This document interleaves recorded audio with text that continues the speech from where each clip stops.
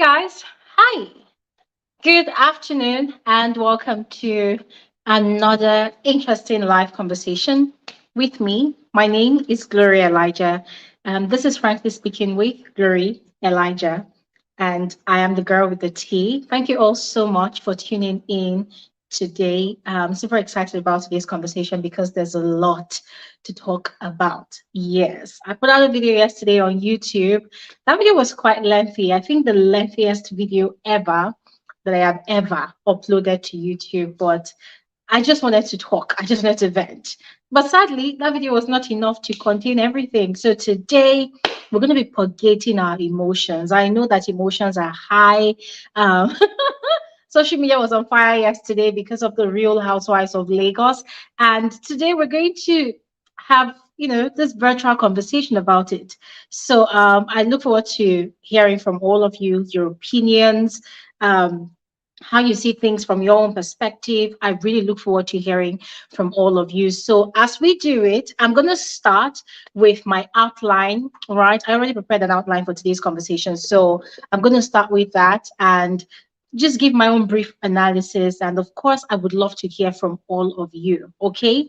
And also, let's remember that we are analyzing the show.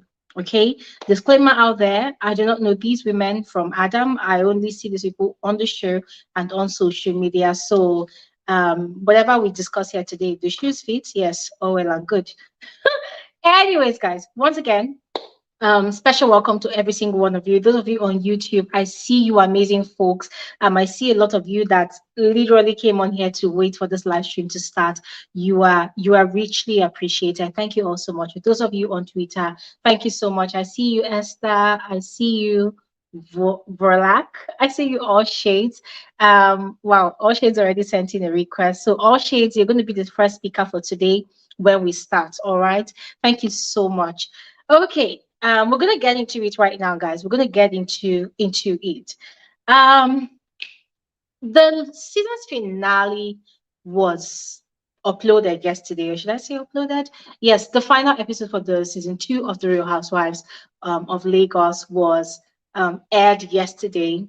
And guys, it's been sparking up a lot of conversations because that episode was so controversial. That episode had a lot to it. It was a lot, guys. Even till now, I'm still brainstorming on some of the things that these women said, how they behaved. And guys, if ridiculous had a much more bigger word that would describe something as very ridiculously ridiculous, that's the word I'm looking for.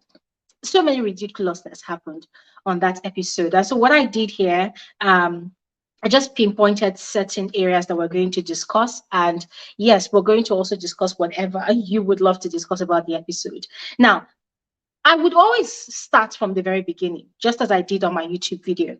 I would always start from the very beginning. Now, for those of you that have watched this episode, you're aware that this final episode was a continuation of the fight between Laura and Iyabo on episode 11 that aired last week. And I still cannot wrap my head around the fact that Iyabo attacked Chioma, Tanya, and Mariam, all because she wanted to go and attack Laura. So it brings up a lot of questions in my head. What is loyalty in friendship? I'm asking this question because Iyabo literally dragged Chioma to the floor in the heat of the moment. She dragged Chioma to the floor. Mariam was trying to, block her path from advancing towards Laura. And she literally pushed or shoved, whichever one you prefer. She pushed Mariam, still in the heat of the moment. And then Tanya was also trying to block her path. And she literally dragged Tanya and, flung her or tossed, whichever, just flung her to the sofa. And I replayed that scene. Like, guys, I replayed that scene twice. Aside the first time I watched it, I had to replay it twice again. I had to even go back to even watch that last scene on episode 11, which thankfully they replayed again, at the beginning of episode 12. And the one question I kept on asking myself is that question I already asked. That what is the what's the meaning of loyalty in friendship? Because I feel like these women on the show, especially Chioma and Tanya, I feel like they've completely abused the word loyalty. They've given it a weird new meaning. They've given it a meaning that, I don't know, guys. I feel like it can damage your brain if you even try to even reason the matter. Loyalty. What does loyalty mean to you? Posing this question to all of you now. Because tell me why, all in the name of loyalty, I allow myself to be manhandled like that. Tell me why I would feel comfortable with a friend that does not know how to control their temper when they are upset. Tell me why I should allow myself to to be physically and violently tossed around by a friend when they are experiencing rage. Like, I don't get it. Like, why would people feel so comfortable to allow themselves to go through that? And you see, when we talk about toxicity, a lot of people think toxicity is just, it's just the most obvious thing that we see. Oh, you have a friend that is always angry. You have this one happens, that one happens, somebody that is physically violent. People think toxicity is just the very obvious. People don't actually realize that toxicity also boils down to the barest minimum of negatives that happens in a relationship, friendship, either platonic or romantic. Toxicity is toxicity. Violence is violence. And just as I pointed out on my video, this was the same Chioma that's, exuded this very, very high standard for friendships. That, oh, how can I be your friend? And because I was trying to separate an altercation, I sustained bruises, which she sustained from Iyabo. So, guys, even thinking back at it now, I'm quite baffled that this is the same person that was blaming Caroline for the injuries that she sustained in that whole deal that happened between Caroline and Iyabo in Dubai last season. If you all recall, they said production had gone to sleep, so production did not see what happened. So till today, we don't even know exactly what happened between what's their name, Chioma, Iyabo, and Caroline. It's only what they narrated to us that we know. Till today, we don't even know the actual story. We did not see for ourselves. But the gist is that it was actually Iyabo that, pushed Chioma, that made her sustain those injuries. So it made me wonder, like, okay, so if Iyabo was the one that did the pushing and you sustained the injuries, why are you now transferring all the aggression to Caroline? And then at the pool side, I think it was actually Iyabo once again that pushed Chioma when Chioma and Caroline were having that slight altercation. I think it was Iyabo that pushed Chioma, and then Chioma, pushed into Caroline. Hey guys, when you even think about it, it just makes you wonder how somebody enjoys being tossed and turned around like one lifeless doll. And the worst of all, the one that really shocked me the most, was that in these women's confessionals, I don't know if it happened and it was edited, but I doubt if they would mention it during their confessionals and then it gets edited. No. But it baffled me that from all the confessionals that we saw, none of these three minions even mentioned it. That, oh, they are disappointed in Iyabo, because of the way Iyabo actually malhandled them. That's a violation in friendship. That's a violation. I'm one of those people that believe that, oh, if I have a certain sort of relationship with someone, we're probably not the best of friends, but at least we have this mutual friendship, we have this understanding. If you're very angry and I stand in front of you and I tell you to stop, I want to believe that regard should step in. There should be regard, at least respect that person in front of you that is trying to pacify you because they know why they're pacifying you. This is a public show. call it international. Showmax is an international platform. It's a public show. So they see you losing your senses on camera. They see you going out of character and they're trying to, talk sense into you. They're trying to hold you back or even stop you from doing what you would regret later, especially to someone that's pregnant.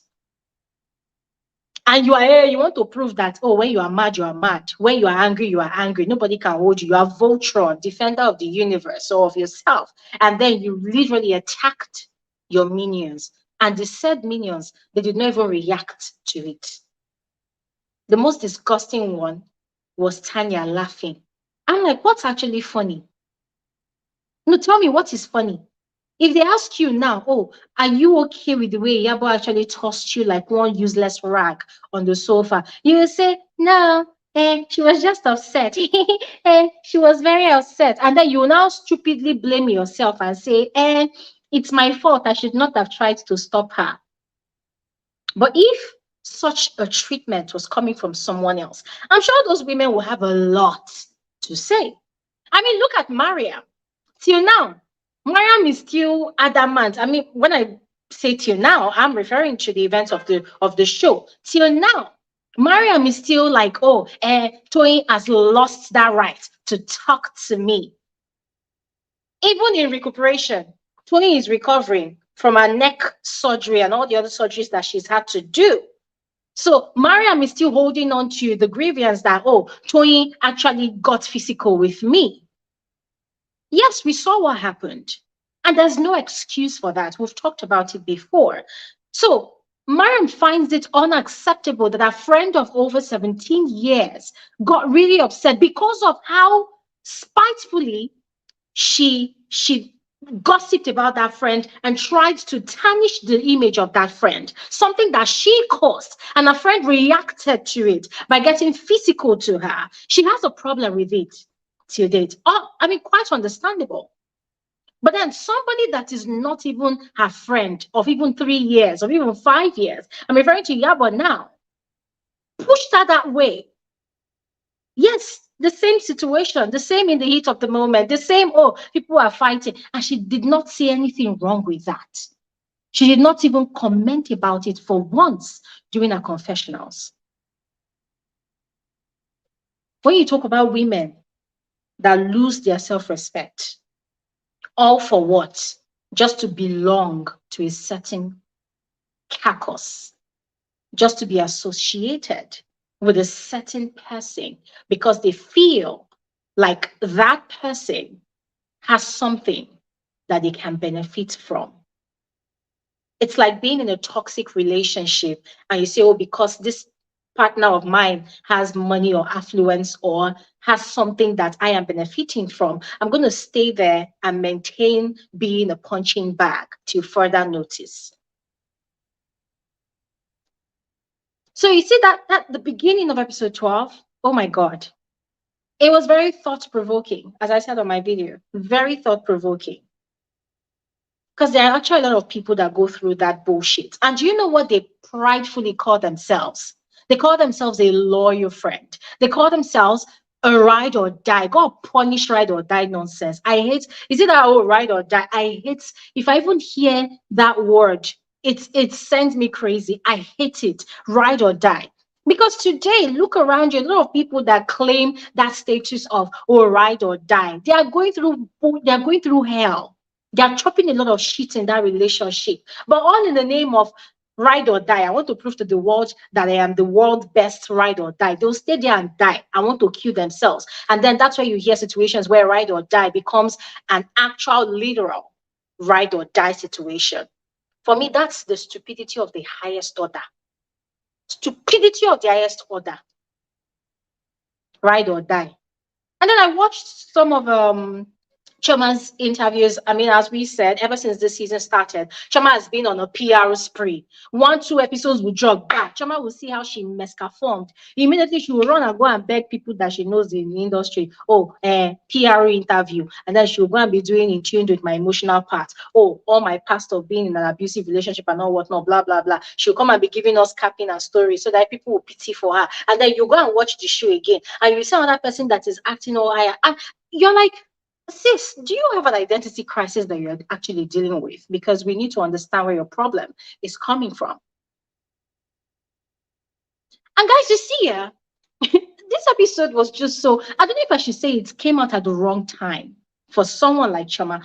I mean, I've just talked about Mariam now. We're going to talk about Tanya as well. But Chioma seems to have a lot going on, especially with this episode. And also the fact that it was a wrong timing for her to go and actually do those interviews.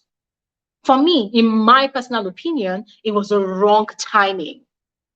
I said this before. This was when we were reviewing episode 3. I said it that whoever is advising Chioma to go and be doing all these PR interviews, they should advise her to wait for the season to finish. Once the season is over, sis, come outside, carry megaphone, and scream how good of a person you are. Maybe by that time, people are going to listen and accept that, okay, it's a show. You have to give drama. But when you know that for an episode that's just ended or an episode that's actually coming up, and you actually did the worst of the worst on it, and then you're quickly going to go and grant an interview, sis, you are literally amputating your legs on these streets of social media.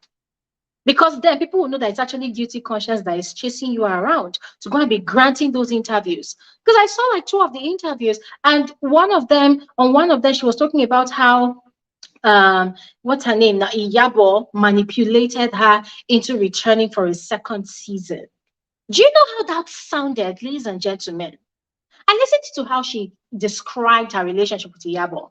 And then she was making references to her friend Kika. She said, oh, Kika is Sagittarius, Iyabo is Sagittarius, and Sagittarius people, they know how to talk to me.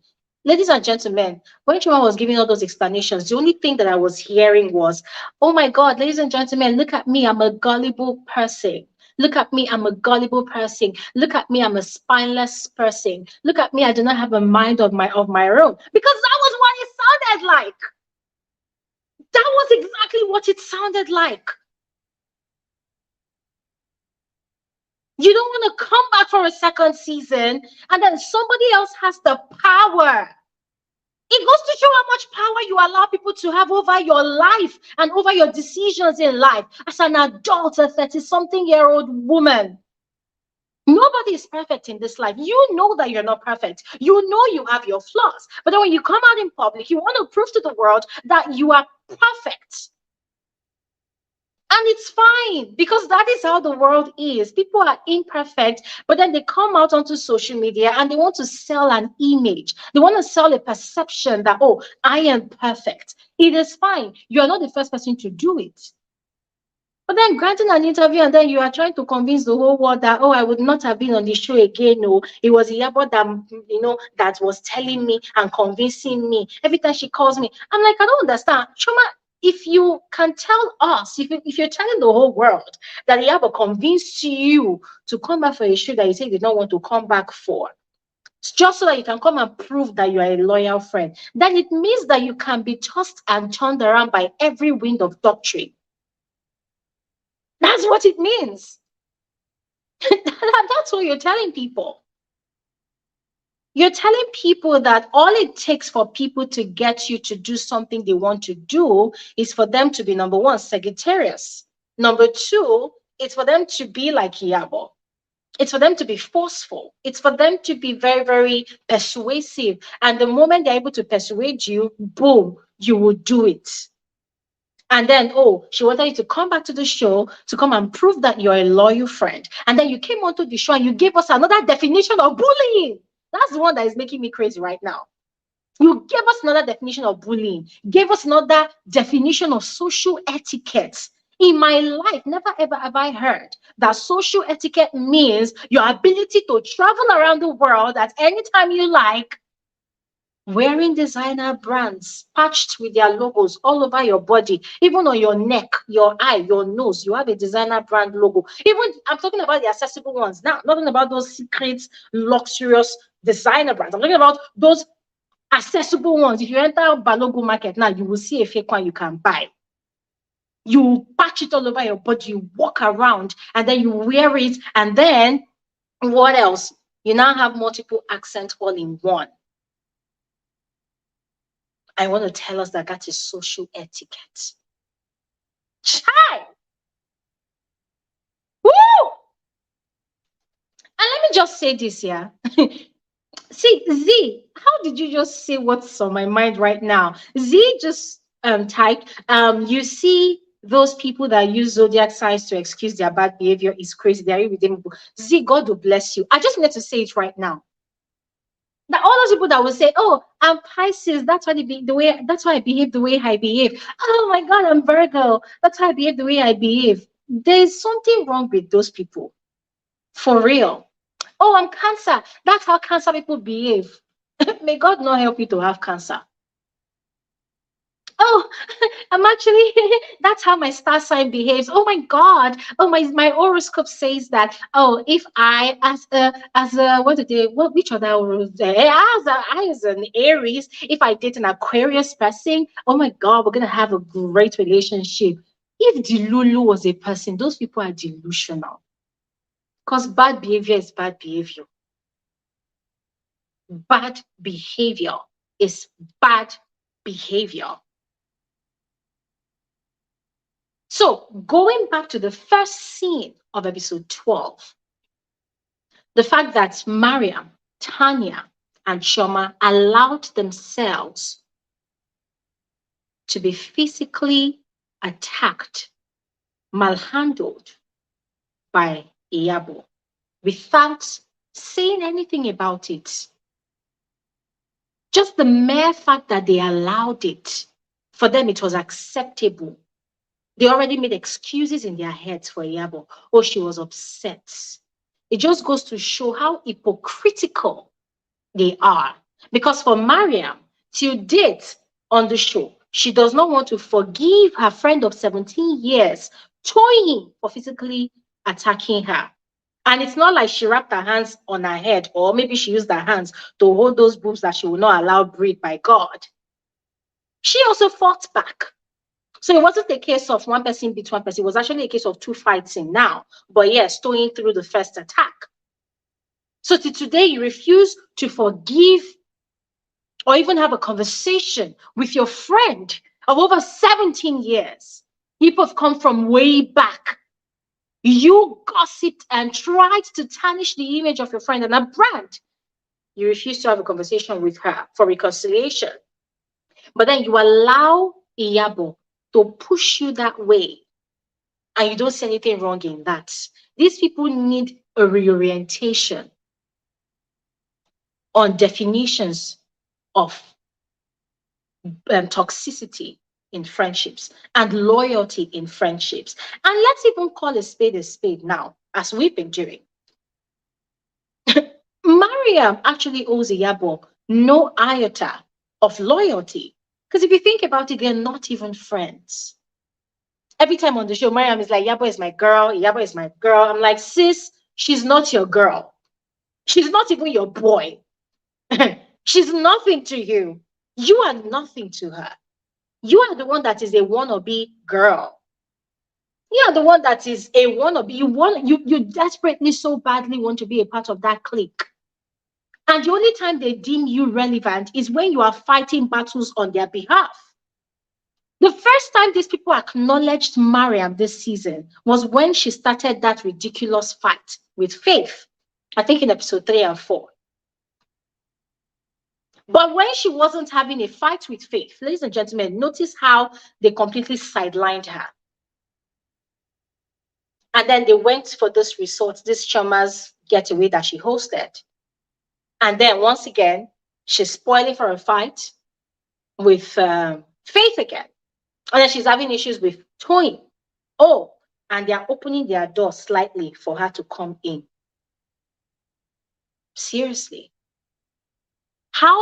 It still baffles me how Mariam did not see how lost in that crowd she was. Because she's been really lost. It's like you go here, nobody's giving you space. The place you want to enter, nobody wants to allow you. But the place you are welcome, you literally use your own mouth, your hands to sabotage it. And then you're running you're running helter-skelter to where you're not welcome. There's something, what's her name now? Yoli from Bibi in Zamzi last year said, and I've held on to those words for the longest time. She said, we will go where we are accepted. We will go where we are celebrated. We will go where we are rated. And we will go where we are seen. For every human being in life, you see those words, they are very important to hold on to. Because when you go where you are not seen, you are like a furniture there.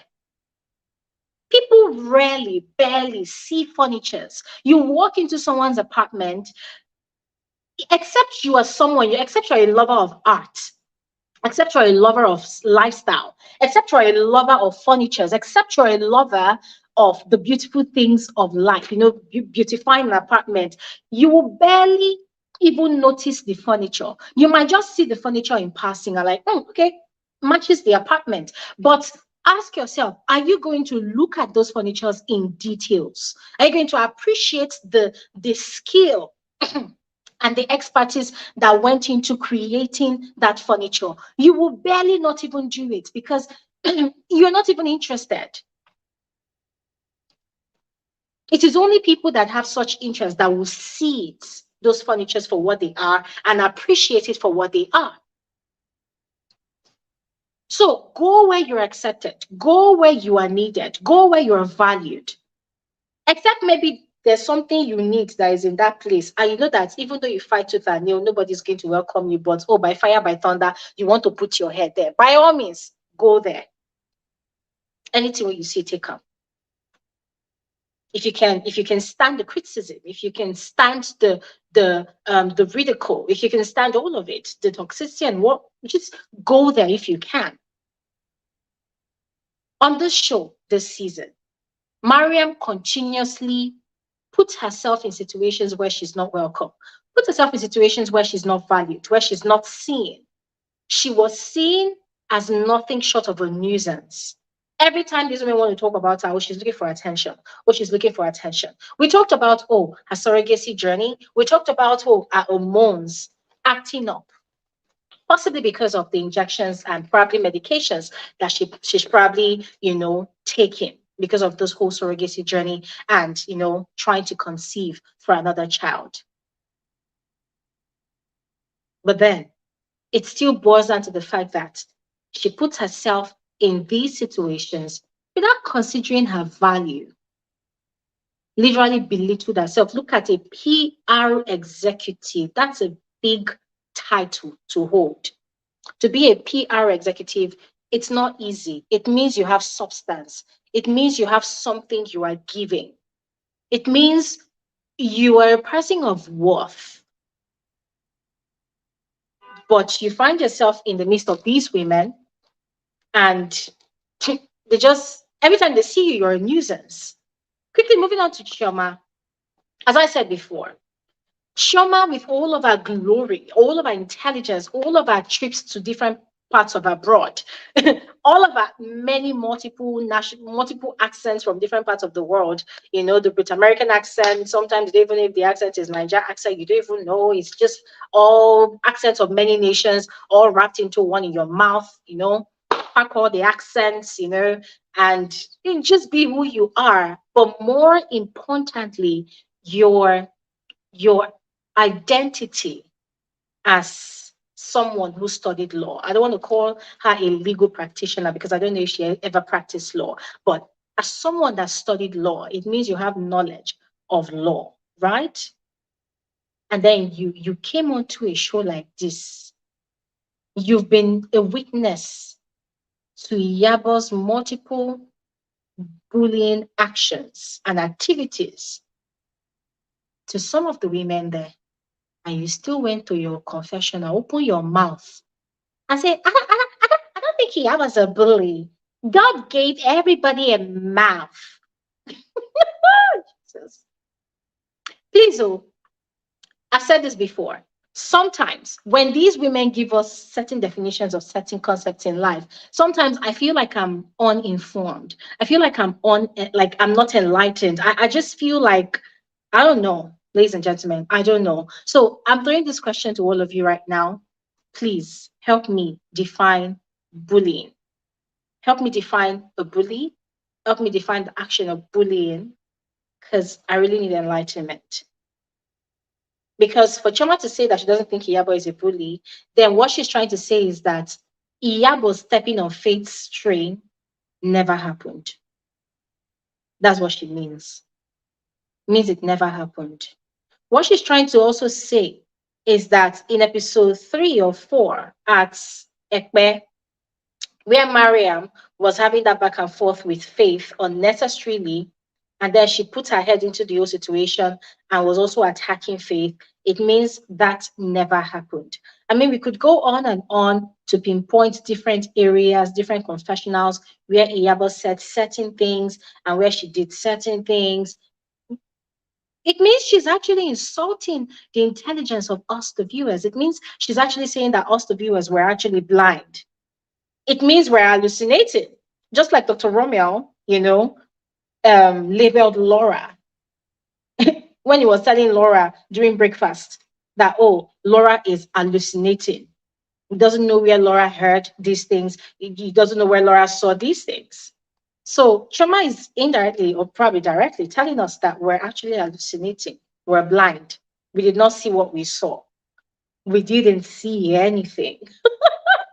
That's what she's actually saying. And the fact that Virgo, thank you so much for using the word dismissed. Virgo said the way Chioma dismissed bullying by redefining it and minimizing its effect on others because we all have mouths was woefully disappointing, even more than all her other misdeeds on this show. Mirrors exactly what I have to say. And that is it. And you know what's worse? The fact that she's a humanitarian, as they call them. She's got a charity organization, right? Oh, man.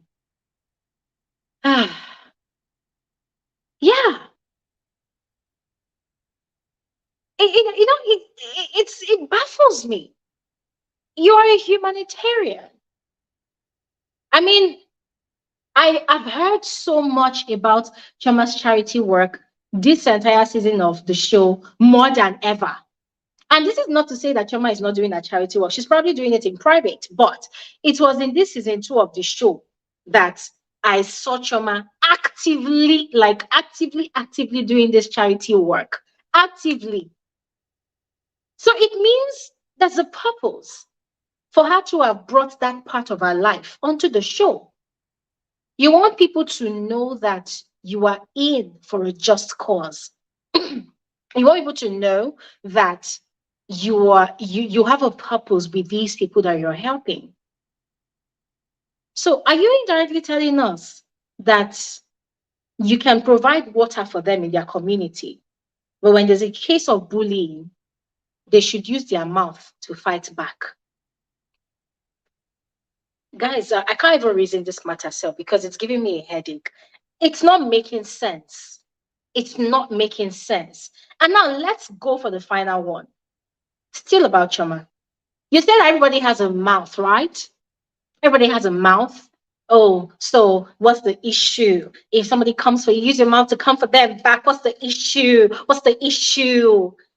Oh, well, you used your mouth to goad Mariam. And then Mariam also used the same mouth that God gave to her, just as God gave you a mouth. And she used the mouth to tell you innocently that she's not going to have an argument with someone that obviously does not have kids of her own. And then you ran crying to go and meet your mother, your school mother. How could she say something like that? She's so evil. She's so wicked. She's so evil. You want to go and cry foul.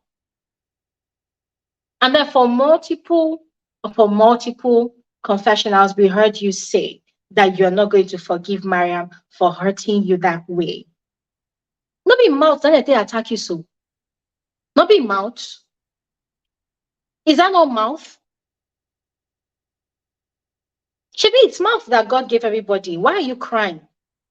Like, why are you crying? Like, nobody is chasing you, you are running. You want to go and cry. If really everybody has liberty to use their mouth to bring down everybody, this world will be a properly mad place as it is already. It's just that this is stage 1 of madness. Level 2 is on the way. In other words, When it's meted out to other people, Chioma does not see any problem with it.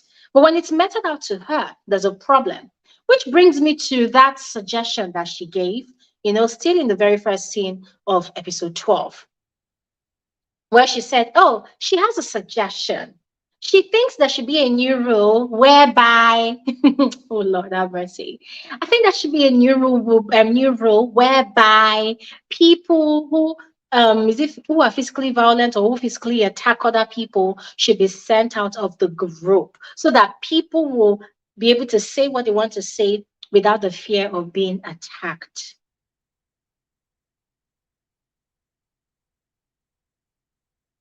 How do you deal with people that think like that?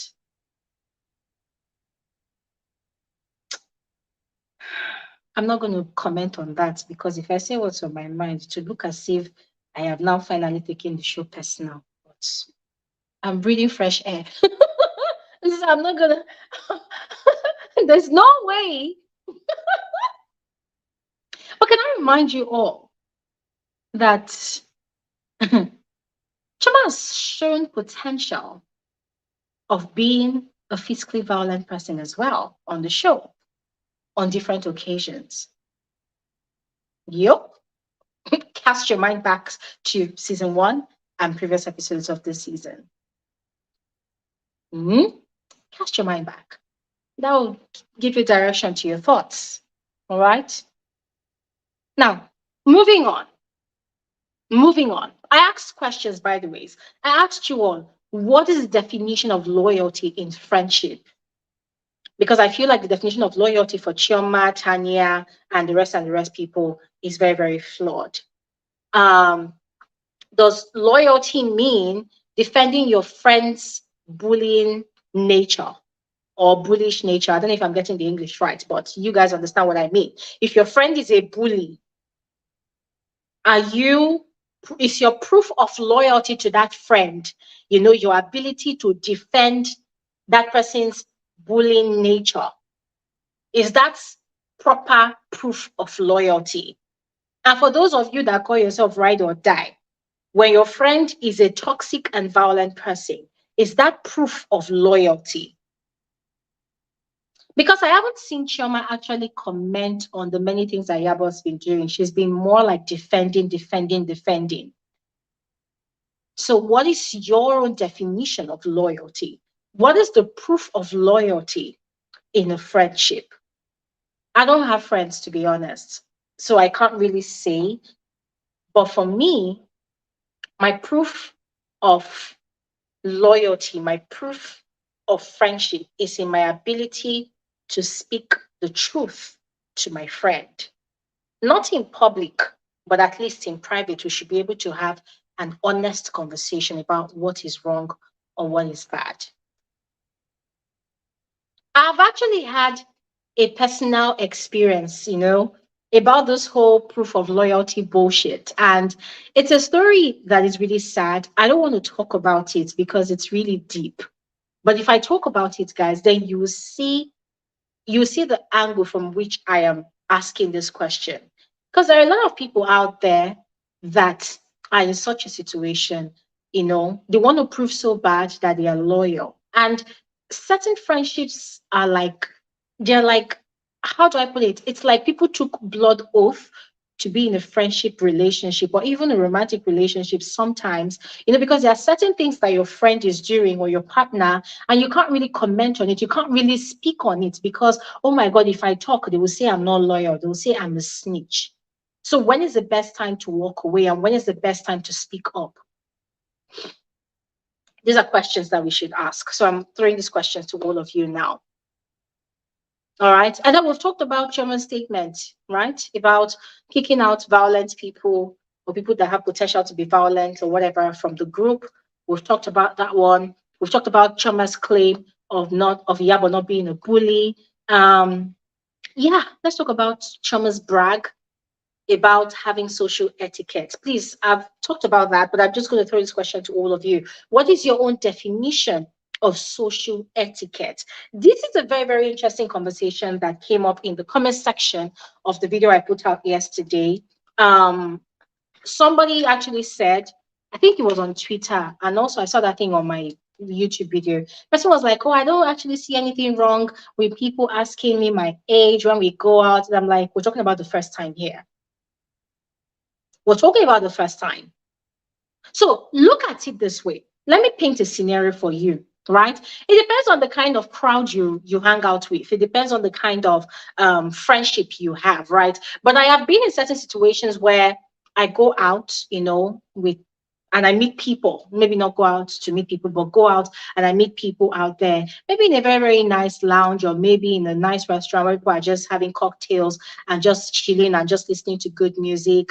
And someone sees you for the first time and the person gives you a compliment. "Oh my God, you actually look great. I love how you look. Or you look petite, or you look tall. I love what you look like." And you're like, "Oh, thank you very much." And the person is like, "From my honest guess, I guess you must be in your 20s. You look like you're in your 20s. You look so young. You look so fresh. Oh my God, what cream do you use? What's your skincare routine?" That kind of thing. It's a friendly conversation, right? And you are like, "Oh, thank you, thank you." I'm not, well, it's a compliment. Then, if you now like to reveal your true age, that's all well and good. That's an entirely different scenario. We're talking about the first meeting with these ladies. The judgment had already started. Iyabo had already fired one at Tanya. She looks like that woman. Who is that woman? That one. They could not even call Caroline's name. Eh? Oh, that one. That's one that is looking like blah, blah, blah, blah, blah. That one. Oh, hey, huh? That one. And then with this look of judgment on your face, you're asking someone, how old are you? How old are you? And then your confession, you're like, how old is she to have had an 11-year-old son? Like, seriously, how is it your headache? Like, is that people don't realize when things come off as rude or condescending or, I don't know, or disrespectful? That's an entirely different conversation. You are not being friendly with the person. You are not being warm. You're not being welcoming. But then you open your mouth and you're asking the person, how old are you? That question is coming like a requirement.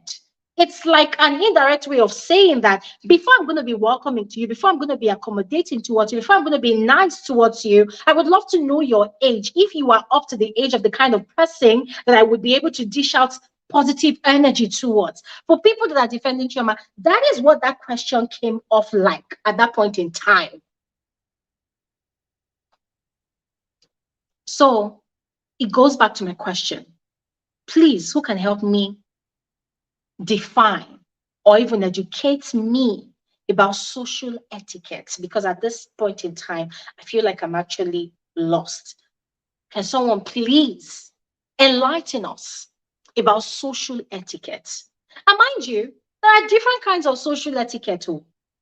Because of course, social etiquette also depends on the kind of crowd that you roll with, the acceptable form of behavior, the acceptable way of communicating.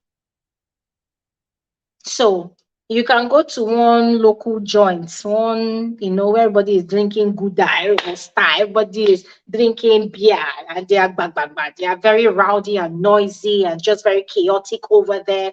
And people are throwing jabs at each other, and people are just going crazy. And you know that in such a setting, people are going to behave anyhow they like. People are going to say things. People are going to act uncouth. We know. But then there are certain settings that there's a silent requirement for people to act in a certain way, for people to sound a certain way. So, bringing it back to the show, for someone like Chioma, you pride yourself in having traveled far and wide. You pride yourself in your ability to speak Queen's English. You know your tenses, you know how to dot your I's, you know how to cross your T's, you know how to be very, very prim and proper, you know how to sit with your back straight. Is that how you travel to Paris? And then you meet a lady for the first time, and then you ask the lady, how old are you? With that disdainful look that you had on your face. when you asked Faith that question? Hmm? That's a question. All right. Anyways, we've talked about Chioma. I'm gonna move on now to Dr. Romel. Dr. Romel. Ladies and gentlemen, I don't think I can get over all the lies that Dr. Romel told. But one thing I must give to this man is the fact that he came onto this show, as I've always said, to sell his markets.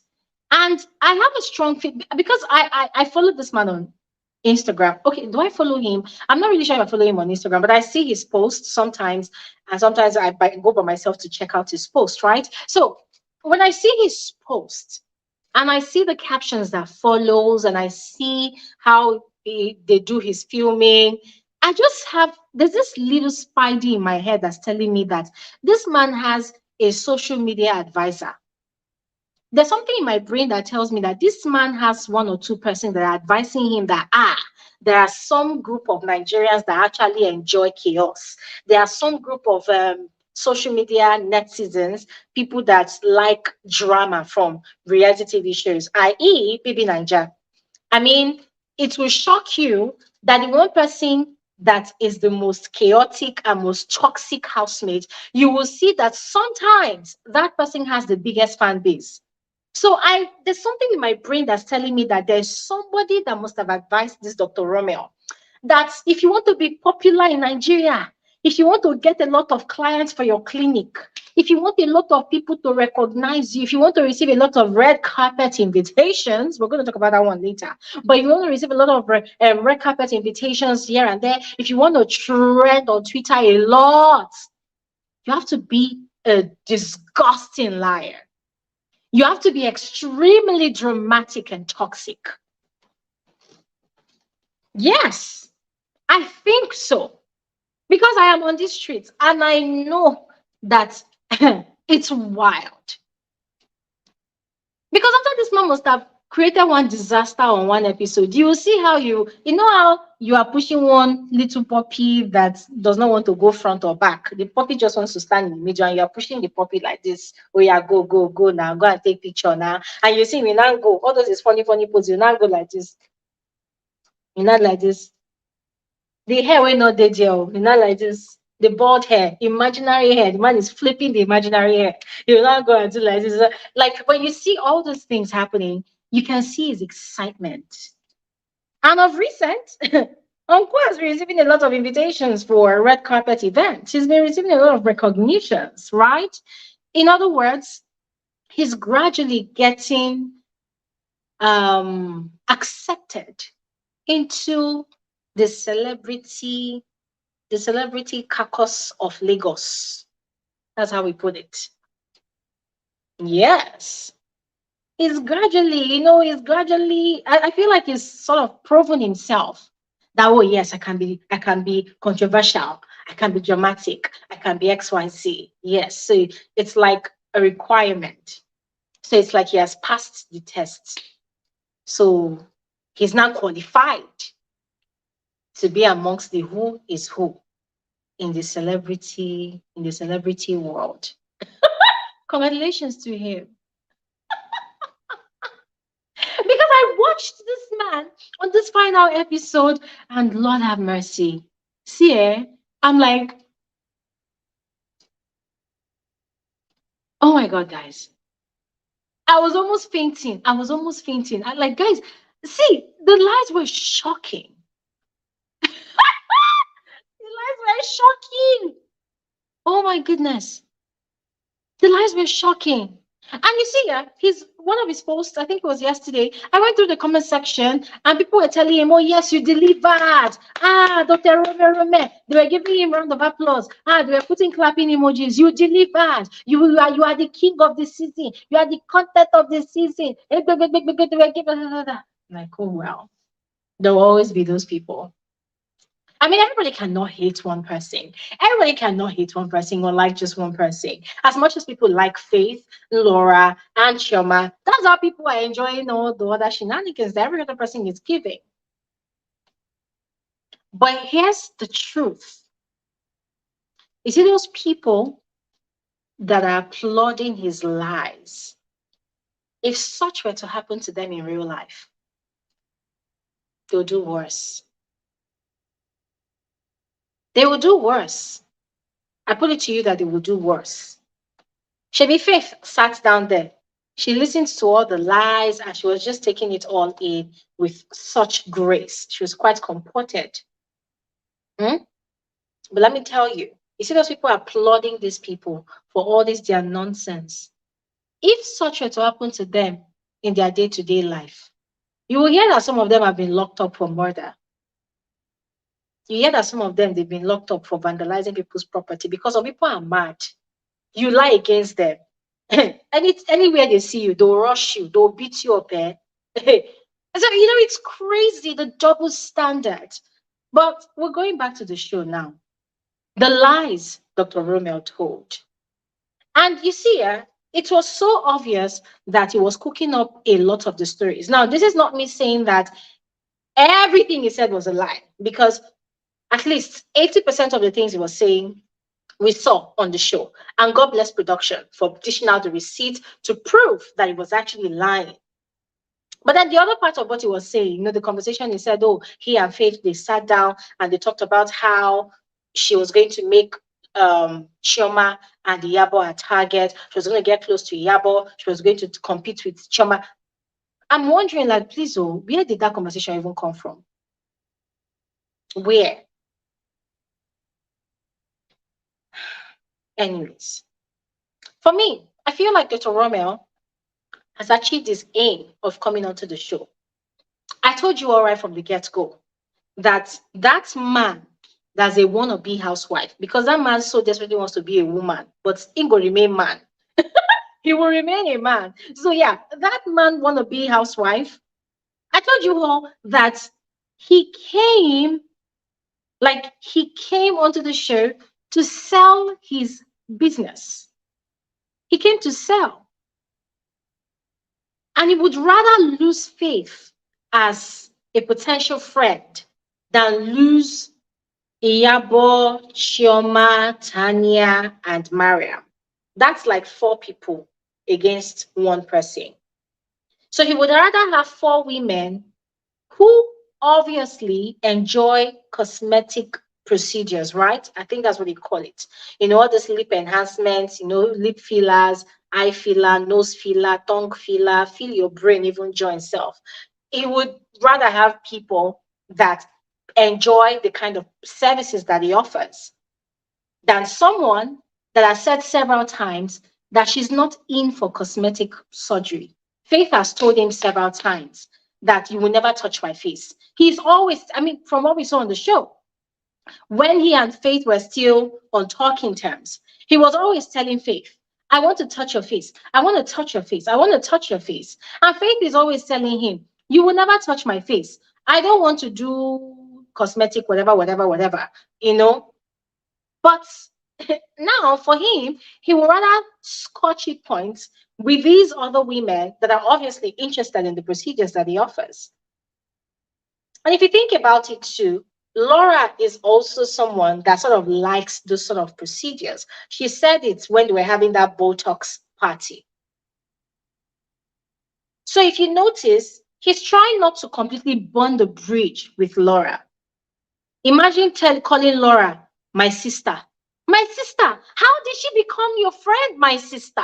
My sister, you are hallucinating. My sister, she has successfully manipulated you. My sister, my sister. Dr. Romel is looking at Laura, and what he's seeing is money for his shop rents in Banana Island, or money to pay bills in that his hospital in Banana Island. He's not seeing a normal human being. He's not seeing just a person. He's seeing the bag.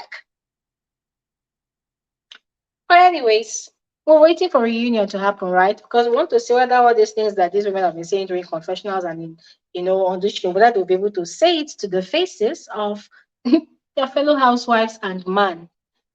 Anyways, the pool scene, ladies and gentlemen, the pool scene was very, very annoying to watch.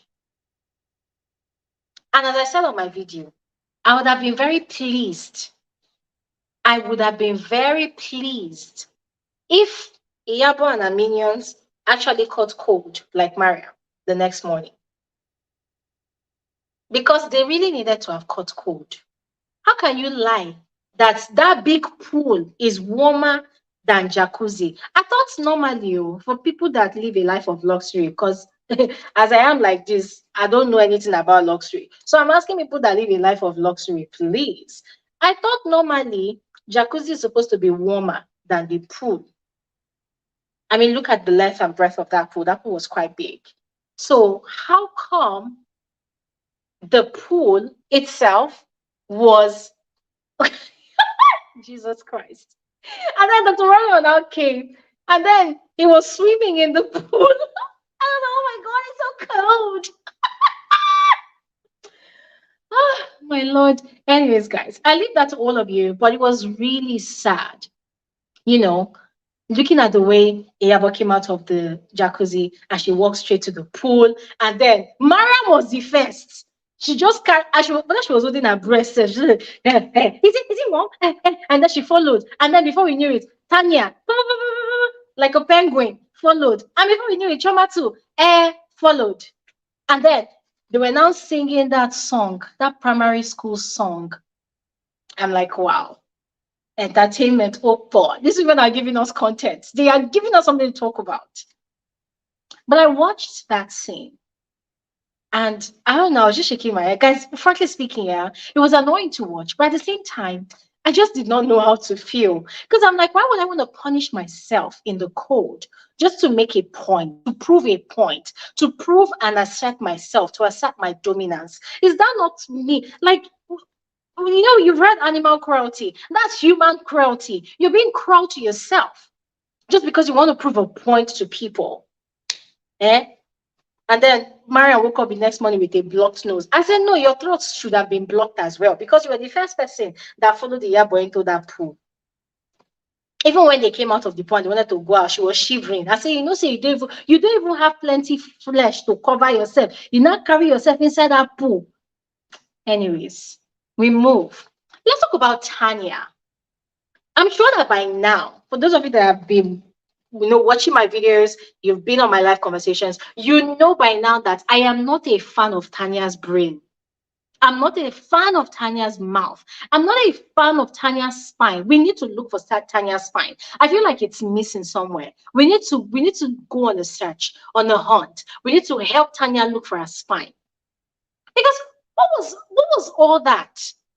Number one, the pool scene. Iyabo said, fuck you, to Faith. Tanya did not react. The moment Faith reciprocated it and said it, she's like, that's not how it was. Oh, what I'm like, shh. Just shh. Oh my God.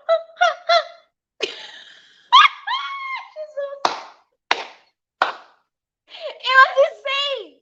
It was insane. I was like, But I'm gonna be frank with all of you, yeah. Aside Tanya's excesses, right? I'm gonna be frank with you. I finally was able to clock how Tanya's brain works. And this is just my own theory. All right. When you guys come on here to speak, I would really love to hear your own theory. But this is my own theory about how Tanya's brain works. You know, all these people that are very good at the game of deception. You know, all these people that act vulnerable, but they are not really vulnerable. You know, people that act like they are weaklings. Oh my God, I can't walk. My legs hurt. Carry me on your back. And then you carry them on your back and they are plucking your hair one by one.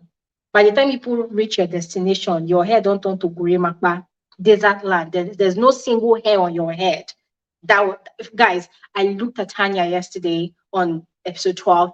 I just concluded that this is Tanya. Very deceptive. Tanya, let me give you another example. You see all these Assyrian rats Dream Baby Nigeria, this is my favorite example. You know those rats, when you eat at night and you don't wash your hand, right? And then you go to bed. If you have any opening in your house that a rat can enter your house, you see those rats, they have long mouth. They will come and bite your hand. They will be eating your hand. As they are eating your flesh, they'll be blowing breeze. They'll be blowing breeze on that wound so that it will not hurt you. So you are sleeping peacefully, you are not feeling the pain. But the moment you wake up in the morning, guess what?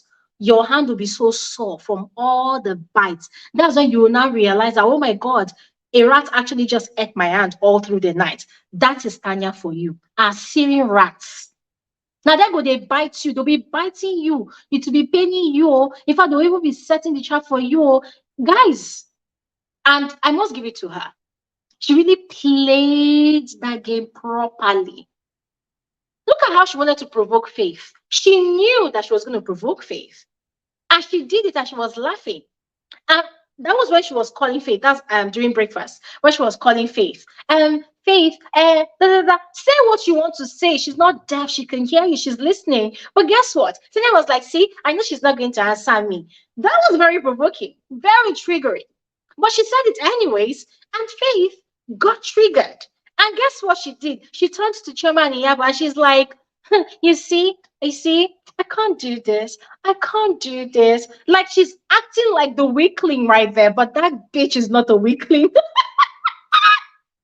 She's not a weakling. She know, like she just wants to bring out the worst out of Faith. And she did it. But then another thing she did not see is the fact that the person you're trying to actually bring out the worst from, she also knows how to control herself. So she will talk, but she will also control herself. But I will still go back to that pool scene where she was acting like, like this woman was acting like she didn't hear Iyabo tell Faith, fuck off.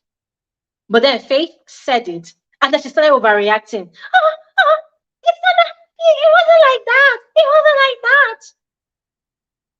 I'm sure she must have caught cold that night or the next morning. But shame will not allow her also say that, oh, she was cold. But that's by the ways.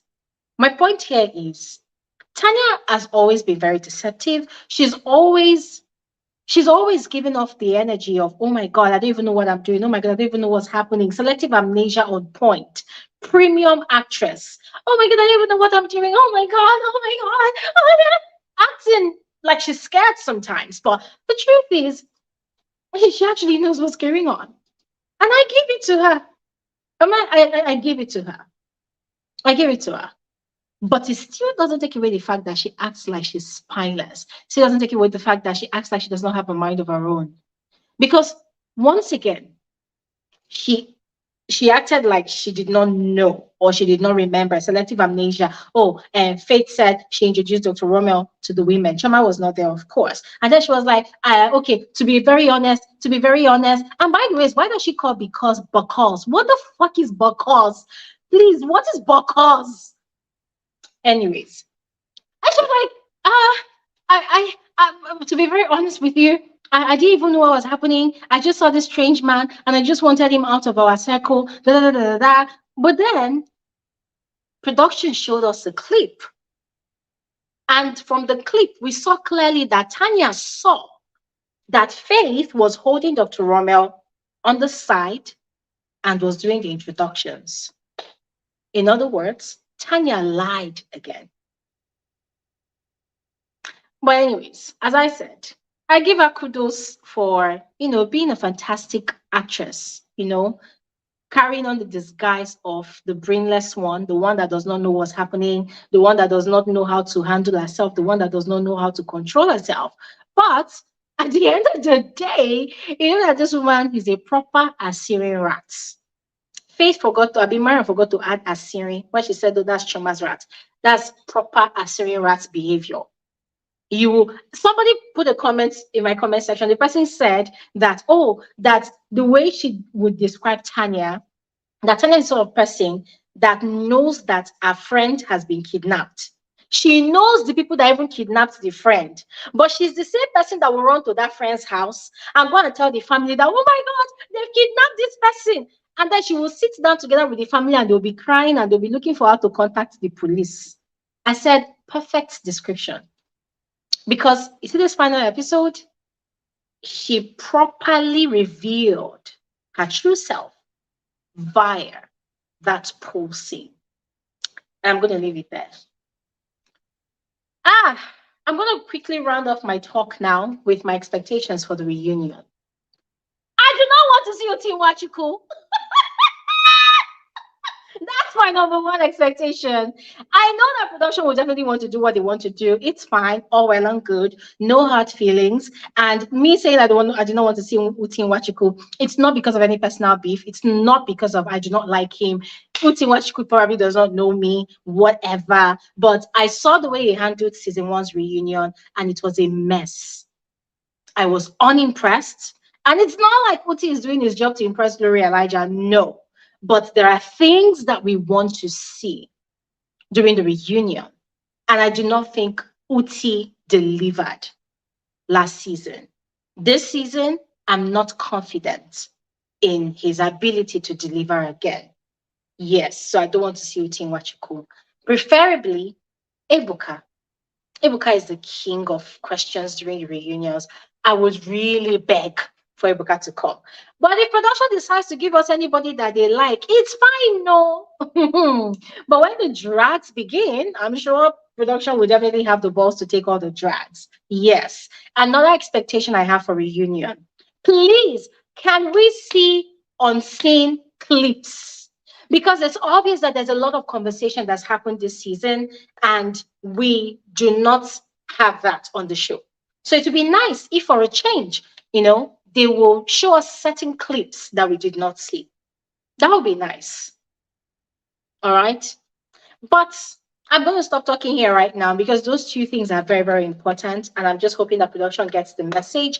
Yes. So I'm going to stop talking here right now. We might have another live stream where we'll talk about our full-blown expectations for the reunion. So this is where I'm going to stop talking right now. I'm going to bring on everybody that has something to say about the season finale of the show. All Shades has been here since, and she's going to be our first speaker today. Hi, All Shades. For those of you that want to speak, for those of you on YouTube, I'm going to drop the link in the comment section below. For those of you on Twitter, please send in a request and I'll bring you on the stage to speak. All right. So let's start with All Shades. Hello.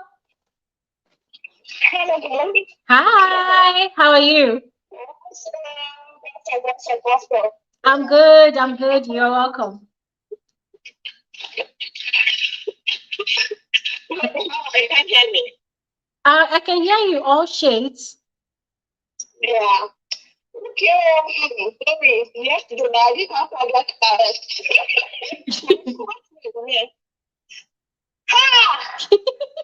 Dr. Romel, that guy can kill somebody. Jesus. As he was putting down, I said, hey, Jesus. I was in shock. So how to take it one by one? You're thinking about loyalty. Please, can we not put Iyabo Ojo and loyalty in the same sentence? It is wrong on all sides. Like, we can't put that woman's name and loyalty. She doesn't know what that is. She's just a bitter old hag. I don't know.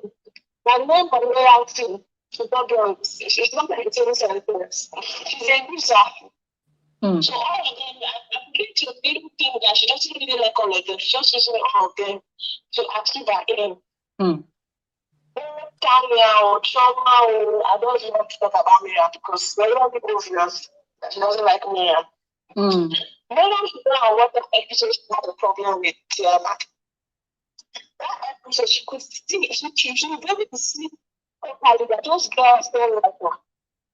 And call all of them are making fun of her. The fact that she thinks is the enemy was a person that refused to take sides. She was like, there are different perspectives, so she's not going to say this or that. But even Laura was like, even still telling Morey But no, regardless of it, shouldn't have played your Mariam. They were very reasonable. They didn't say anything bad about her. Social etiquette. Chioma, she shouldn't even speak about it because that thing she did is rubbish. How can you see me? And you just want to ask me how old you are. Let me analyze that particular scene. I think when Chioma saw that the hashtag saw the way she carried herself, it was a bit more to her. Hello, all shades. Hello, all shades. Okay, so your line, your connection is not really stable. I don't know. Can you put your mic closer to yourself so we can hear you clearly? Yeah, you're breaking all over the place. Okay, so I highlighted what I want to talk about, so I won't take much time. I said social etiquette. Nobody should ask anybody's age. Like it should be a process of people getting to know before that kind of talk can come up. For Chioma, she's seeing faith. There's no intimidation there. So once she asked her age, she wanted to be able to place her on a pedestal, like, okay, this is where to place this person.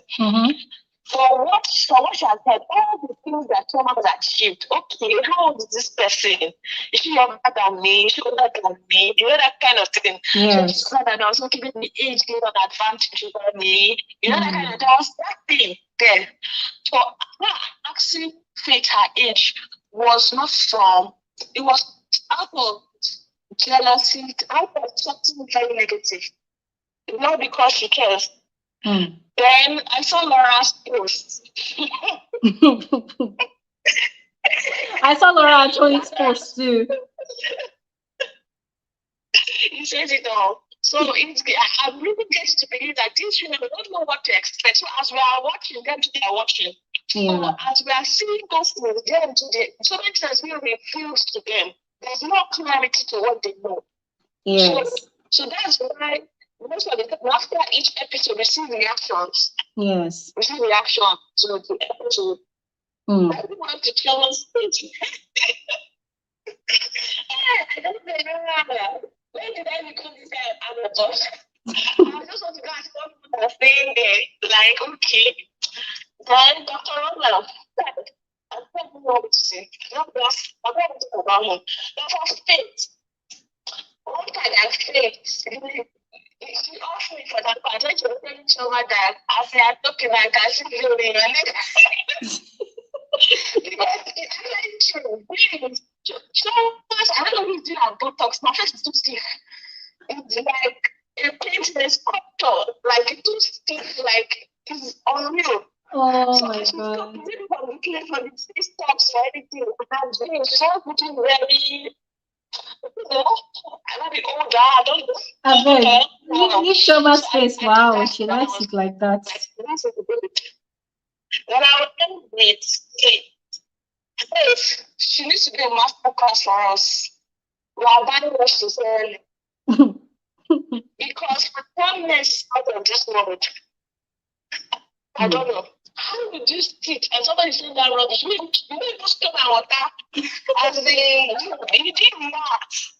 She did not teach us something important. It's not a joke.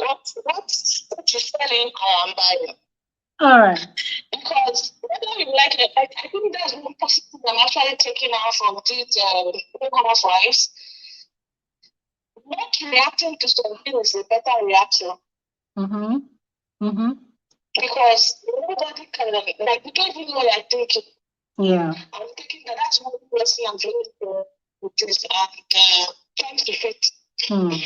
All right. Thank you. Thank you for this. Thank you. All right. Thank you very much, all shades. Thank you very much. So we're going to quickly speak with Baby Girl, and then we will come back to YouTube and speak with everybody here on YouTube. Hi, Baby Girl. Baby Girl. Hi, guys. Hi. How are you? Hi. Good afternoon. I'm fine, thank you. Good afternoon. Okay, well, I have a lot to say, but I'll try and be quick so like someone else can talk. All right, thanks. Let's start with Toyin. I really like Toyin. I liked her last season. I like her even more this season. And I think my only issue with Toyin is how she gets physical when she's upset. Yeah. Granted, like when people talk about you and like spread lies, it can be very annoying, like yes, it's very annoying, but then it's not really okay to put your hands on someone. Yes. But if you look at Mariam, like I can actually understand because Mariam is really, really, really annoying. So for yeah. real. But then it's really not the best practice. Like don't hit anyone, don't push anyone, don't shove anyone. Say what you have to say. Yell if you have to, but please don't touch anyone. But then I can really understand because Mariam is someone that she considered her friend. And because even in season 1, the same issue she had was because someone, Chioma, had said something about her behind her back. Like she has to realize that people will always talk about you. Always, it's a given, especially this type of women who are all trying to compete for this invisible crown without knowing that everyone can shine separately. Like, I understand. Do you understand? So people are going to talk about you. Just ignore. Just ignore them. Like, but then just coming to fight, how many people will you actually fight? Because all of them said something at some point.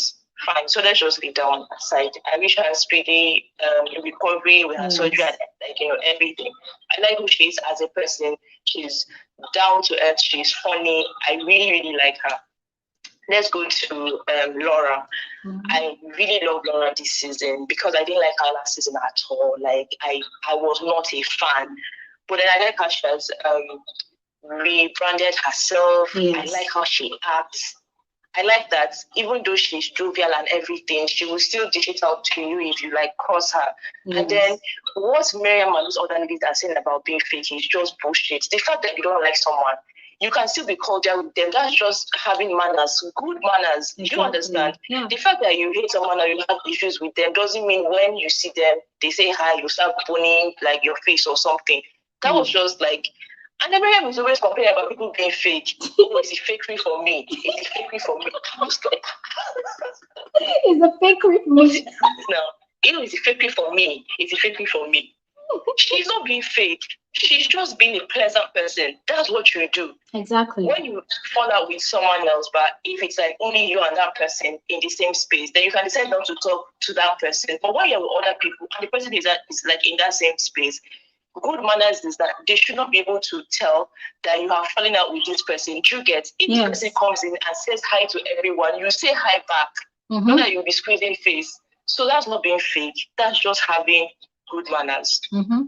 So let's just put that aside for Laura.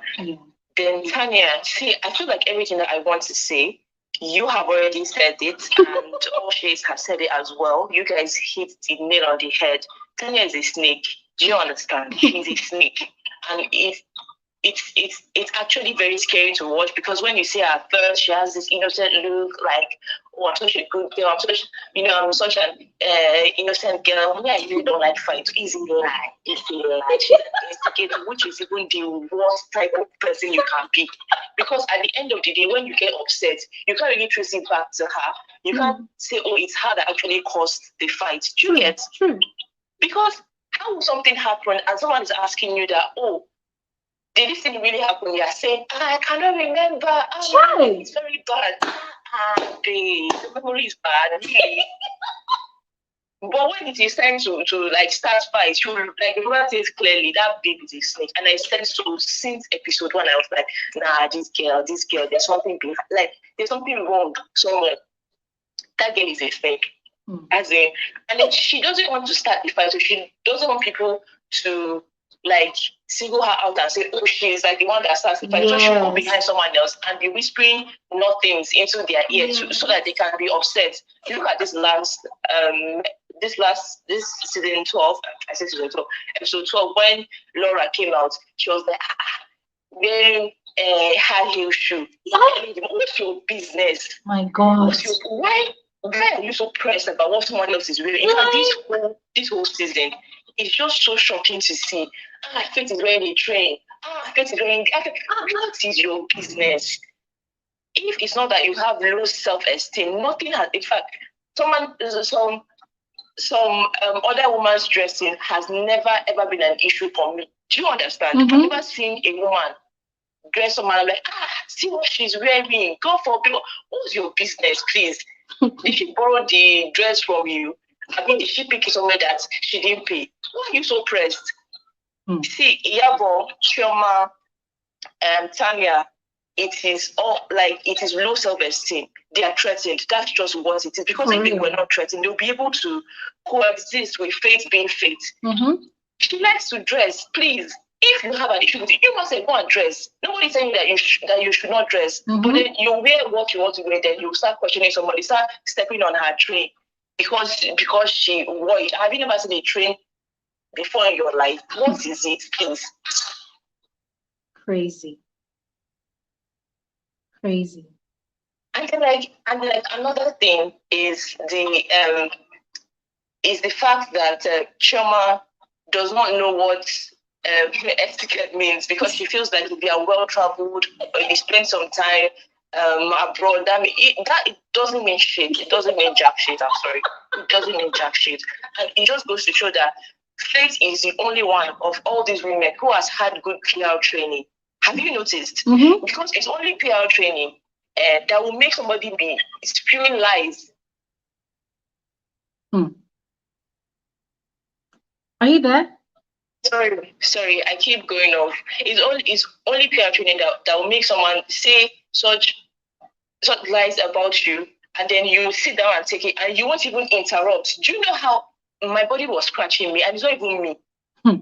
Because she was crying. Even see when Mariam was like getting at her and even like tried to physically, attack her, and she didn't even flinch. She just sat She's the only one that has PR training, and then Mariam is saying she's a PR executive. It's just wild to me, because Nigeria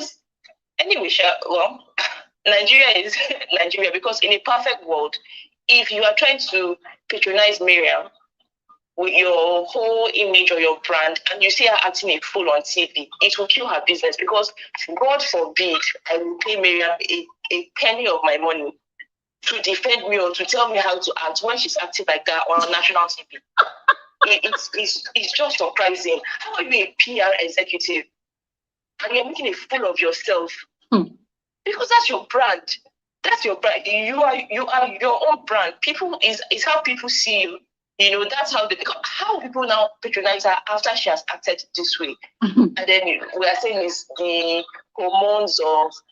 It's not any hormone. She's trying to have a surrogate. Like, she's not taking any supplements or any vitamins or anything. She's paying someone else to have a child. So what hormones, please? What hormones? She's not pregnant. But I'm just going to forgive her because maybe she's going through a lot. So that's fine. But she should just stop acting a fool. Who have I not talked about now? Dr. Romel. See, anytime I see his face, I'm just filled with this kind of anger. That man, it gets on my nerves. Oh my God. And the man can lie. Jesus. He needs to be a scriptwriter. He needs to be in Nollywood, I swear. Because the plot twists. And you know that someone is a good liar when they take the truth and then they twist it.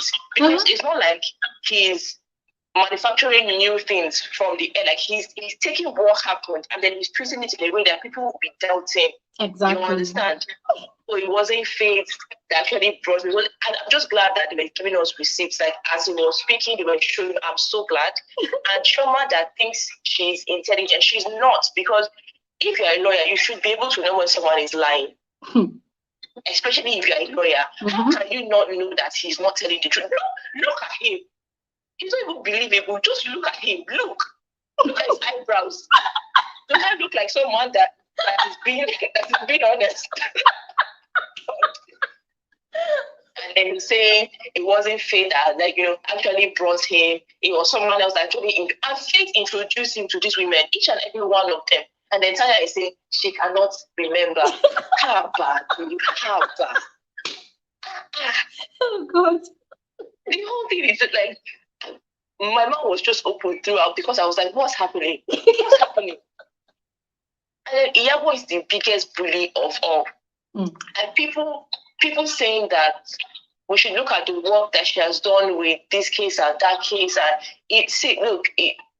we are not saying she didn't do the work, but then now we have to question her intentions, because if you are so that just means that, to me, it's like she was doing all these things for clout. That's what it means. Because if deep down this is who you are, then why are you pretending to fight for other people when you're a bully yourself? And she's threatened. That's just what it is. She's threatened because Faye came and said she wants to be a star. She wants to be a movie star. And she asked you. And because, to me, that's just it. And then because she's also selling clothes, or she has a label, and that's what her child wants to do as well. So she's like, oh, you want to act and then you want to sell clothes, like, so you're just after my life.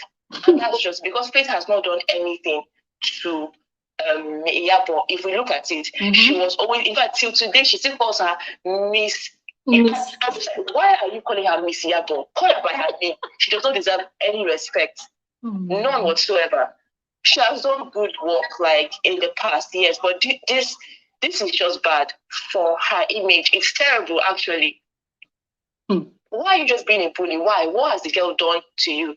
The first time you stepped on her train, and then look at when they went for her birthday. They came late, and then they sat in the corner, and they were just dissing everything. Oh, the decoration is hideous. Oh, this, that. Oh, why? But they were rushing the goat's meat too. They were rushing the goat's meat. Exactly.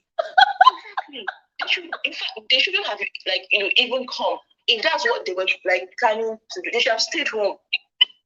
Telling her that, oh, her birthday is not, it's not special. Not special, blah, blah, blah. Why? For God's sake, why? Why would you do that? It's just all wild to me. And then this age thing, I agree with you, because you've, like, already said it. Chioma only asked her age after she learned that she has an 11-year-old. So she was like, oh, how old are you? Because she was trying to, like, calculate when she had a child. Yes. That's what it is. And it was rude. I'm sorry, it was very rude. If all of them were talking about, oh, me, I'm 20, 25, oh, me, I'm 30, and then it came to Faith, and then she didn't answer, then we'll say, okay, fine, like, she's being rude. You can't just single her out, and because she has a child, you're trying to ask her how old she is, so you can know when she had a child. What's your business, please? What? Why? What is the real issue? And then she's saying, oh, when you've traveled abroad and when your sense is pick an accent, please, that's not the comeback that she even thinks it is, because it just paints her in a bad light.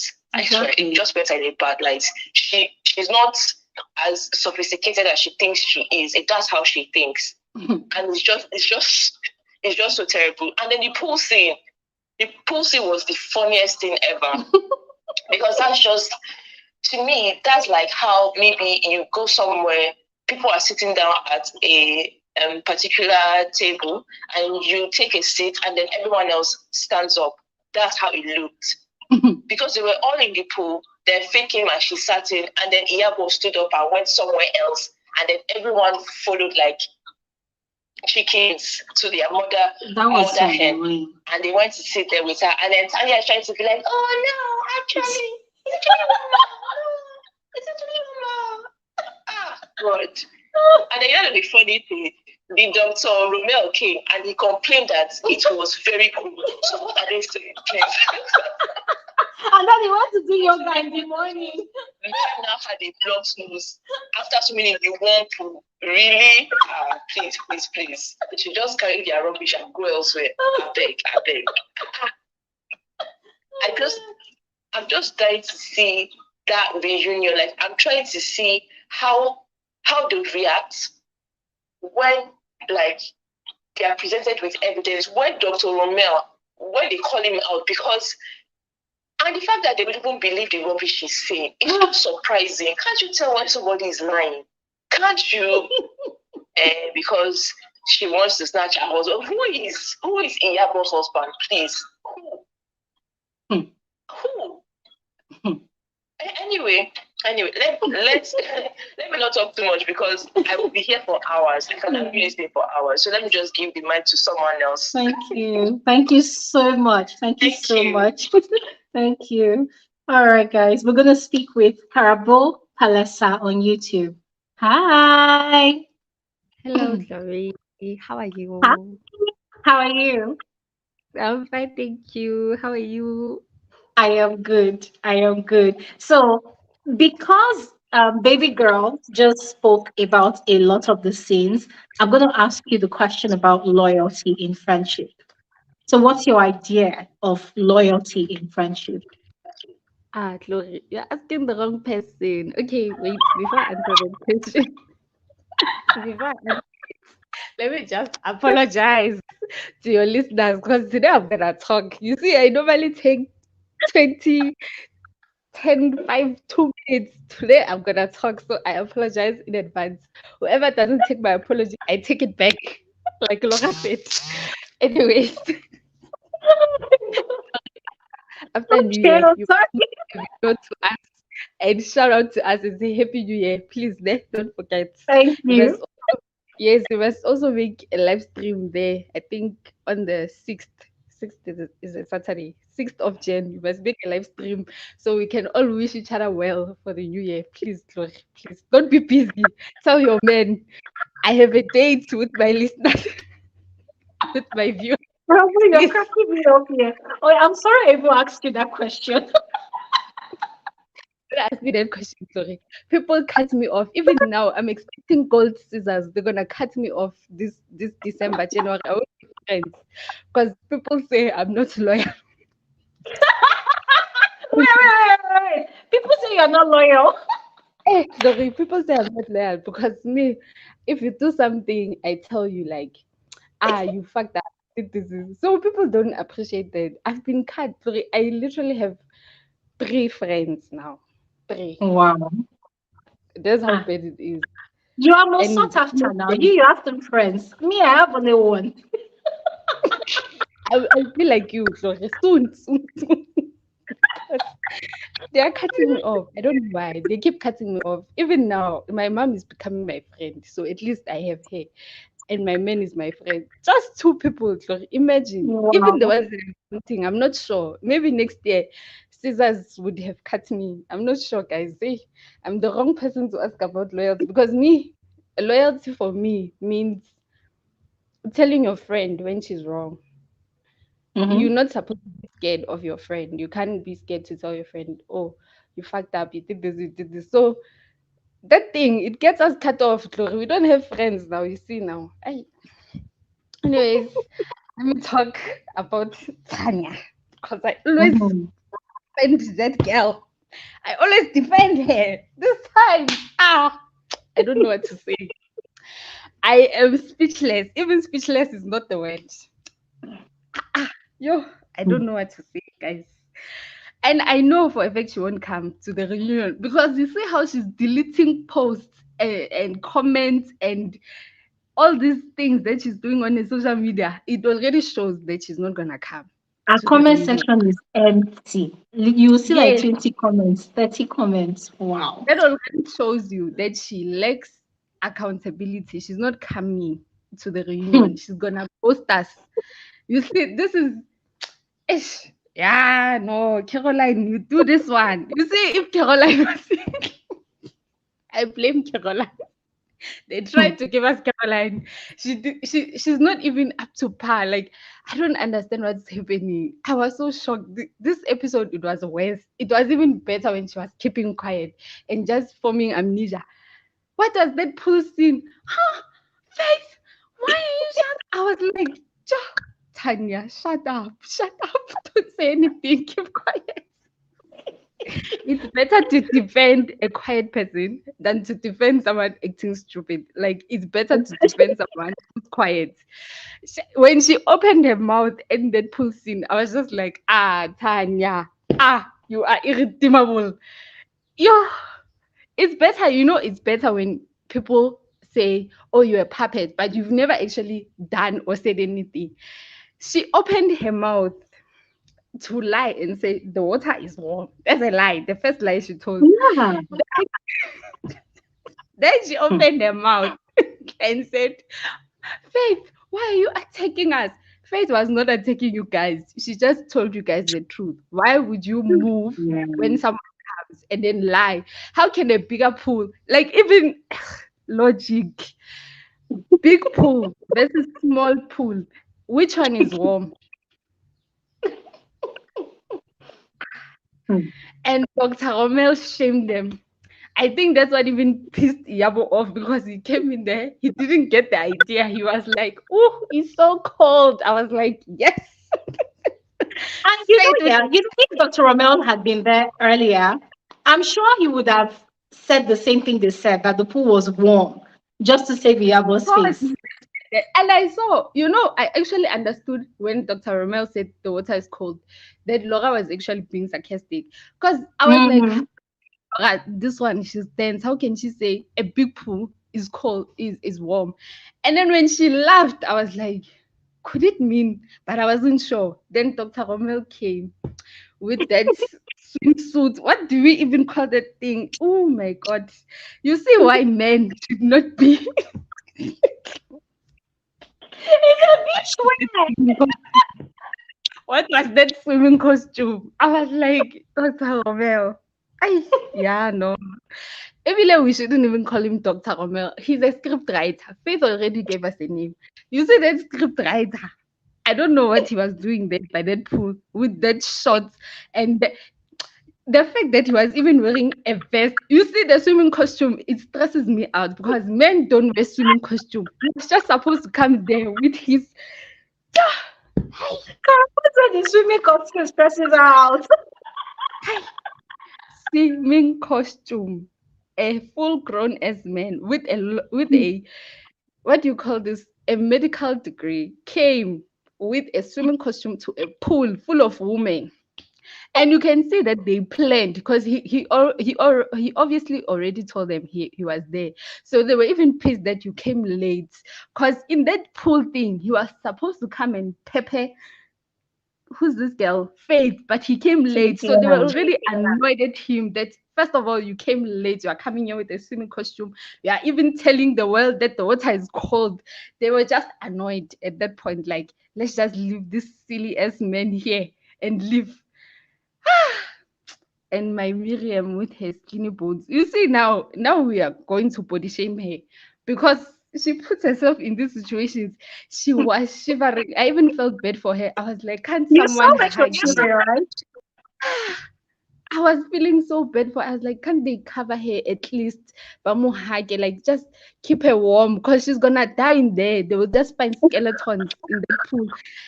She was so cold and she's busy. Laura, Faith, come. I'm like, Miriam. They even left her in the pool, right? She now used the towel to stay there like a And she lost was soul. shivering. She was shivering. That's what I'm saying. Couldn't even one of her fake friends just hug her to say, Miriam, that's why she was sick. Because Nje, in the first place, she was not even supposed to be in that water. She was so cold. She was cold, cold, cold, cold. I was like, yo, skeleton, where are you going? Where are you? She could have at least tried to be fake and stay with Laura and Faith in that jacuzzi. She took her skinny self, went to the biggest, coldest pool in that place just for her. My friend, my friend. So, Hmm. or maybe she wants Iyabo to protect her at the reunion because maybe Tiana will finish her off. I don't know because, but I don't think Tiana will fight Miriam. You can see that at the But reunion it's gonna be okay, Tiana well, versus let me ask you this. Chioma. Yeah, sorry for interrupting. Let me ask you this because this thing you said, protection.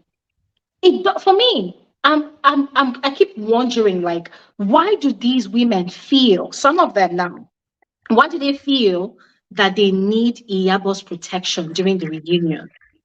Because it doesn't make sense. How I get it. bad She said can she's it a script get? writer. She's crazy. She can get mad. She fights with bottles. She's always ready. So I'm thinking they're thinking, this one she can get down and dirty. She can roll in the mud. So we need her protection. They can't go to Faith. They already pissed Faith off. No, And I because even wait, because as far as I'm concerned, all the women there this season, they all have their own money. They have their own connections, one way or the other. They have people that if shit goes down, they can pick up their phone and call. It's very obvious. If you check their socials and you see how they've been doing things on the show, they have their own people. So the reunion itself, I don't even think production will even allow them to go that crazy to the extent of stabbing each other. I mean, I feel like that's even overrated. That's out of it. So this protection thing, is it about mouth? Shebi Choma said God gave everybody mouth. So what are they scared about? Why are they scared? Why do they think they need protection? Because for me, it doesn't really make sense. I Glory, that one I only they can answer, because I think with Miriam, just looking for a bodyguard, because she already pissed off her street fighter friend. She knows that she needs another street fight because she's so skinny. Literally, if Tiana just smacks her once, she will fly. I don't know. She will even go to hell, come back, and tell us the story of how she met Satan. It's bad. She's so skinny. They will just finish her with one slap. Like, we are not body shaming. We are just being honest. So she's looking for Iyabo to help her. With Chioma, I don't know. Maybe they are pimping her. Caroline said they're pimping her. I believe they're pimping her. They're giving it men, because I don't know what is she looking for in Iyabo. She's not even a practicing lawyer that I can say, okay, maybe Iyabo is helping her with some cases. She's not practicing, as far as I know. Maybe they can tell us something different, but she's not a practicing lawyer. They even said she sells fake hair. You see now, things are coming Ha. out. Who says she sells fake hairs? Someone in the comment section called King Mang. He said she's selling fake hair. Me, I was laughing. I said, the Hey, other one God. fake designer. The other one is selling fake hair, fakeness. Even Miriam is Ha. calling them fake. They are fake. Shuguti, she knows something. That's we Wow. don't know as viewers. Even Miriam herself saying people are fake. She's also fake to Tanya because she doesn't like Tanya, but she's always laughing with Tanya. Then she calls Tanya a red. You see, birds of the same feathers flock together. Can't say someone is a red. They are two-faced. They gossip. What is the gossip that Tanya said for Miriam to dislike her this much? You see that one? I'm also so curious. And Tanya, by not coming to that reunion, she'll be killing herself, because they are gonna pin everything on her. They're gonna say, Tanya said this. Tanya, because she can't even talk for herself. She goes in the confessionals and opens her mouth. Even then, she's careful. So they're gonna see. They're not stupid. They watch these things. I'm definitely sure they look at your videos, Glory. They are like, damn it, this woman, she caught me. I need to clean up my image. You see these interviews Chioma is doing. I'm just laughing. I'm like, yo, Chioma. I Imagine every Okay. episode you go, you do an interview, you clean up, then it comes out again, you go, you do an interview. What is she gonna do now? She's gonna do another interview before the new year, then before reunion, then after reunion, she's gonna keep doing interview. If I was Chioma, me, I would just own it. In life, just own your shit. She has fans. I see people posting her there on Twitter. Hey, my queen, you are a goddess. I'm like, yeah, these giveaways, they are working, because coming out they are full. It's December, it's the festive season. They're coming out. My queen, they're hyping her. I'm like, yes, Chioma, do your thing. And you see that Dr. Romel, you will come to the reunion. Those who are saying he won't come, he's gonna come. That guy loves drama, he loves attention. You can tell, like, any publicity is good publicity, whether it's bad, whether it's working for him. He's definitely gonna come at the reunion. He's still gonna lie. Even when they show that his clips, he's gonna be like, no, they altered them. Production. I mean, look at Faith. Obviously, she paid someone. I mean, she's sleeping with this producer. If he can lie and say Faith wants Paulo, he's definitely gonna lie and say Faith is sleeping with the producers. He's just gonna be lying. And I'm here for the lies. Me, I love drama. I'm just gonna be watching him, like, Okay. lying there, Okay, Carol. We enjoying. have to move on to someone else now, all right? But thank you so much. Thank you so much for bringing all the laughter right here. I mean, personally, I can't wait for reunion as well. It's gonna be crazy. It's gonna be crazy. All right. Thank Okay, you. bye. Bye. Okay, let's speak with Kenneth. Hi, Kenneth. Hello. Hi. Hi. Oh, my name is not Kene. My name is Belna. Ben. Oh, okay. Yeah. Sorry. It's I'm actually okay. seeing Kene over here, but you're welcome. Oh, really? Oh, I don't know. Yeah, that's Maybe. that's your name. Japan Kene. That's what's here. No. Oh, yeah, Japan. Yeah. I think maybe my email. I don't know. But no, my name is Berna. So Okay, nice to then meet you. you're Um, welcome. I want to talk about Mariam. I think that's her name because, Yeah. yes, she's annoying. And but I went back and watched season one, and I also watched season two. And I want to talk about Mariam, and I think her name is Miss Tiana. Tiana Toyin. I don't know. Yes. Tiana. Yeah, Yes. her friend that the fought. Yes. Um, I don't know why people like keep saying that Mariam was the cause of the physical fight with her and her best friend of 17 years, that she gossip about her, and Mm-hmm. that it looks like we are putting the blame mostly on Mariam, that oh, her friend was wrong to get physical with her, but Mariam gossip about her. Because when I went back and watched I, all the episodes, one, I don't think that Tiana is a good friend. If you really want to talk about it, because in season one, she did the same thing to Lauren. I think Lauren. I don't know, the light skinned girl, Laura. Yeah, Laura. Laura. Even though Okay. in the first season that girl was the most annoying too. Um, she kind of also talked bad about her friend Laura, that she said she loved and was her good friend. She gossiped about her with the other lady. That's what Tiana also did. Remember when they went to Dubai, Mm-hmm. how Tiana was saying, "Oh, Laura is so stupid. I'm so tired of her." Even in the interview, I heard that somebody confirmed that she said that, oh, she was very annoyed with Laura and that she didn't want her to be in Dubai or something like that. So Mm-hmm. Tiana has also gossip about her friend. And secondly, I remember also because I watched that also this last week. I watched everything. And Mm-hmm. even though you have an issue with a friend, you are not supposed to do that in front of everyone. I don't think Yeah. it's nice or polite or classy to do that. Especially she knew that the other lady in season one didn't like Laura.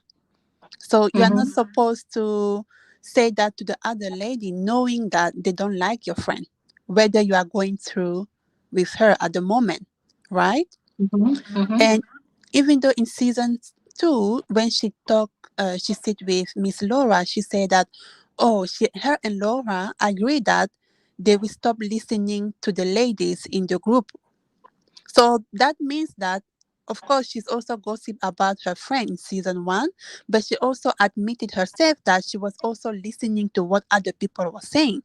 For you to Mm-hmm. listen what other people say about your friend Laura, you also have to talk about her, right? I mean, come on, no one will just come to you and start talking to you about somebody without you talking about them, right? So Mm-hmm. she she already know that, okay, she need to stop listening to the woman in the group. She's going to judge the people by their action, right? Mm-hmm. But Mm-hmm. when she fought with Mariam, I went back. I was surprised. She said that, oh, the night before she spoke with Chioma, Mm-hmm. and that's made her very angry. So that means that whatever she spoke with Chioma, I'm sure she got some new information that really got her very angry. But the next day, she went out in front of the other girls and starts. She spoke with Mariam in front of everyone again. She could have spoke to Mariam by herself Yeah. without Tioma, because she already know that.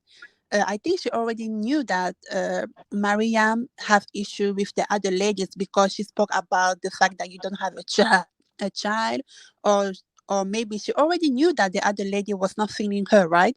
So if you spoke Mm-hmm. with your friend enemy of 17 years, let's be very clear, and they told you something about your friend of 17 years, why wouldn't you go there and speak to her by yourself and say, listen, this is what they're telling me. But I want us to spoke. And let's not forget in season one also, the issue she had with Mariam was because she said that, oh, she didn't trust Mariam just because Mariam didn't have her back with Chioma.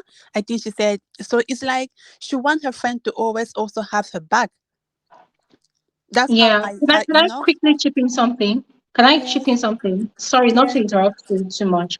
Um, I totally agree with you. Yeah. I mean, when we were analyzing that particular episode, we even said the same thing that she should yes, have had the private conversation with Mariam, knowing fully well yes. that Choma does not even Because like what her I'm trying to like that. say is that we know that Chioma, I know the kind of girl Chioma is. The girls that have studied abroad, included myself, because I didn't grow up in Africa, even though I'm from Cameroon.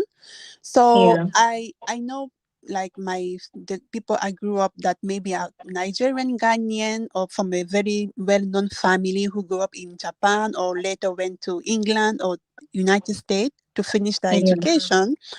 But Mm. the way I see Chioma, she's not trustworthy because I understand. Can I, sorry, I get you. I just want to chip in this so that you can yes, continue with your analysis, all right? yes, So, when Toyin had the conversation with Chioma the previous yes, night before they yes, had the meeting, at yes, the meeting, I think it was even during a conversation, I can't remember at this point, but she mentioned that people from abroad, friends, yes, they yes, had been calling her and yes, asking her, "Oh, what's happening between you yes. and Mariam?" So it seemed like the same thing Mariam had done to Faith, where she Mm-hmm. was calling people in different states in the US to Mm-hmm. dig into Faith's present and past.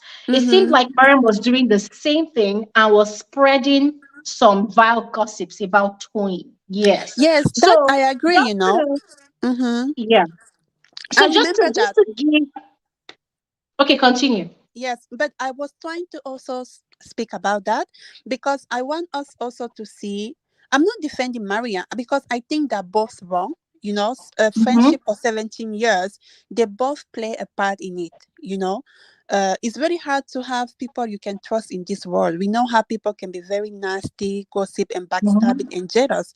But what I want to point out, yes, first I want to point out that Chioma is not trustworthy. We saw how she behaved last season after she Mm-hmm. had an issue with Caroline.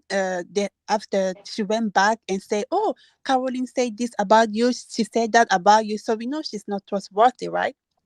And Mm-hmm. secondly, what I also want to think is that she said that, "Oh, Tiana said, oh, people from Spain is calling me. They're saying this and that." Yes, but we are not ready. She hasn't really confirmed what Chioma has said because she said that, oh, I spoke with Chioma and that's what triggered her, right? That is what made her very angry. That's what made her like go then and fight her friend for 17 years.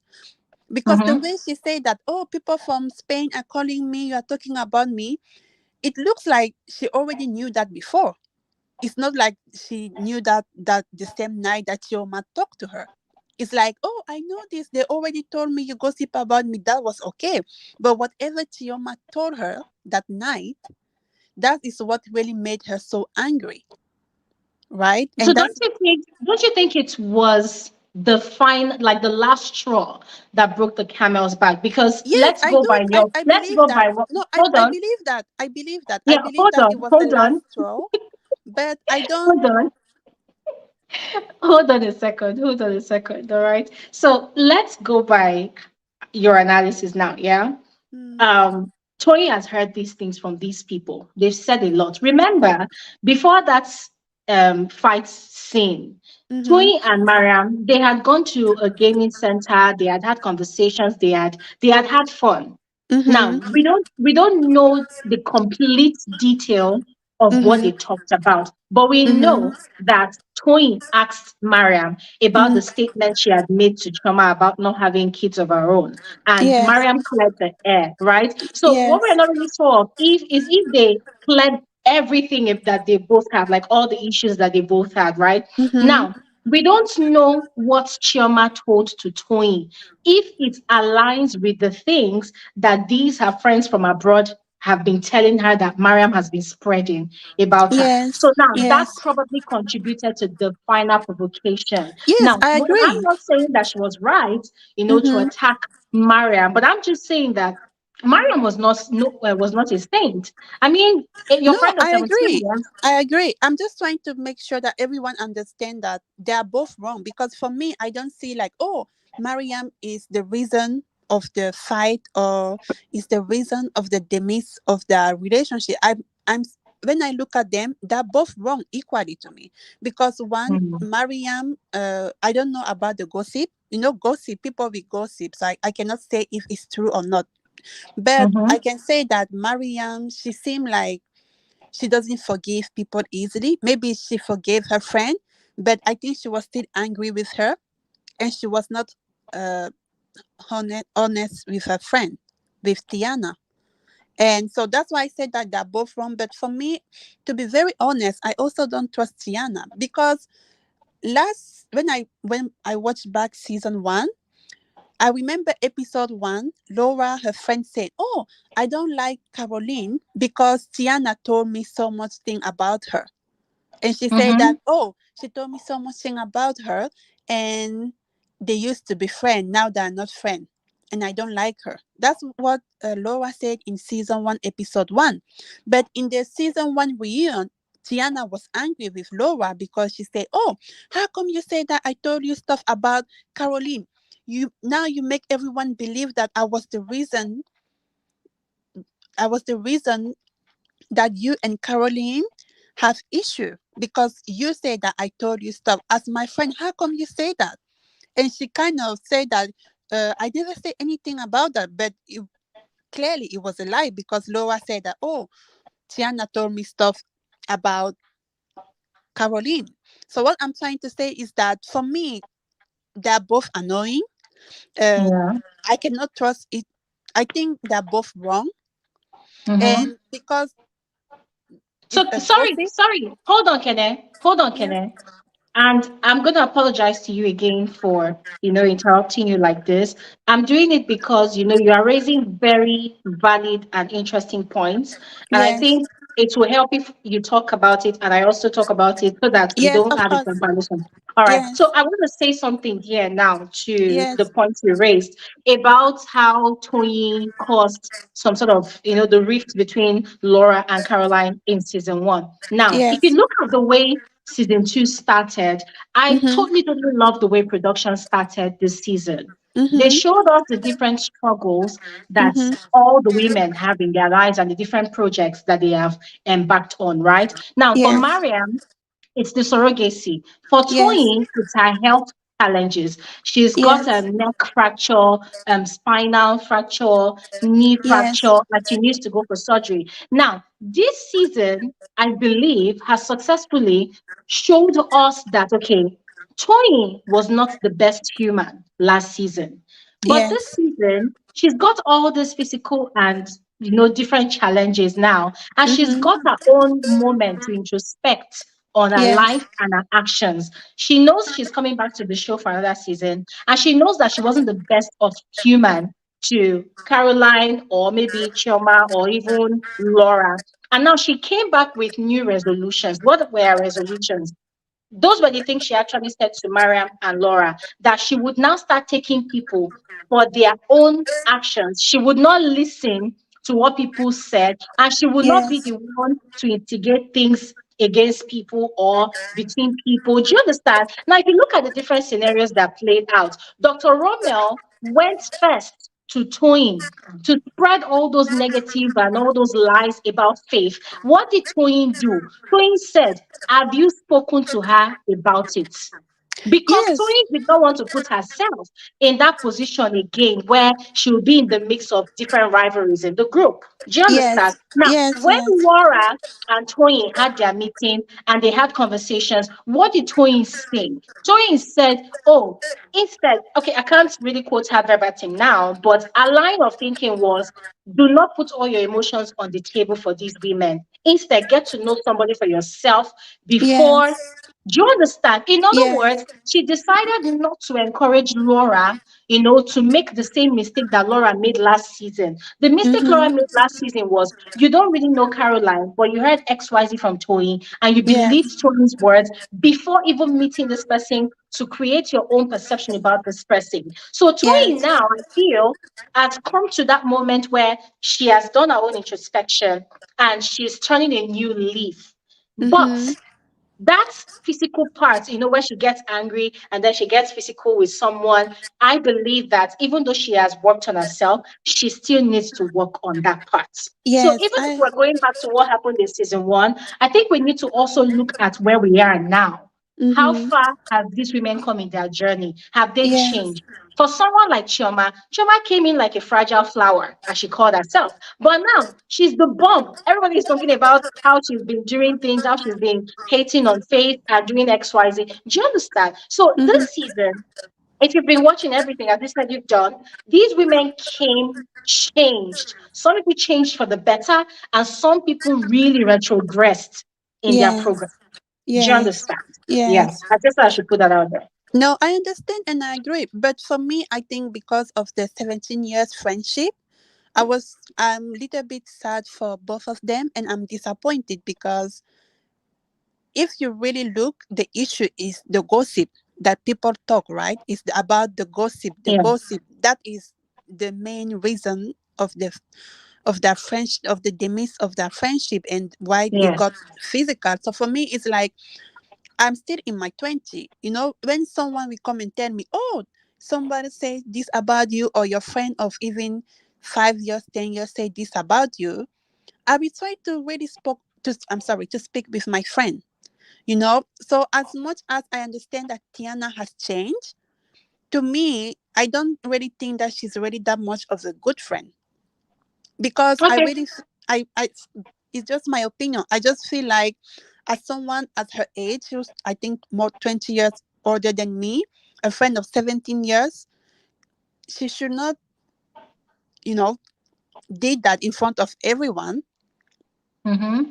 So for me, I understand why maybe Mariam is very angry with her, or why Mariam feel like she can never forgive her, because let's be honest, someone who doesn't like me can say something to me, I can forgive easily. But a friend of like 10 years, or a family member doing something to me, is very hard to forgive because of the relationship that we have built.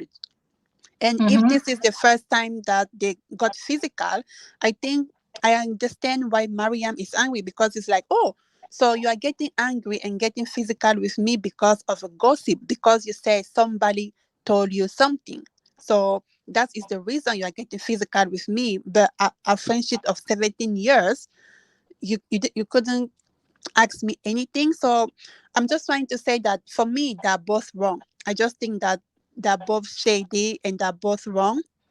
And for Chioma, I think that I'm not sure about what's wrong with Chioma, because I was very confused with her.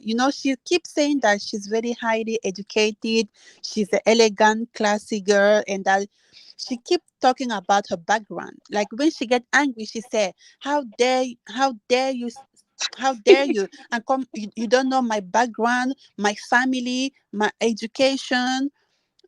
It's very confusing to me, because someone who has a reputation to protect, a family name to protect, will not act the way she did. And Mm. on top of that, she's in front of the camera. I'm very surprised that no one in her family is telling her, "Hey, be careful, don't act like that. You are in front of the camera, and this is international." Because I'm in Japan, I'm able to sing. So I'm very surprised how she say, like, "Oh, my background, my family, my education." Like, I don't understand. She doesn't have a friend who's telling her, "Hey, don't act like that." So I'm very confused with her. And I don't want to be mean, but she kept doing this charity. She said, "Oh, I'm a giver. I come from a family of charity," right?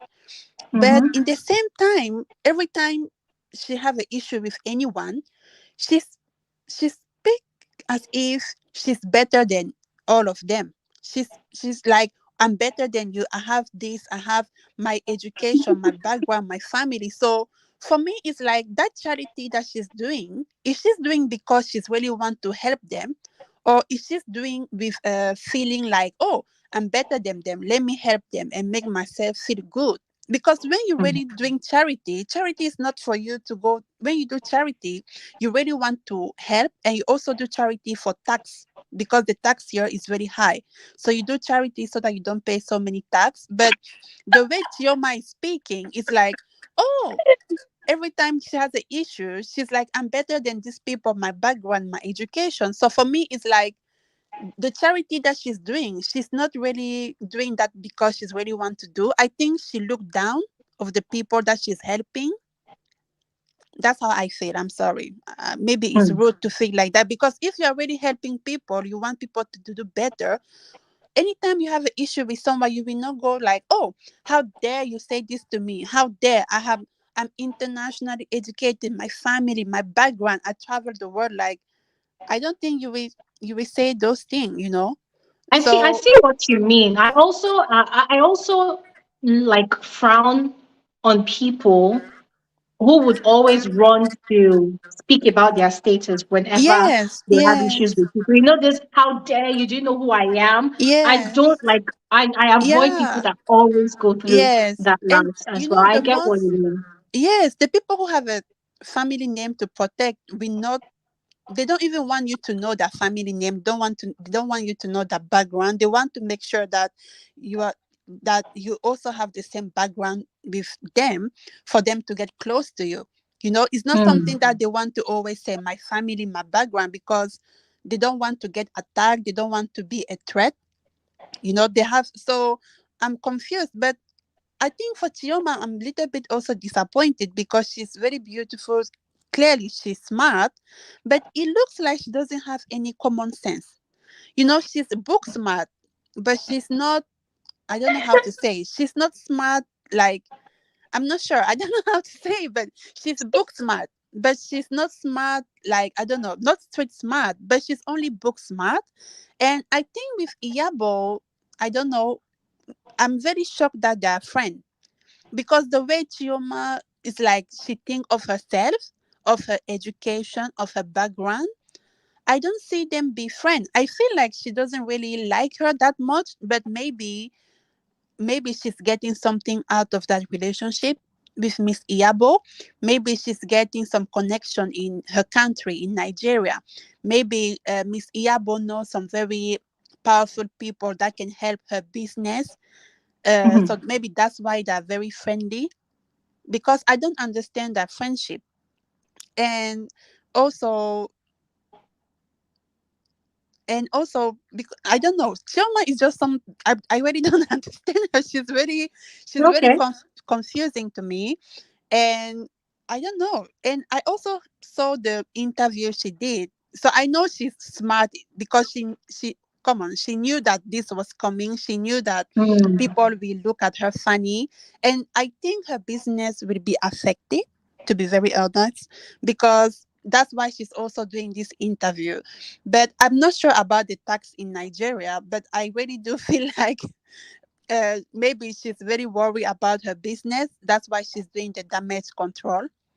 And Mm. for her friend, Tiana, I don't know, Tanya or whatever her name is. Tanya, yeah. Um, I don't like to be rude, but she's the most useless person I think that I ever seen on TV.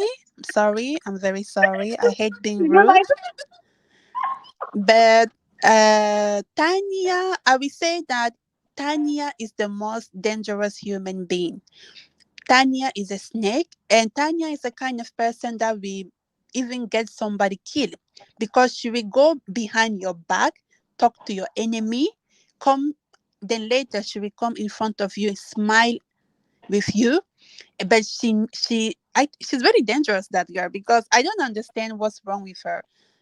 She can be friends with whoever she want to be friends, but I think that she's very sneaky because, and Tanya is very sneaky, but Tanya is also very smart. She knows what she's doing. Tanya is not mhm. a stupid girl. I mean, she might be useless, but I believe that she's a very smart girl. I think the issue is that she doesn't have an issue with the third girl, the Faith, but Mm. because she doesn't want to have an issue with Chioma and Miss Iyabo, she's just pretending like, oh yeah, Faith is also like this, and she also want to be liked by Iyabo because I don't, in the beginning I don't think Iyabo really care for Tanya. Iyabo even said that, oh, I only accept you because Chioma is your friend. So I think for I should Tanya, listen to that. yeah. So I think for Tanya, she's like, oh, I want Iyabo to like me. So now she's doing everything to, to make Faith look bad. So Tanya is very dangerous. She's very smart. She knows what she's doing. Um, Mm. and Mr. Roma, I don't know that. Mr. Roma is also someone who is very smart. I think he knows what he's doing. Mm-hmm. He uh, wants people to talk about him. yes, I mean, I understand when you have a business. I understand what Mr. Roma is doing. He has a business, so they say whatever attention, bad attention, good attention is good as long as it brings customer to your business. So I think for him, he's like, oh, whatever, let me just go to this show and get attention, and I try to get customer for my business. And but I want to say something also very important. I think that Chioma and Miss Iyabo knows that Dr. Roma is lying. I don't think they Mm-hmm. really believe him. They're not that stupid. Let's be very clear, because I think they know he's lying. They don't believe him. I don't think they believe him that But much. it's convenient for them to accept everything he Yes, said because they yes, have a mutual dislike for Faith. yeah, because they don't like Faith. But I know that I don't think they believe him, especially Tioma. I don't think she believes him. But I think for Tioma, I don't know what the issue she has with Faith, but I think when she looks at Faith, I think Faith is everything that she want to be, because Faith is calm, Faith is classy, but Faith don't say that, oh, I'm classy, oh, I'm this. So I think Hmm. Chioma is like, oh, Dr. Roma is lying, but I don't like this girl, so I'm just going to Hmm. pretend that whatever he's saying is fact, Yeah. And yeah, I mean that is, I don't know, the show is kind of good, but for me it's a little bit sad because, to be very honest, this is woman from Africa, that I think internationally also everyone around the world can see them, and this is what they decide to show on the show. Because I showed like few episodes to my friend here in Japan. They were very surprised. Wow, look, it's so beautiful there in Nigeria. Oh, we didn't know that. Hmm. Okay, I don't know if we've lost Kene, Japan Yeah, Kene. sorry. Yes, I'm here, but I'm a little bit Okay. disappointed because I mean they are women and they are showing like how beautiful Nigeria is, and look how they're acting. I don't think it's good for their image or for their business.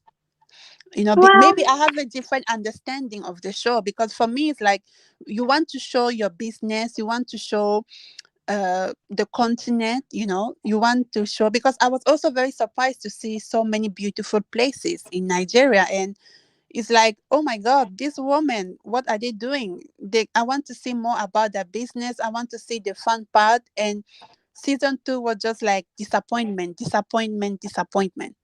So hmm. I think it's a little All bit right. sad. It's entertainment, but I feel I'm a little bit also worried about that business, because I think it will be affected. I don't know. I think it will be Can I affected. tell you something? Can I Yes. tell you something? Yes. None of their businesses has been affected because we Really? live in a, we yeah because we live in a society that's got double standards.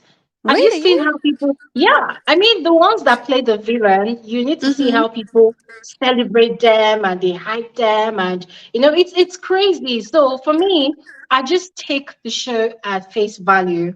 I just Yes. take it as entertainment. I don't make it run deep. I just Yeah. look at it. I laugh. I critique where I want to critique, and that is that. Mm-hmm. But thank you Mm-hmm. so much, Kene. Thank you so Thank much. We you. have to quickly Thank move you. on to speak with other people. Thank you Okay. Thank so much. you. All right. Okay, let's speak with Anastasia. The woman with the shades. Let's see if we're going to fire some shades right here today. Really? Okay, Is that my let's name have a now? fire shades here. Hi, how are you? Fine, thank you. Let me give you one more. Bullet. Bullet Ta, ta, ta, ta, ta. for my bosom According to friend. Mariam. Yes, because I'm part of the bosom people. So let me help you out. Bullet. Bullet. Wait, it seems like you're How are you actually doing? outside. Do you have your headphones with Yes. you? Yes, I do. Okay. Can Can you you hear me? locate a much more quiet place so that we can hear your sweet voice properly? As for today, I said I'm going to show my face because I've never showed my face today. I've never showed We're my face honored. actually. Never. Anytime I join, I've never actually showed my face. And I'm But today happy. I'm. And since today, yesterday was the finale, I was like, Yeah. let me also come.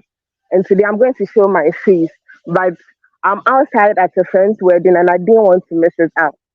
So Oh, I'm oh my here. God. Thank Yes. you so much for joining regardless. Thank you. Thanks for joining. Welcome, darling. Yeah. See my black sister. Oh my God. Your black is glory. Anyways, let me not waste everybody's Thank you. time. Let's quickly proceed. Now, I'm glad you Yeah. said that you are at a friend's wedding because it's giving precedence for this Yes. question I want to ask, right? Mm-hmm. Um, Mm-hmm. how would you define the concept of loyalty in friendship? I'll give you an example. Case in point is what happened on the show. You know, Chioma is Mm-hmm. supposed to be Iyabo's friends, best friend, sweetheart, whatever. And then there's also Mariam, and then there's Tanya. And then Iyabo is Yeah. running to go attack Laura. And these friends are trying to hold her back at different points in time. And she ends up Mm-hmm. getting violent with them, dragging Choma to the floor, pushing what's her name, Tanya to the sofa, and then pushing Mariam, aggressively. So if you were to be in a friendship situation, would loyalty Mm-hmm. make you understand that, oh, my friend is upset at this point, so what they did is nothing? Or would you actually sit down and think about it, right? So it's that one question with that as a case in point. What is your concept of loyalty? Okay. First of all, I would have never been in either Chioma or Tanya's shoes. Because no friend of mine will do that and I'll try to stop them and they'll toss me to the side like use rag. That is first. And secondly, loyalty. To me, that I have a small circle of friends because of this loyalty thing. I think loyalty is when my friend is doing something and I'm telling you that whatever you are doing is not good. Hmm. Okay. That whatever my friends are doing is not good. I won't sit down for you to, because first of all, you don't feed me, you don't clothe me, you don't give me shelter. So why on earth should I be following you like a puppet? My Hmm. loyalty to you is to tell you when you are not doing something. It's not like you are doing something wrong and I'm going to stand in front of everybody and tell you that what you are doing is not good. What you are doing is not good. Somewhere, somehow, I'll be embarrassing you. But for example, just as how um, Mariam walked to Iyabo to tell her that don't do that. She's pregnant. Don't do that. Like she didn't shout it out, but at least she told her in a nice way. And yes, Iyabo please. I think that somehow is loyalty because I told you like to you alone for you to think. I told you this and you did nothing. You still charged at her. I am washing my hands off your case. I am not defending you with whatever you did. I am not backing you. In fact, I am not going anywhere with you because anywhere I go with you, they are going to associate me with whatever you did. They say birds of a feather flock together. My Yeah. loyalty to a friend is to tell my friend that this and this is what you are doing and it's not good. In private, I'm telling you this. I tell you one, I tell you two, I tell you three, and it's still the same. I am done with that friendship. That friendship is not mine. That is my Mm. loyalty. My loyalty to you is to tell you that this road that you are taking is not is Yeah. Are you there? Hello? Are you there? I don't know what's happening. Anastasia, are you there? Okay. I think she's hanging. bad. My loyalty Oh, is to you is to tell you that this road that you are taking is mm. not is not is not Hello, is not is not Anastasia, we can't hear you. hello. Uh, guys, can you hear her? Okay. Um, I don't know. She's actually at a wedding and she had to come outside to join the live stream, which is so cool. I don't know. Okay, so not to waste everybody's time, I'm going to drop a message for her, so that she can know. Because I doubt if she knows. Seems like she's still talking. She's not aware that she's sort of disconnected from us. So I'm going to move on to the next speaker, and then I'm going to drop a message for Anastasia to see that we cannot hear her, so that she can rejoin again. All right. So let's quickly move on to Maureen, and then I'm going to drop a message for her. Ah, Hi, Maureen. hey, Glory. May I go next? I was supposed to go after Anastasia. Oh, who is that? Is it Jay Fansworth? Yes, it's Jeff Farnsworth. Oh my God. Oh, okay. The network. Maureen, please, I'm so sorry. It's okay. If you don't mind. It's okay. Okay. All right. Thank you. Thank you so much. Thank you so much. Jay Fansworth. Hi. Hey, Glory, and hi, everyone. Thank you for Hi. having me. You're welcome. I think you're the Yeah, first male voice we're hearing today. Hi. yeah. Hi, You're hi, hi. welcome. Uh, Actually, I was very intrigued by the video that you shared yesterday. Oh, That's what actually made me have want to share my side of of the events that you shared in please, your video. please go And ahead. I will just start by saying that with all these shows that we watch, to me it's like our day-to-day livelihood, Yes. like how we live. But they either help you improve yourself, and Yes. many people may come here on your show and say that you're being a hypocrite or something like. But the difference is that we are sort of aware when something like this happened. For example, with what Choma has been doing this whole season, if she was a smart person, she would go back, have this Mhm. self-realization, then come out and say, you know what, I did this and it was wrong. Yes. But instead, what Yeah. is she doing? She's having this whole campaign. So I'll just start with her, and I think with Choma herself. I think there's when you are excessively, should I say, when you are very multi-talented, or you are very knowledgeable about everything, about so many things, uh, Mhm. there comes a point when you really have to shut up, when you have to keep quiet. That statement that she made and said that, what, when she was telling Faith that, what, her social, she shouldn't be told about social etiquette, considering her vocabulary and all of that, that just Mm, watered down everything. That for just real. showed how dumb she is. Yeah. You see, you may not be well traveled or all of that, but you were asking, one of your questions was about social etiquette. I thought that Yes. one of the things to consider in social etiquette is one's manners. She Mm, just clearly portrayed how mannerless she was on that table, and the thing is that most times people tend to forget all the good things about you, but they'll remember that one bad, terrible thing that you did. true. And you see, at that table, everything. And I think it was Virgo in her earlier comments. She said that she said something about how she completely uh, destroyed even the. I'm not using her actual words. She completely destroyed everything. The little that was even there. Mm, Yeah. So then the other thing I wanted to say, in your video, you talked about toxic relationships. In this case, I want to talk about Choma and Iyabo's sort of situationship. Great. I do not know. Maybe the psychologists here will help us understand this. But in Mhm. very many relationships, you're bound to see people who are in abusive relationships, could be physical or emotional, but this person who's being abused still chooses to remain in that relationship. And I do Sure. not know why. And most times, personally, I try to detach myself if I'm like sort of related to someone who's choosing to stay in a toxic relationship. Mm. Even them seeing what exactly is happening, it's right there in their faces, but they still choose to stay there. Most times, it's better cause when you realize that this person you've been so close to for very long, you have this you know uh you have this thing going, this friendship, and then they lose their life all because they chose to stay in a toxic relationship.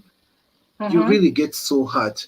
So it's usually good for you to detach yourself from such people. Well, I think Mm-hmm. the psychologists can help us with that. I don't know what it is I because mean, hey while I guys. was at campus, while I Yeah, was at sorry, I was campus, putting there on my was this. open invitation. Yeah, there's this lady. She was very pretty from a very wealthy family. But when you're like at the university, there are like halls of residence for the males and for the females. This is a lady who always moved from her hall of residence to the guy she was seeing. And whenever she would go there, the guy would batter her up. It's not like he was Wow. paying or doing anything. She would, shop everything, go there, be like almost a wife to this guy. Mm. And then after beating her up, then she would be the one to apologize. That probably Mm. she's the one who pissed him off. And the problem, what made even things worse is that she was light skinned, so she would try to always, cover up with makeup and all of that. Ah. So I always don't understand that. Then for Dr. Romel, oh my goodness, this guy is a real disgrace to the male gender. My goodness, what a ballless man. And Choma keeps on saying that he's a what that his stories are consistent or what have you. But there's such a thing as someone being a pathological liar. Pathological Mm-hmm. liars, are very good at keeping their stories straight and consistent. Mm-hmm. So I think that guy is just a pathological liar. He has really he's really good at that. Then lastly, about everyone has been talking about that statement of um that Choma asked Faith at the beginning that what's your age? When you meet someone when you're meeting people for the first time, there's such a thing as knowing the boundaries of that relationship that you're just trying to establish. Because most True. times you're bound to become so familiar, and we know familiarity breeds contempt. Yes. So think, and then the other thing that I have realized all through the show, I've not watched the show, but I just watch your videos on YouTube.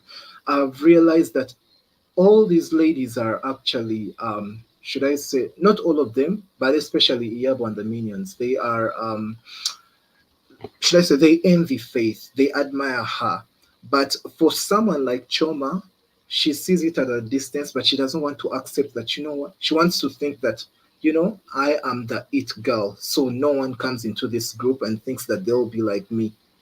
Mm. But and then what makes matters worse is the way this babe carries herself with so much poise and what have you.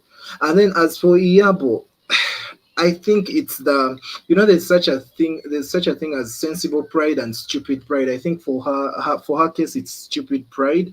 Mm. You're seeing this person who's so composed, poised, and what have you. You want to be like her, but you just can't. You want actually her to come to you and beg you, which of course she's not willing to do. She's a woman of Mm-hmm. her own. Yeah. And you find that very intimidating. So that is what I see with Iyabo. Mm. And I think she has a problem with her maturity. There's so much Yeah. immaturity that I'm seeing there. And then I don't know if you've realized in all these shows, there's something always similar. You guys were talking about how they had a problem with Laura walking in with her heels. If you recall, in the BB Titans, there was a group of ladies that had a problem with Kosi always Yeah. wearing heels. All Yes. these things actually do happen in society. There's Yes. always, and by the way, the thing is now is that they are intimidated. They want to actually be like you. And I think that they in the very first show, Iyabo wished that she's the one who had made that statement, that fashion statement that Faith made. But unfortunately, it Mm. wasn't her. So, what better way for her to, uh, make a statement than her, stepping all over. And you see, actually, all these things play. And the problem is that these are old women, but everything they are doing is so high school ish. You know, you'd expect that by now they'd have done away with such behavior. So, For real. um, yeah. Then I also wanted to talk about sorry. It was Choma. I think Choma has a level, much as she puts on this facade of she's this well-educated woman. She's a woman of her own. She's, all these things. She's well-traveled. She's from a rich family. But I think there's a level of inferiority within her, or Mm. dissatisfaction that she's trying to get from. That's why she keeps on clinging onto Iyabo. I feel like there's Mm. this level, minimal level of inferiority within her. She wishes, okay, like how you want to have everything. I think now the thing that she wants from Iyabo is this whole protection, this protective thing, this that we can't see. The rest of us can't see. The rest of us who are sensible, we don't see it. But she feels she can get that from Iyabo. Probably the time Mm. when Iyabo stood in for her in the at the reunion in season one when Toyin tried to attack her. I think she feels like she owes Iyabo. Then to me, loyalty is calling out your friends on when on their bullshit. Mm. That's what I call Mm. loyalty. If you are my friend, I would want you to tell me when I have gone wrong, however bitter the truth is could be. I'd rather have swallow that pill than you Mm. you know yeah.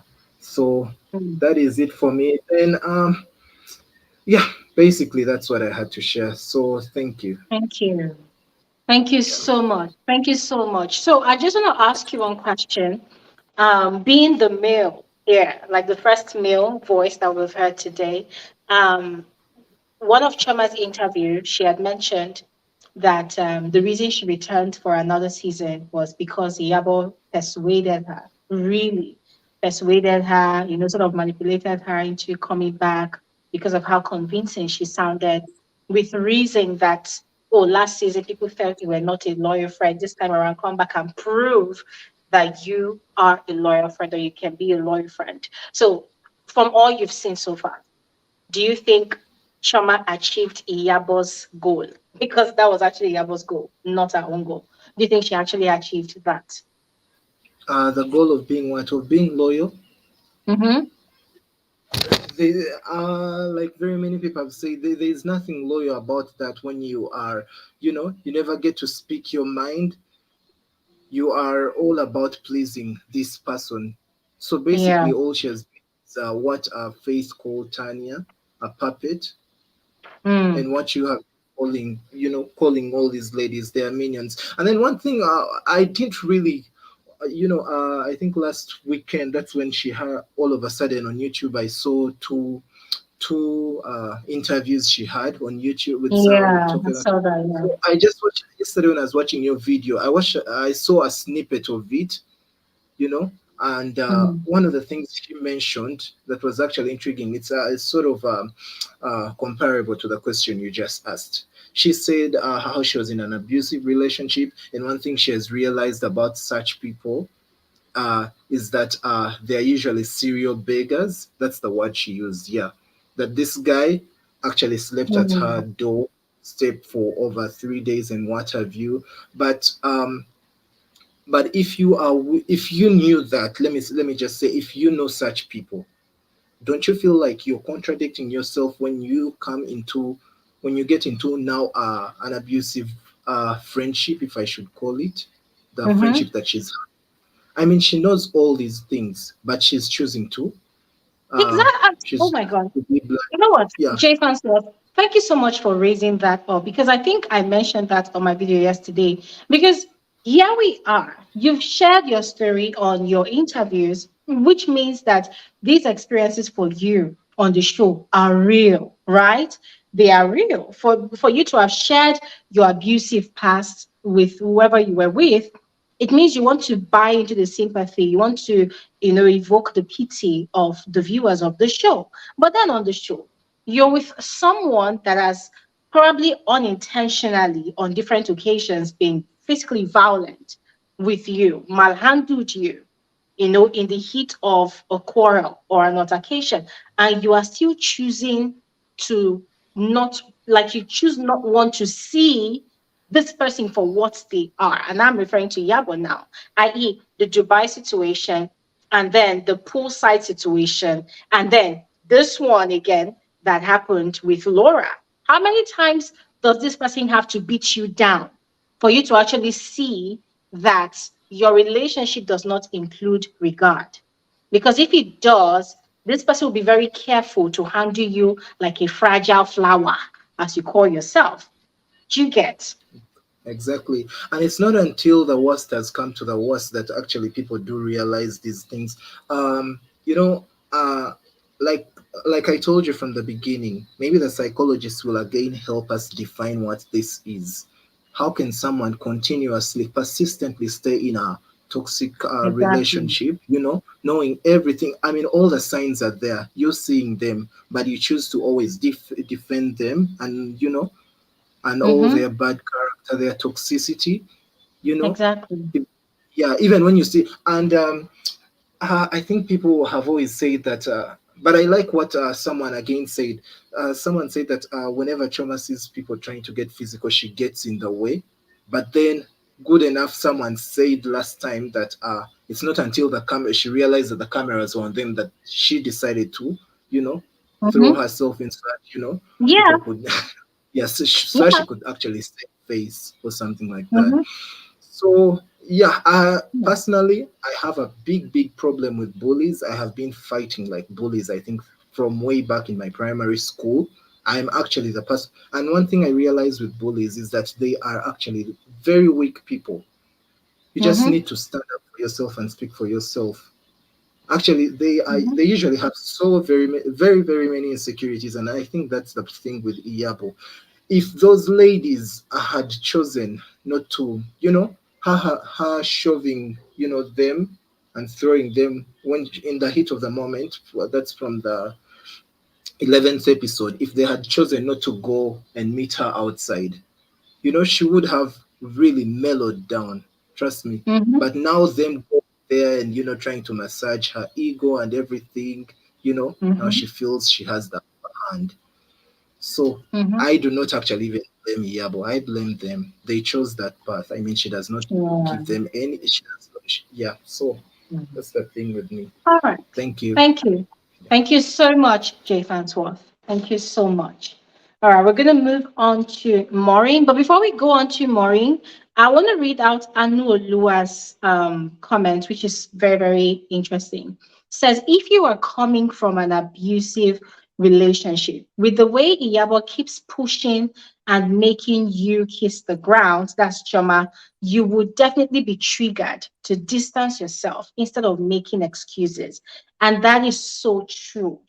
I don't know if there's anybody here that has been in an abusive relationship before or in a toxic relationship before. The truth is, if you've been in such a situation or any other situation at all that was not really nice, you will have zero tolerance for such a situation, either if it is happening directly to you or if it is happening directly to someone else. Have been in a friendship situationship before with a friend, right?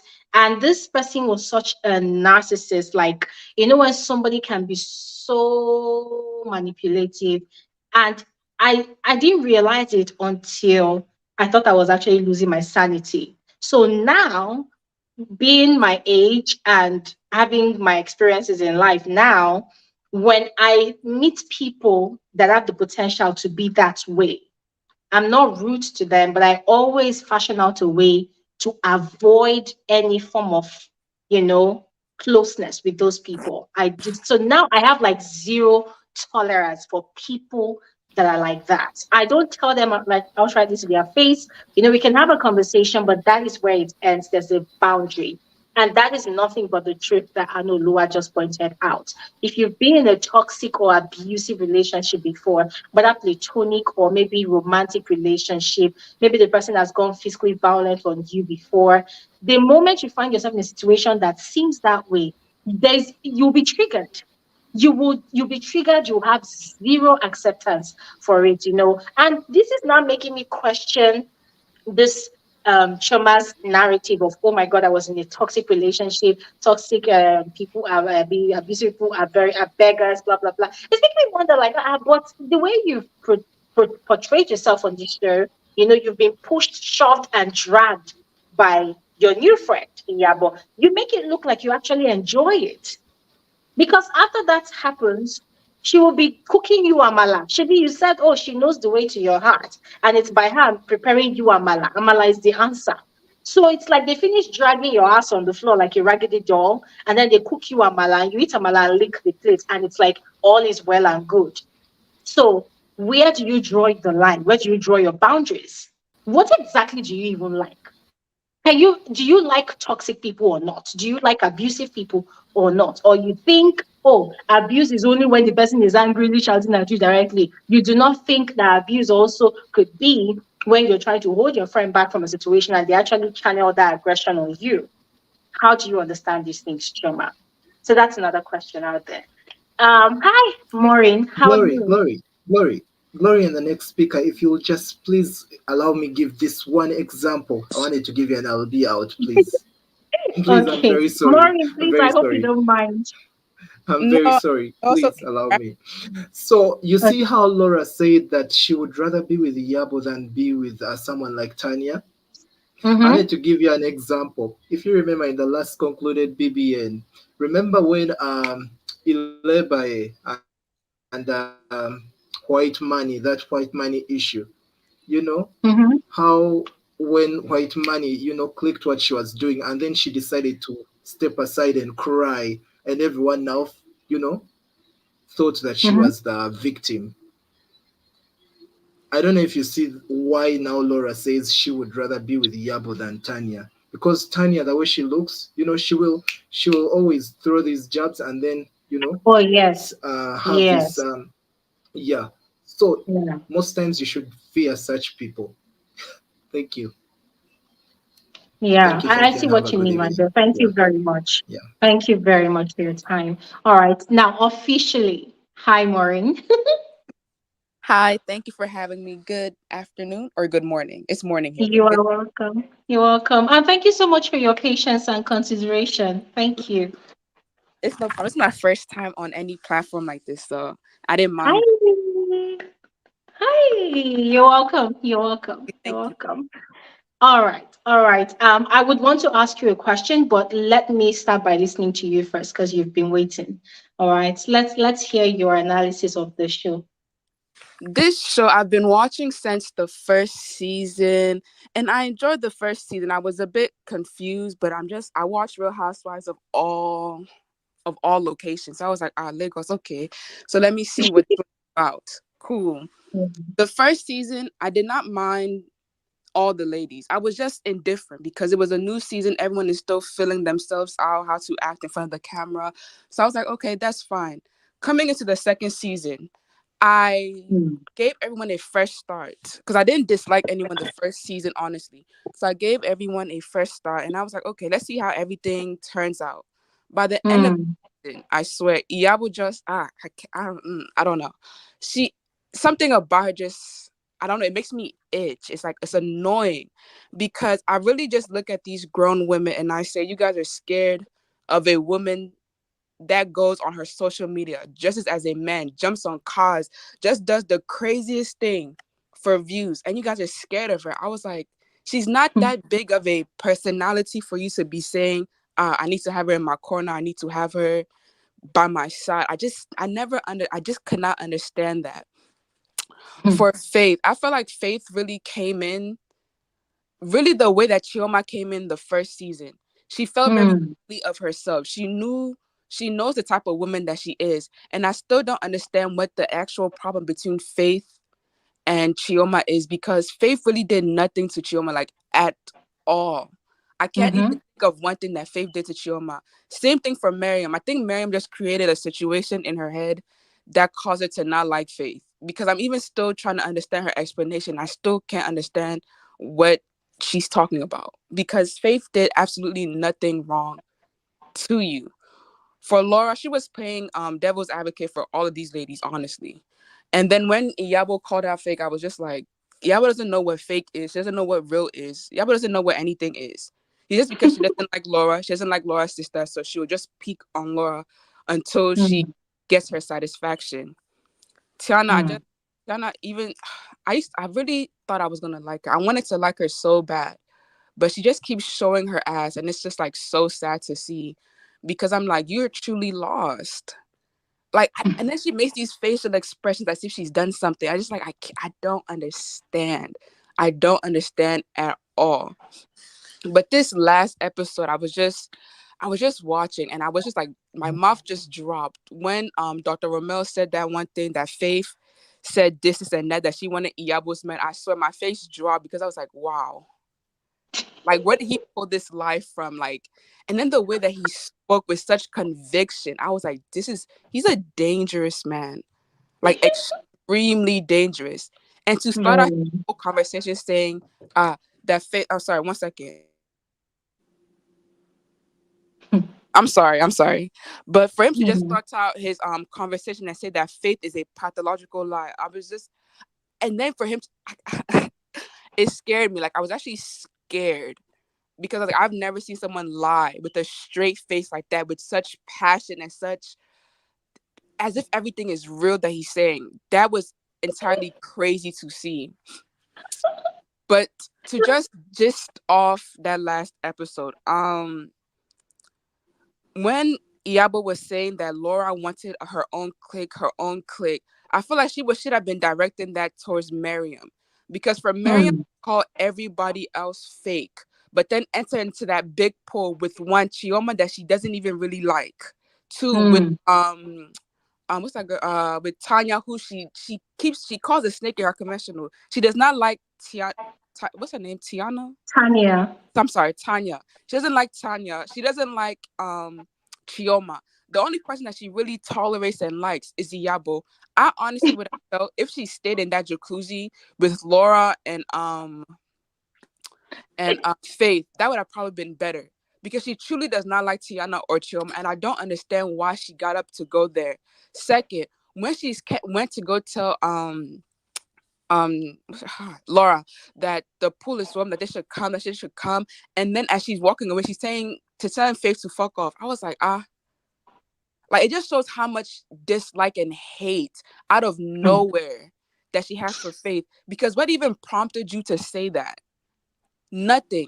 And then Tiana's in the water, just the faces she makes, it pisses me off so bad, because it's just like, why are you making these stupid faces? And then she gets in her confessionals and just says the dumbest things, because I know for a fact she cannot tell you what she feels in front of your face, because she's scared. And it just makes me so sad, because I'm like, you're a grown ass woman with kids, and you're letting these people that are like, honestly, if you guys really look at it, they're probably on the same stature, because they're on the same TV show. It's different if one was like, let's say the CEO, and it was the one casting everyone, but you guys are all on the same platform, practically on the same footing. And you're Exactly. scared of this grown woman that is, however old she may be, your elder or whatever, sure, but you guys are still grown women in your own respective rights. But you're acting so scared to speak up to this woman, and I just find it so baffling. And Iyabo, because the way that Iyabo always says in her confessionals when people want to fight, she's like, if it was me, I won't even keep talking. I would just go and hit you. Iyabo to me is one of the scariest people I've ever seen in my life, because a true fighter does not keep speaking. She just jumps. Iyabo will speak and speak and speak and speak and then fake like she wants to hit somebody. Laura sat on that couch and did not even flinch. Not one small flinch. But Iyabo is doing all this jumping and hollering, and she almost threw Mariam out of the house. The way she pushed Mariam was actually scary. It I was like, was ah, okay. scary. I was like, you have strength. I was like, ah, okay. And then she pushed Tiana, and Tiana's falling on the couch, laughing. I just know Tiana cannot fight. Like, I just know she can't fight. I know she can't because even my friend knows you can't push me like that. I don't care how mad you are. You can't push me. Like, come on, like, calm down. You could push everybody else, but not me. It's okay. But the way that they will still rally around Iyabo and act as if Iyabo has done nothing wrong is very sad to see. And I feel like this season, I don't even know, like I can't even give it a good score because a lot of people's personal stories were not shown. As much as I do like Faith, I feel like we didn't even get enough of her own personal story because she was just surrounded by so much drama. And that's like Mm. the point. Like we know, okay, we saw her son, her birthday, but we really don't know anything about Faith. And even for Mm. Laura this season, like I just feel like they didn't even want her this season because we barely saw anything pertaining to Laura. And then when Iyabo goes on her page and says that that production is this, production is that, I'm like, honestly, you should be even liking production because they're showing you the most out of almost anyone. Laura has But it seems like Iyabo deletes her rants because every time she rants, by the time you go there, it's no longer there. Is she scared? she's man. Iyabo, Chioma, Tiana. Like I go and check their pages after I watch the episode on TikTok and everything. And I just see they're always doing something that's not related to the show. And I'm just like, you guys know what's going on. They're scared because enough people have not tagged them saying enough nice things. So they're like, let me not even post anything. Because they've done just the most, it's like it's actually disgusting to see. And people keep saying that Chioma is smart. And I could believe she's smart if she's gotten all these accolades and these degrees. But I don't think I've yet to see her on this show do anything that I could say, okay, that was very smart of Chioma to do. I don't see it. There's nothing but I haven't seen her do anything book smart, street smart, anything smart. And I'm still trying to figure out when her smartness will come out and show. Because I haven't seen nothing. And then the way that a lot of these women speak to each other, I'm like, okay, you guys are policing how people should react and this and that. But if you come to someone that you know, like Toy, if you come to someone like Toy and you know that she gets active, while in your good mind would you continue to try to get at her with the words that you're using, knowing that she's quick to just smack anyone in her vicinity? And that's the problem. Like these women want to say, "Oh, we're grown adults. We shouldn't do this. We shouldn't do that." But as grown adults, you should also know people's boundaries. If someone says, "Don't come in my space," and you continue to come in their space, and then they react, you cannot be mad. Like I honestly don't think you can be mad because you know the type Mm. of energy that this person is on, and you continue to Mhm. provoke them. If they react, that's it's your fault. You got hit back, or if you don't hit back, sue. Like I don't know what else you really expect from these people. But Mm. yeah, Dr. Romel is he scares me. No, like he's very scary. He's very It's scary. crazy. No, like he's very scary. I've never seen someone lie like he does. And it's the fact that I know during reunion, they're gonna find any way to justify it. Like any kind of Mm. way that would justify that. Because he knew he was probably just trying to get along with the women. So he said this one white lie. They would try to justify everything that has happened so that they could continue to not like Faith. Mm. And this I don't know. Like I think the only really good thing about this season was the fact that almost all of the ladies dress pretty well. They have nice clothing. That's one good Yeah. thing. They dress pretty well. And that's about honestly, that's about it. I don't have anything else to All say. right. Yeah. Thank you. Thank you so much, Maury. Thank you so much. And you were getting a shout out in the comment section from Virgo. Virgo is also a reality or a real housewives enthusiast like you. Yes. She also watches all of it. All Thank right. you for having me. All right. Thank you. Okay. We're going to move on to Hilaria. I hope I got it right. Thank Hi. God. Thank God. It's hilarious, but yeah, you got it right. I've been wanting Hilarious. to come Nice. here to talk about How are so. you? Oh my gosh, I'm good. I hope you're good as well. I really Yes. good. Okay, so the first thing I want to talk about is Tanya, and so many people are going to hate me for this particular one that I'm about to say, but I feel like she knows exactly what she's doing. There's Absolutely. because like if you're behaving dumb on camera, like to still she's just trying to still be in the clique where she knows that she can manipulate things for other people, and she likes watching everywhere burn. But then Mm. why go to your confessionals knowing that these people are still going to see what you said and Mm-hmm. say the provocative thing that you're saying to the so-called people that you are friends with or you want to still be friends with? If she's talking about Iyabo and saying, "Oh, Dr. Rommel can do no wrong in Iyabo's eyes," and then she rolls her eyes, Iyabo is going to see that and she's going to get pissed. And Mm-hmm. she knows that Iyabo is going to see those things. She knows that Chioma is going to see all the things that she's been saying. She knows Mariam is going to see all those things. Faith, everybody, but she still says her mind in her confessional, Confessionals. and then she would have to come out on the reunion to sort of back herself up. The reason why I felt that okay, before Tanya came on the show, when I saw her, I was excited that she was going to be on the show, and that's because I kind of had a perception about her already, because there was this interview she did with Toke Makiwa as one of Yes, absolutely. where she said Toke was describing her, and she was like usually when Tanya meets the first time she met Tanya, she thought she was a devil because of the way she used to behave, but getting to know her, she's like, oh, she's actually really sweet and this and that, that she can just, somebody can be walking past and then she's like, see this one, this is da, like, and she's like, shh, keep quiet, this person can hear you, you know. Wow. So, and it's there, like it's in the interview, like she described Hey. her personality. So, seeing all these things that she's doing, it's not a surprise to me. I expected her to be like the instigator of the show, you know? And then Wow. seeing her confessional, I was a bit confused because I didn't expect her to be like quiet, like, oh, this person, da, da, da, da, da. Then you go and smile in the person's face. I expected her to be like vocal about it, but like kind of standoffish. Yes. Yeah. But when I saw Yes. her confessionals, I was like, okay, yeah, you know what you're doing. Because you're going to come on the, if she comes as a devil in the reunion show and it's like, yes, I said it, yes, I did it. What do you want to do? Do you want to beat me? And she stands and yeah, she will redeem herself in my eyes. Because Yes. I expected all this, from her. But I saw that somebody was saying that she's not going to come for the reunion. She should better not try it. No, no, no. She should better not try it. Because do you know the last episode when she Iyabo was even trying to even say, yes, somebody told me. And I didn't feel that way, but somebody told me. She didn't say it.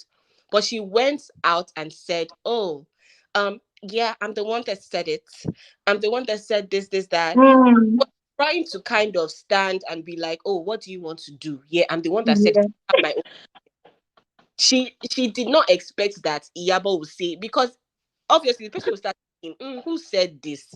And she didn't Yeah. expect a reaction from Faith to say, yeah, you're a snake. Because she thought nobody knew what she was doing. Yes. It was a silent, silent instigator. She did not know that people could see that, oh yeah, she's doing all these things. So yeah, that's about Tanya. Anyways, I wanted to clear that. I'm sure some people wouldn't, they wouldn't relate to what I'm saying or think that. But let Yeah. the union come for Tanya's own. Now, Tiana, everything that Tiana did except going physical, I commend it. In fact, I would have done the same thing. The reason I'm saying this is because, like, I know, and first of all, I want to believe that because Tiana doesn't know, I be like Chioma, and everything that has to do with Tiana and Chioma being together is always Iyabo's hand in it. Mm. So that conversation between them, I'm sure it's Iyabo that went to say, oh, you guys need to have a conversation about your friend Mariam. It's like you will It's talk to possible. Mariam because, her saying this about your man, this is not good, this is da. Iyabo was the Mm. one that made Tiana, because Tiana would, under no circumstances, go with her tail between her legs to go and meet Chioma for anything. Is Mm-hmm. perception that we've gotten throughout this show. So, and there's no way that Mariam saying all those things about Chioma was the basis for Tiana having that meeting. They had already told her things that Mariam had said about her. And because of all the other things that she had been hearing from people, you remember they had a conversation already, like separately, Mm. before they had that general meeting. So imagine, Mm. as my friend, I had already asked you, I've been hearing this and I've been hearing that about us. But, me and Laura had already decided that this is how we're going to portray ourselves to the ladies. Like, nothing is going to come between us. Mm. Let's agree to do the same, And then somebody else is now coming to tell me, that particular meeting, I would have had it because there would be no room for lies. There's, Mm. if you say this, somebody else will counter it. No, you said this on this time, on this date. Like, I would be able to see who is lying and who is not lying.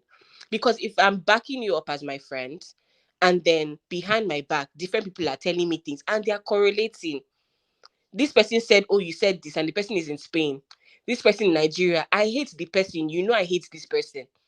Yet that person is coming to tell me that even you, Seth, that you're busy backing up this person, you don't even know what she said about you, and it's the same thing somebody in Spain told me.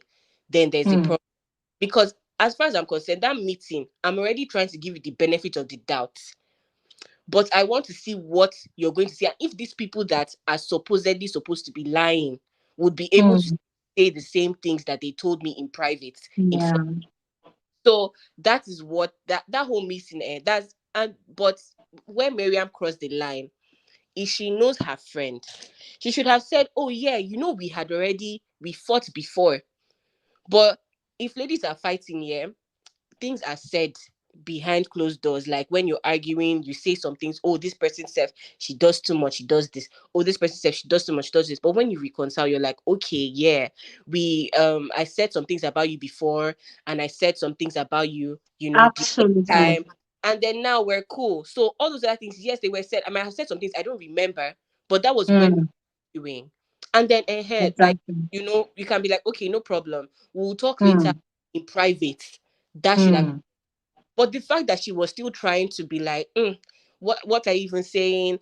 Sit down, shut up. Like, that is already, I'm trying to give you the benefit of the doubt in front of these ladies. You know, Exactly. there's nothing to be ashamed of and there's nothing to be scared of. You guys have a 17-year long relationship. So for Mm-hmm. me, like, I'm not gonna lie, I didn't like Miriam in season one. And then this season two, she came with a different kind of craze. So I don't know. Like, that's why the discussions about Miriam, like, she's still in line with her personality. From season one, nothing much changed. It's just she became more I don't know, probably vocal about her doings. And erratic. Exactly. Very erratic. Very erratic, very, very dysfunctional. I don't understand it. And it seems like she speaks faster now. Exactly. And she doesn't even remember what she said. Yes. She doesn't remember. I don't know. Miriam's case is for a different time, a different place. I'm even tired of talking about Miriam. She has succeeded in, like, doing what she wanted. She wanted the discussion to be about her this season, and Yeah. she got what she wanted. So Chioma and Iyabo, because I saved this one for last. I've been saying this thing that we need to go to season one for these people, because there is something that happened towards the end that we did not see. I went to Yeah. watch it, watch it. I wish production just showed us a little snippet of that fight with Caroline. Because now let's go to Choma's interviews, yeah. From her interviews with Toke, in fact, let me not talk about the abusive one yet. Let's hold that one first. She spoke about how her family had told her. In fact, they hated that season one because and it's obvious that obviously from what she told her parents on the phone to what they saw on the screen, it must have been contrasting to them, because they're Yeah, like, why are you putting yourself in this situation with these people where you don't exactly. make, this is not your scene, it's bad for the family name. People that Mm-hmm. are from very rich families and have a name to protect, yeah, they don't put themselves in scenes like this because they don't want, True. you rarely hear whispers, especially Mm-hmm. Nigerian rich homes. Like, okay, let's use Kidwaya for example. Everything that happens about Kid Wire, yeah, you never bring up, oh, and his father, this, his family does not raise him up well. You never see that in the media. It will probably just Mm. senseless, or oh, he has this relationship and it did not work. But you will never hear them mention, oh, their families didn't raise them right and stuff like that. But Mm-hmm. first of all, she's a Nigerian woman. She's not married, she's still looking for a husband. You see them try, like, pray for her and her new home, in different, like in the first season they are praying for her to have Yeah.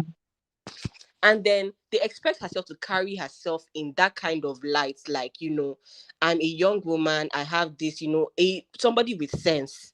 I'm sure that first, yeah, she spoke about how her mother said, how did you do this da, da, da, da, da. But her dad knows how to speak to her, and in fact, after her dad spoke to her, she was like, she's not coming back. Mm.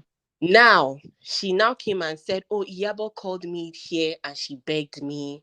She called me at this date. She begged me that, oh, Chioma, people see you as this lawyer from the last season. Don't you want to come and, boost up your image, to come and change the narrative and stuff? Mm. Then she was like, you know, she's right. Let me just come back. Now she came back. And she said that, oh, she's telling Iyabo, you see, it's because of you. It's because of you.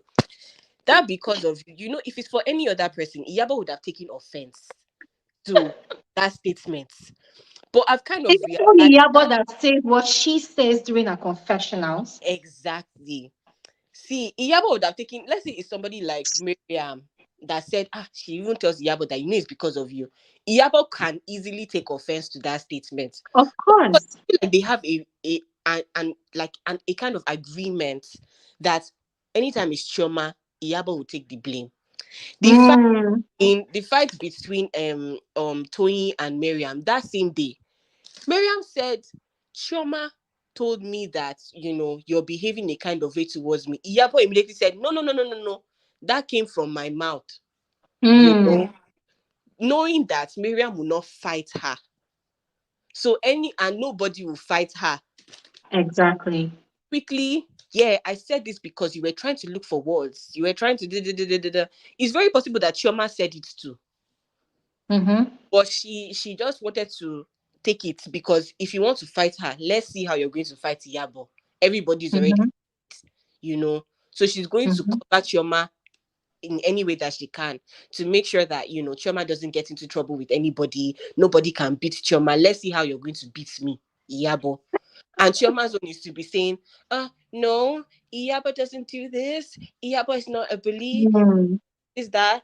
Let her watch. In fact, I'm waiting for her family because like, you can't continue. I don't think she's going to come back for season 3, but she should come back for the reunion. That's my own. Because if her family should watch all these things, they will not want her to come back because she already voiced that her mom did not want, and she's I think her mom is a kind of strict person by the way she talked about how she speaks, but her dad is more mellow. So I want her parents and everybody to watch and view it. She also talked about how they would beg production to cut out some things because it doesn't look good for people watching. I can't remember if Wow. Emisa's interview or Toke Wow. Makinta's interview, but you guys should really go and watch those interviews. That's why I said it's good to be watching. So she said that she Hey. would beg because I think it was Temison that said, don't you ask production like to remove some things, They're like, yeah, after some scenes, they will go to production and tell them, please cut these ones out. Like it doesn't look good. But they will still allow it to air because they like drama. So that she doesn't like that sometimes she will call Iyabo, and say, it's because of you, it's because of you. That honestly, that she doesn't know if she's going to come back for season 3. So that's why I really want her family members to watch all these things that she's doing. Now let's go to the abusive side of. Sorry, In oh, fact, Hilaria. Sorry, before you move on, sorry. This is very interesting right now. Yeah. One, there are certain relationships that you find yourself and you start behaving out of character. mm-hmm. As a normal human being, should be you're supposed to evaluate that situation. Like, okay, what's happening? I'm behaving not my usual self. And your family will always tell you because they know you better than Exactly. anybody out there. So your family, they've seen you acting in this regard. And it's funny how in her interviews, like it's like she's still not accepting that. Okay, it's funny Yeah, that I'm moving with Iyabo and I'm getting ratchet by the day, you exactly. know. And now you're like, oh, Iyabo is because I saw that part where she's like, oh, every time they drag her on social media, she'll go to Iyabo and say Iyabo is because of Iyabo will tell her sorry. And I'm Mm, like, why are you blaming Iyabo? Because Iyabo is not the one that speaks for you during your confessionals.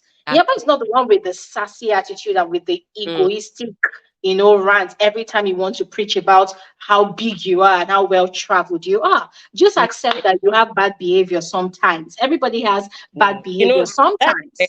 that's where I was getting to, because Exactly. people keep saying, oh, Iyabo is the reason she's out of character. That's a big fat lie. That's not true. Chioma already is like that. And the person, like, is like, Chioma is the CPU, Iyabo is the display. What shows? Because for them to be that close, and there's something, that's why I said we should go back to season one, because there's something Caroline said just before the season ended. And Mm, the reason Chioma got so angry was because she made a comment about the particular guy that she got introduced to and the other boyfriend that she already has, or something like that. So she got mm, so mad at her, and that's why she's blowing things out of proportion in this situation. That all these mm, are talking to Iyabo, this thing that said to Iyabo, nah, that's not the problem. That she feels the problem is what she said about her boyfriend. And I'm guessing it's the boyfriend that Iyabo introduced to Chioma that last season, and that's the person that she's still seeing now. mm, Because it's seeming to me that everything is because of man this season, even like Iyabo, and it's so disgraceful. Iyabo thought Dr. Romel was doing her a favor, that meeting that they had, where he was saying, yeah, she said that she wants a man like yours, that she wants is a lie. Like, as far as he has said, he has just put you under the bus for vehicles to just be running over you. Because how can you, as a grown woman, like, allow that narrative that, oh, she should have said there and then that I don't even care if you're coming after my man, I don't even like your attitude, you know like, I don't like your attitude. I don't even care if you're coming out after my man. If my man should even follow you, he's lost. I keep it pushing. mhm, If that is what you want, you should have come correct from the beginning. But it's because mm, you're giving me fake. That is why I reciprocated with my behavior or actions, and she should have explained herself further. But the fact that she kept quiet and allowed that man to be, beating it, that, yeah, because of, you were coming, I will not allow her come after you. I will not allow her, like, you're the shield. I, they better all put out statements. So I'm already tired. This thing is already peppering me. They better put out statements. They better.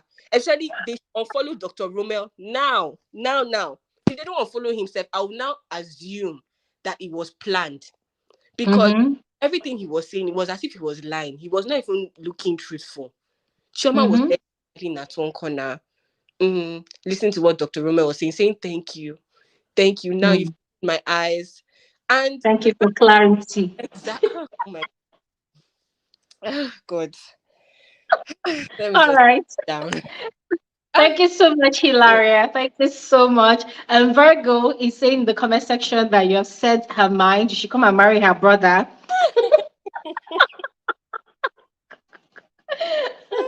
Anyways, thank you so much. Thank you so much for your contribution.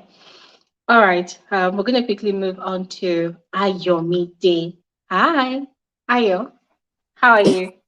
Hi, Glory. What's up? I'm good. Are you a guy? Yes, I am.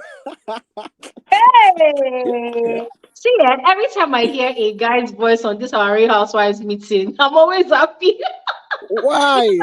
Very interested in knowing what the male folks think about the women, and how they carry themselves, especially Dr. Romel. So I'm glad you're here. You're welcome. But Glory, how do you not take this show personally? Because it's getting on my nerves. How do My you not dear, take it? see, I I try. want I to have try not to take it IBP. personally. I try. I want And to have IBP. thank God you started with Dr. Romel, yeah. Because that guy, see, yesterday, as he was, I literally had goosebumps. As he was lying, I was shouting, and my phone fell down. And I told myself, if this phone broke, I would drag the shit out of him on social media. Because you cannot be lying and to affect me in my house. Why? And when they lie there, they get muscle. As in, see, Dr. Ramal deserves a first class degree from the Faculty of Deceit and Manipulation, from the Hi, Department of Lies and Fabrication of Stories. Come on, preach. come on. I was shouting. I'm like, I'm sure production would have been gagging like, hey, hey. how can you say Faith did not invite you? How can you say that when you got to the event, she put her head down? Faith that she stood up, she hugged you, and she was introducing Hey. you one by one. And of course, Tanya forgot. That's when she will forget. Did you see? Wait, did you see Mariam's reaction? Mariam said, "I didn't see it." Also, what you are supposed to see, you will not see. What you Yes. saw, you will say that you did not see. Oh, what is That weird, place man? gagged me. That place gagged me. Anyways, let me start with Dr. Remel here. So Dr. Romel had just one job to do. And I know that for guys that are effeminate here, it is always very rampant to assume that they are gay, even if they are not. Yeah. But because Mm, the guys that have more escalated feminine side, they can be yes, effeminate. And most yes, most likely they're always in the LGBTQ community. And yes. that community already they already have a stereotype. I love them, but they already have a stereotype that, oh, they are always gossiping, backbiting, sleeping around. Mm, So you have just one job to do: represent your community well. you He had know? just one freaking job to do. Because when I watch Young Famous Africa, I loved Swanky. When I watched Dubai Blink, I loved Ibrahim. Those people gave us Mm, drama without gossiping, without mm. lying, without backbiting. Like Ibrahim literally went into Zaina's office and said, "I want to buy your office." I'm like, Oh, what is go, it? bro, go. Like that is drama. You know what I'm saying? No, I loved Ibrahim. His drama That was direct. He's that coming to that kill you is that directly. is drama. Why do you have to go and say rubbish just because you want to be relevant? Like why? You can be the drama without lying, without Mm, cursing. Like it was just irritating. It was very irritating to watch. Very, and seriously, I salute Faith because it could never have been Toyin. Toyin will hmm. beat. It could never have been Bro, Iyabo. see, All for of me, them will babe, beat the shit do you out know of what him. it takes? Do you know what it As takes in, to sit down and someone is down. literally shredding your image Urging and you're you. just, oh, no, no, no, no, whatever Faith is selling, I want to buy because I'm I have telling self you. control, but to see that level, it's very elevated. That is Very, serious very, self control. very, very Because number elevated. one, She this your deserves her eyebrows, I flowers. will position it properly for you. Hey, hey, nah, those Those were those crazy lies were lies. terrible. Very, very Hmm. terrible. Very, even the obvious one. And because we could see the obvious ones, like the invite one, the ones where Yeah, he said he was not introduced. We cannot even believe the ones we don't know about. We cannot believe all those other ones because you've already told so much lies that we cannot believe anything that comes out of your mouth. So even if Faith exactly. actually said it, nobody can believe you because you're a terrible liar. Hmm. Nobody can. Then I want to talk about Laura.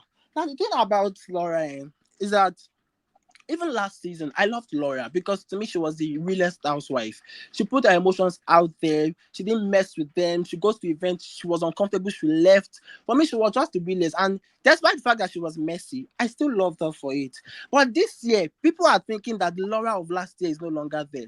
Girl, stop playing. Laura is still there. Laura is still they think that because, and this is the thing, yeah. Number one, she's more conscious of the fact that her family are watching, her sisters are watching, her in-laws are watching. Then she wants to start a business. She needs support. She needs people to Mm-hmm. follow her. She needs people to buy her brand, Laura's Beauty. So she was just being from that beginning, because it's an insult for me to invite somebody to a group and you had the audacity to step on that train. It's not just an It's insult to rude. my friend, it's an insult to me. So from that Mm-hmm. moment, I knew Laura was upset, but she was just that it's the beginning of a new year.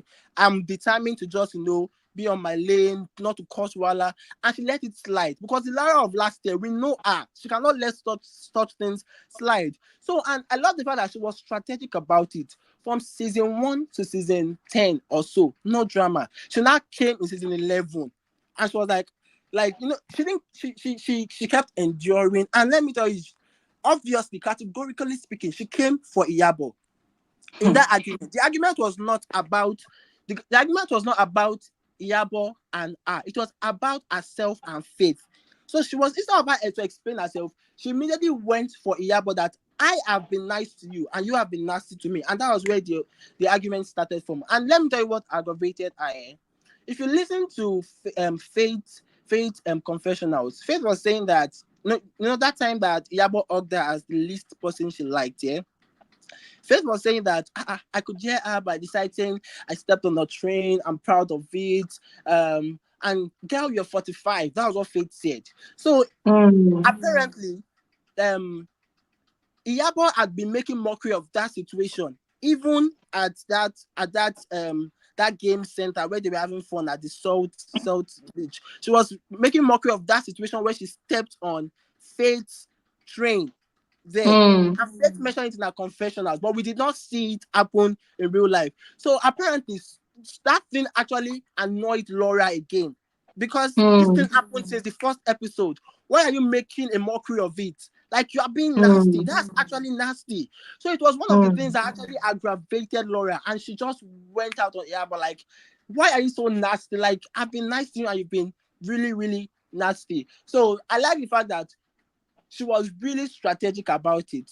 It was a Mm. perfect timing. People have been waiting for her to burst, to put Iyabo in her place. And she left her from that episode 1 to episode 10, and she attacked her in episode 11, even enter episode 12. And that, in fact, that was my favorite episode. Episode 11 and 12. Come on, I loved And how those many episodes. times do you even apologize to someone that's just been Exactly. nasty to you unnecessarily? Like 5 times. Who Are you are paying my you? rent? Who are you exactly? Times. And I Oh love the God. fact that Laura said, we're all equal. You are nobody. We're all equal. You cannot deal. You are too old to be here. Go. I don't know, because I know Yoruba, we like this age thing. Once you're older than someone, there's this sense of entitlement. It's always there. Yoruba people, they have it. So, and I don't know why, like, in this age and time, come on, Iyabo, like, with the caliber of people you move with, you should know that there are people that you are older than, but they're even more important than you. But you still respect them. So why you entitled? And if you want respect, you have to give respect to get it. So I love the fact that Laura was really strategic about her outburst. It came at a time when people had been fed up of Iyabo, and it was, so people didn't see it like, as Laura being the drama. It was like Laura standing up for Mm. herself, and I really really love that she was really strategic about it. Mariam, Mariam continues to disappoint me. Like, Mm. she continues to be a disappointment. Like, what are you so desperate for? And she was very, very ignorant to have still stayed at that Salt Beach, because immediately they got there. What's her name? Chioma said it that I wasn't expecting to see you, so I didn't know you were coming. She let it go. When she was apologizing to her again, she said it that I didn't invite you, and Miriam was still saying I'm here already, so I'm going to slay that bitch. And Chioma was like, enjoy now, I let you stay. That was so disrespectful. If I read one, I would leave at that time, and they would beg me to come back. Like, it was so disrespectful. Obviously, you are not wanted. Ayomide. See, Mariam does not even know how to create proper drama. Number As one, you in, always brag that your husband is wealthy. See, she if they would say pay they for did her not own get you room. a room, my dear, pay for that room. Room. Like, those Pay people, for the they don't room. know how to give drama. Like, you will Oh pay, you my will show God. them that, hello, I have the money and I have more. Then we will now know Did you that get yes, we are talking. Like pay it for was that really room? stupid for her to stay in the first place, and the fact that we all can see it. Faith can see the fact that she's desperate. She just wants to be in the clique, and these people don't even like her. Laura can see it that these people don't like her. She's just pushing herself. Why can't Miriam see it? I'm confused. Like it's Hmm. obvious. These people don't like you. They're just tolerating your bullshit. They don't like you. And the fact that the only person that likes you, you are being so adamant. Yes, they were both wrong. That is Miriam and Toyin. But look at that phone call conversation when Chioma called Tiana or Tiana called Chioma. Look at Miriam's faces. So annoying. You are a mother of one, for crying out loud. Look at where she was giving faces during that phone call. Like Yeah, if she was really your friend, try to be sensitive. She's going through a surgery. exactly. Try to be sensitive. And this was the same thing that happened in episode 1.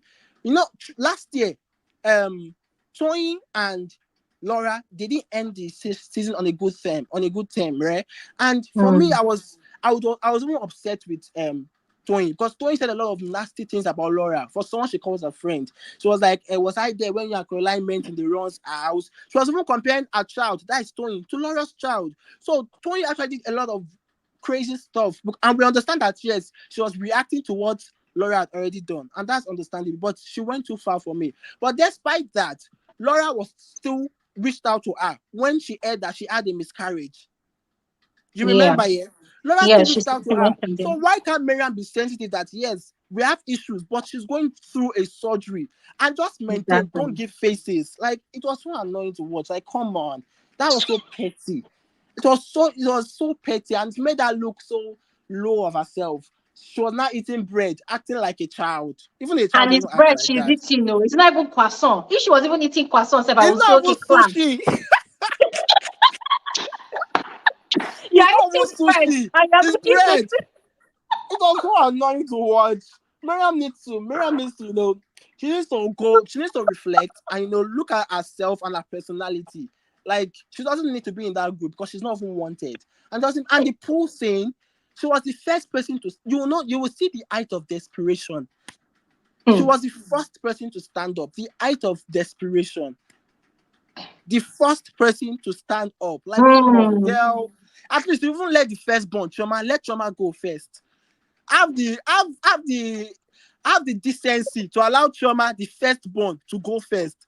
Then let Tanya go second. Have the decency. But no, she stood up with her pancreas self. She always allows us to body shame her, and I don't like it. But I don't like body shaming people. But she always puts us in that position. She always puts us in that position. I don't like it. Miriam, please. In Vago's voice, Miriam needs to rest. You know how Vago says it. Miriam needs to rest. No, Mario. No, but But she's very funny, to be honest. Sometimes very, it's just very funny. ridiculously funny. Very, very annoying. Very, very annoying. You're obviously not wanted. They Yeah. didn't, they didn't invite you. Obviously, you knew it was not lawyers. You knew. And guess what? Why didn't Iyabo invite her? Why did Tanya invite her? Why was it Laura that invited her? Did you notice that when they left the pool, they left her in that pool? They, She was the they last don't they person don't there. care about her. Oh Like God. she just the force herself. They don't care about her. Then Tanya. Oh God. I'm tired of seeing Tanya on my screen. I'm telling you. Remember when Iyabo said beauty without brain? That was Tanya, not Hmm. Faith. That was Tanya and not Faith. Like, like what's her business with Laura's ears? That place threw me off because she cannot even say it to Laura's face. Look at the way she Hmm. just changed. She changed posture, changed face. When Laura got closer, and before she got closer, you already shading her shoe. Hmm. Tanya is a real puppet. When someone says puppet, that is who she is. And like we say, no backbone, no spine, nothing. She's just there. Maybe before she even started talking, we would just. I enjoyed looking at her pretty face because I think she's very, very pretty. And that's why it pisses me Hmm. more that someone this pretty has no personality. Someone this pretty has no voice, has no stance, has nothing. And you are following somebody like, come on. Have you, Amota's family is not, they're not like, I can say that Tanya is the richest in that circle because the family she comes from are very, very wealthy people. I'm telling you. So there is nothing. Google's Omotoya's family. There is nothing she wants from these people. Like there is nothing she wants that she does not have from this. So I don't just understand why she's just what she wants from Iyabo. I don't understand. I really do not understand. I was going to talk about this bullying issue. Like, how does Chioma sees a bully? Like from the initial stance, if Tanya was not a ass licker, Tanya would be a victim of bullying. In fact, she was a victim of bullying. How do you tell someone you look like a mixed race bitch? Do you know how insulting that Do is? you get? Yeah. On the first meeting, On the first official meeting, and meeting. you told her you look like a mixed race bitch, and I'm like, and guess what? Chioma saw it as something normal. Chioma didn't have an issue with it. You invited somebody, and Iyabo is telling that person that she looks like a mixed race bitch. I'm like, girl, that's wrong. And it's the And person you brought to. if not that Tanya is a ass licker, Tanya will be a victim of a bully as well. But because Tanya, she has licked Iyabo's ass, she's in the clique, so she's one of the favorites of Iyabo. But it doesn't make sense. On the first meeting, you call someone, and even Tanya didn't have an issue with it. No, according to her. But then she was still nagging to her manager. So I don't even understand this. She said you don't have an issue with it. Why did you talk about it to your manager? I think that was the third episode. Someone call you a mixed race bitch, and you feel like it's okay. And for Chioma, you think that asking someone their age on the first meeting is not. Do you know that how old is Tiana's first child? Tiana's first child is close to 20. That is Toyin's first child, which is Tiana herself. Yeah, I Can don't know Chioma her age, but she's grown. Yes, she's really big. Can Chioma dare ask Tiana that type of question? Chioma can never try it. Or even on the first meeting. Can she dare ask Tiana, how old are you? Because you have a child that is tall and is around 18, 20. Can you? She cannot try it. She cannot. But you see someone that you see you're so intimidated. I decided to ask her about her age, and it wasn't coming from a good place, and it was obvious. It was obvious. It wasn't coming from a good place because you have an 11-year-old child. I'm just curious, like. Since you are well traveled, go to Paris and just ask someone how old are you? Someone you're meeting for the first time. I'll go to London and do that rubbish. Those people that they sue people, they can say that they can tell you now that you emotionally hurt me. I'm suing you for emotional attack. They can sue you for anything. Go and try it with people there, but it's okay. Very, very annoying to watch. And then lastly, this crown issue. I'm tired. Please, who is the person that is giving the crown? Chioma needs to rest. She needs to No, we need to understand that. ask production. No, What is the this relay crown? race. There's always the trophy at the end. So maybe production said, let's see who is more dramatic. There's a crown at the end of this show. So maybe they are fighting for this crown. Everyone needs to understand that even if there was a crown, it's not ours. It was never ours to claim. In season 1 and in season 2, she does not deserve it. Even if there was a crown, it can never be ours. Someone that she's saying that violent people should leave. She also has to leave because she was violent towards Caroline. In an attempt to get to Caroline, she pushed Iyabo. Iyabo fell on Caroline. Was that not an act of violence? She needs to leave the group as well. It's the hypocrisy for me. That's what is vexing me. It's the hypocrisy. This is the second time that you will get hurt because of Iyabo. But there is nothing in your brain, resetting your brain, telling you that this person is dangerous. You are okay with it. But you cannot forgive Toyin that did not even attack you. Toyin that attempted to attack you. You cannot forgive Toyin. But that other one, Iyabo that attacked you twice now, you're okay with that. Like, it's the hypocrisy for me. It's the God. Chioma, and she wants a crown. Which crown? We, the viewers, get to decide who wears that crown. And guess what, bitch? It's not you. Take a back seat. It can never be you. Which crown? There's not to buy tiara. She's not to buy tiara. Let that tiara be a crown for most of the market. So she already has a crown. What's her problem? Hey, God. Chioma is annoying me. Anytime I hear crown or queen, I'm like, girl, bye. Who gave you? God. Oh, I Who, am it's better. who gave you crown? Like, it's very, very annoying. These ladies, and I try not to take it personal, but I'll be upset. And even you, Glory, you don't make it easier for us because you will not post your analysis on time. As when you post your analysis now, we will have something to hold on to, somewhere to vent. But you will not post analysis on time. I will not. This movie, this thing gives me a bad day. I'm telling you, these ladies, they literally give me a bad day, and I cannot just stop but watch. They give me a bad day. Like, and I mean, I'm thinking grown as adults, people that are marriageable age, people that none of them are above 30, are less than 35, above 30, and they're acting like children. Teenagers will not even act like this. Teenagers won't act like this. Like they won't. It's just annoying. I'm exhausted. I'm happy that the finale actually came. So I can rest and enjoy my days, my Fridays, especially. I can enjoy See, my Fridays. I can't let wait me for the tell you one weekend thing, though. yeah. I already see Fridays are like the most hectic day of the week for me ever I can since this Real Housewives imagine. of Lagos started. See, on Fridays I lose myself I because can I go imagine. through every single emotion that exists on the face of the earth. I go through it every Friday because I go crazy. I lose sanity. I receive sanity. I receive wisdom. As I go in, stupid.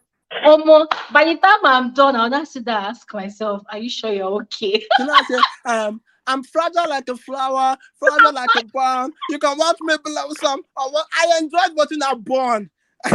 When she fell down, I was like, "Born, girl, born for us." You watch me, Girl, but fine. watch me, bro. I'm like, bitch, burn. Born. No, she's burning now. That's why she wants a crown. She's burning. This lady needs to rest. Anyways, I can't wait for the reunion. And Yeah, after watching all of these things, and if they still believe Dr. Romel over faith, then obviously they are delusional. Obviously, they just ate faith for nothing. for real, Because for even real. Toyin that is in recovery, she had to come out and tweet that, Romel, you they lie, that person they wake up. That's what Toyin said on her tweet. Oh, I saw his comment. I was just laughing. I Laughing. so he has Ah, a funny way of dragging. It was I'm funny. I was telling just you. laughing.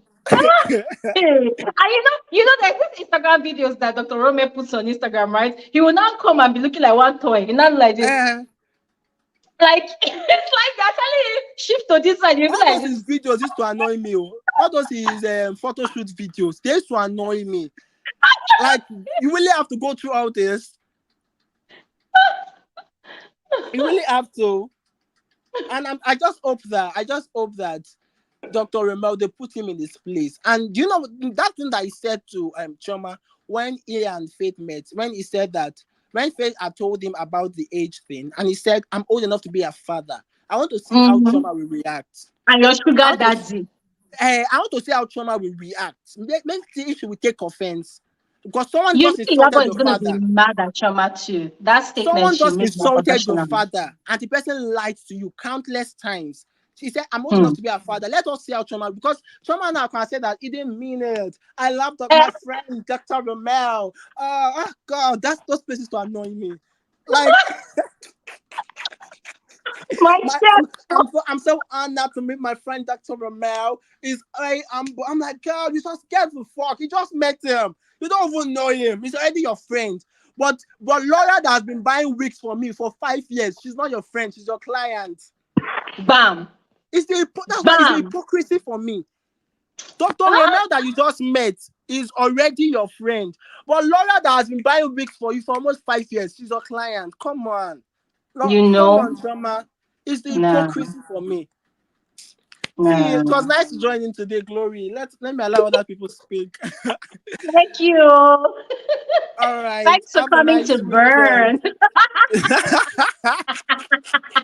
We watched you blossom and now you burned. All right. Thank you. Thank you so much for joining. Thank you so much. It's You're such a welcome. pleasure. My God. Guys, we're going to sleep on this live today. This is almost 4 hours and there are two people waiting to speak.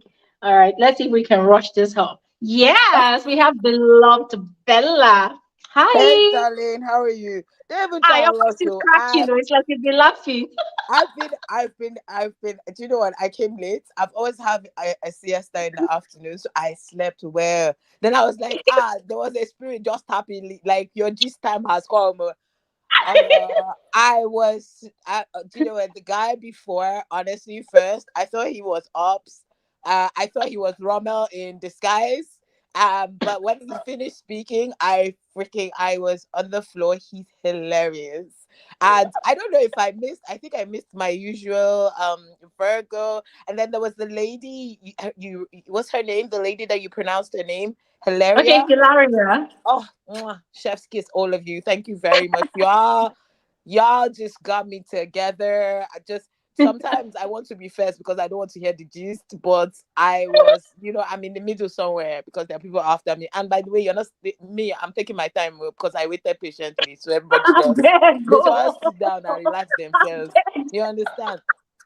Honestly, everybody just like they've been giving me life, and the commentary is mad. Everybody's just this is our last time. Well, your reunion is coming, so I'm looking forward to that Yeah. as well.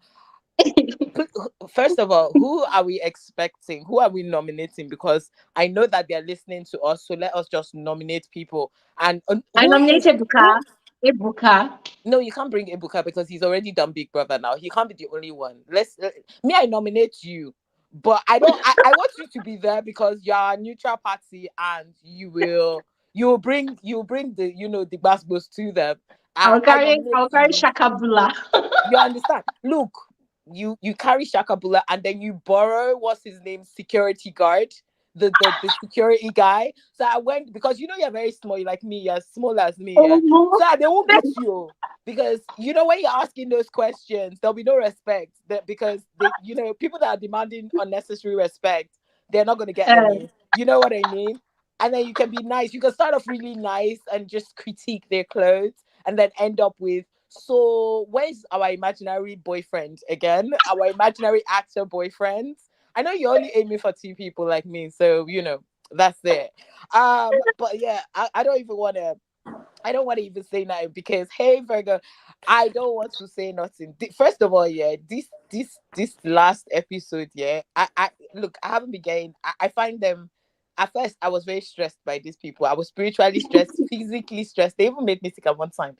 You understand? They had a lot of power over me. But now I've gained my strength. I no longer take them personally. I believe all of them are Olori Birika people who came to this platform to entertain me. You understand? They're all Olori Birika. That's it. yeah. Because that way you don't feel so you don't get so enraged by that. But this episode was I feel it was very anticlimactic for me personally. I don't know what anybody else has said because I feel like there were so many things that we still haven't the gist we still they haven't told us about it.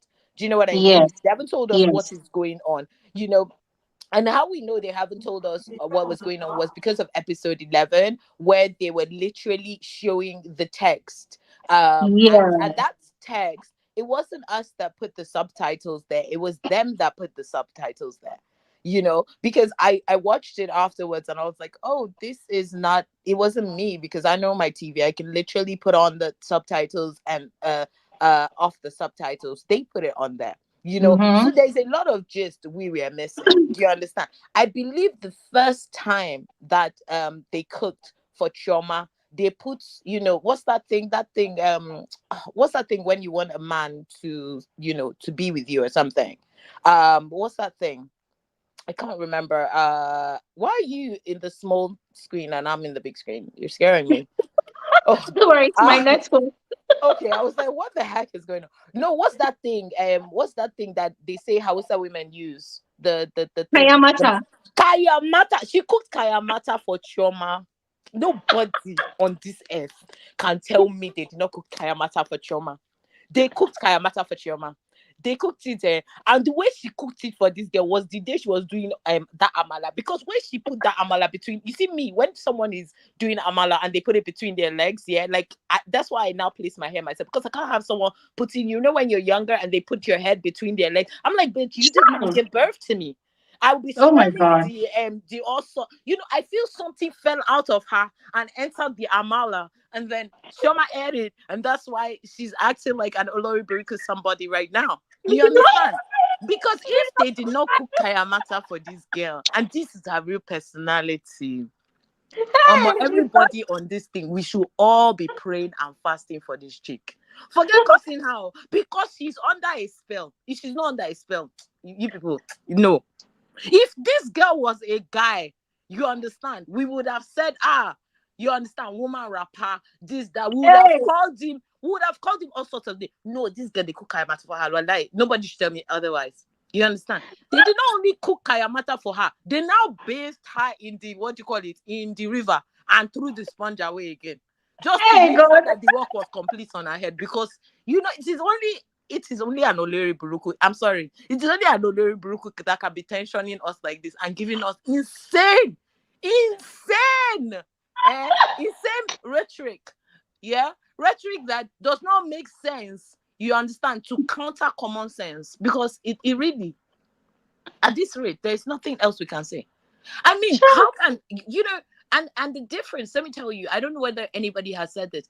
Etiquette is meant to mean, the way you behave within circumstances. You understand? Which is your dining etiquette, your behaviors etiquette, when you're meeting people, how you should act and interact culturally with them. So there's like the etiquette for when you go to Japan, because they have very specific things women can't sit like this. You have to, you have to, like in England, usually when you're saying cheers, you don't really have to look at people in the eye. You can just say cheers and drink, right? In other cultures, it's very insulting, especially I think in Asia, for you to not look at the people and say cheers. You understand? With alcohol.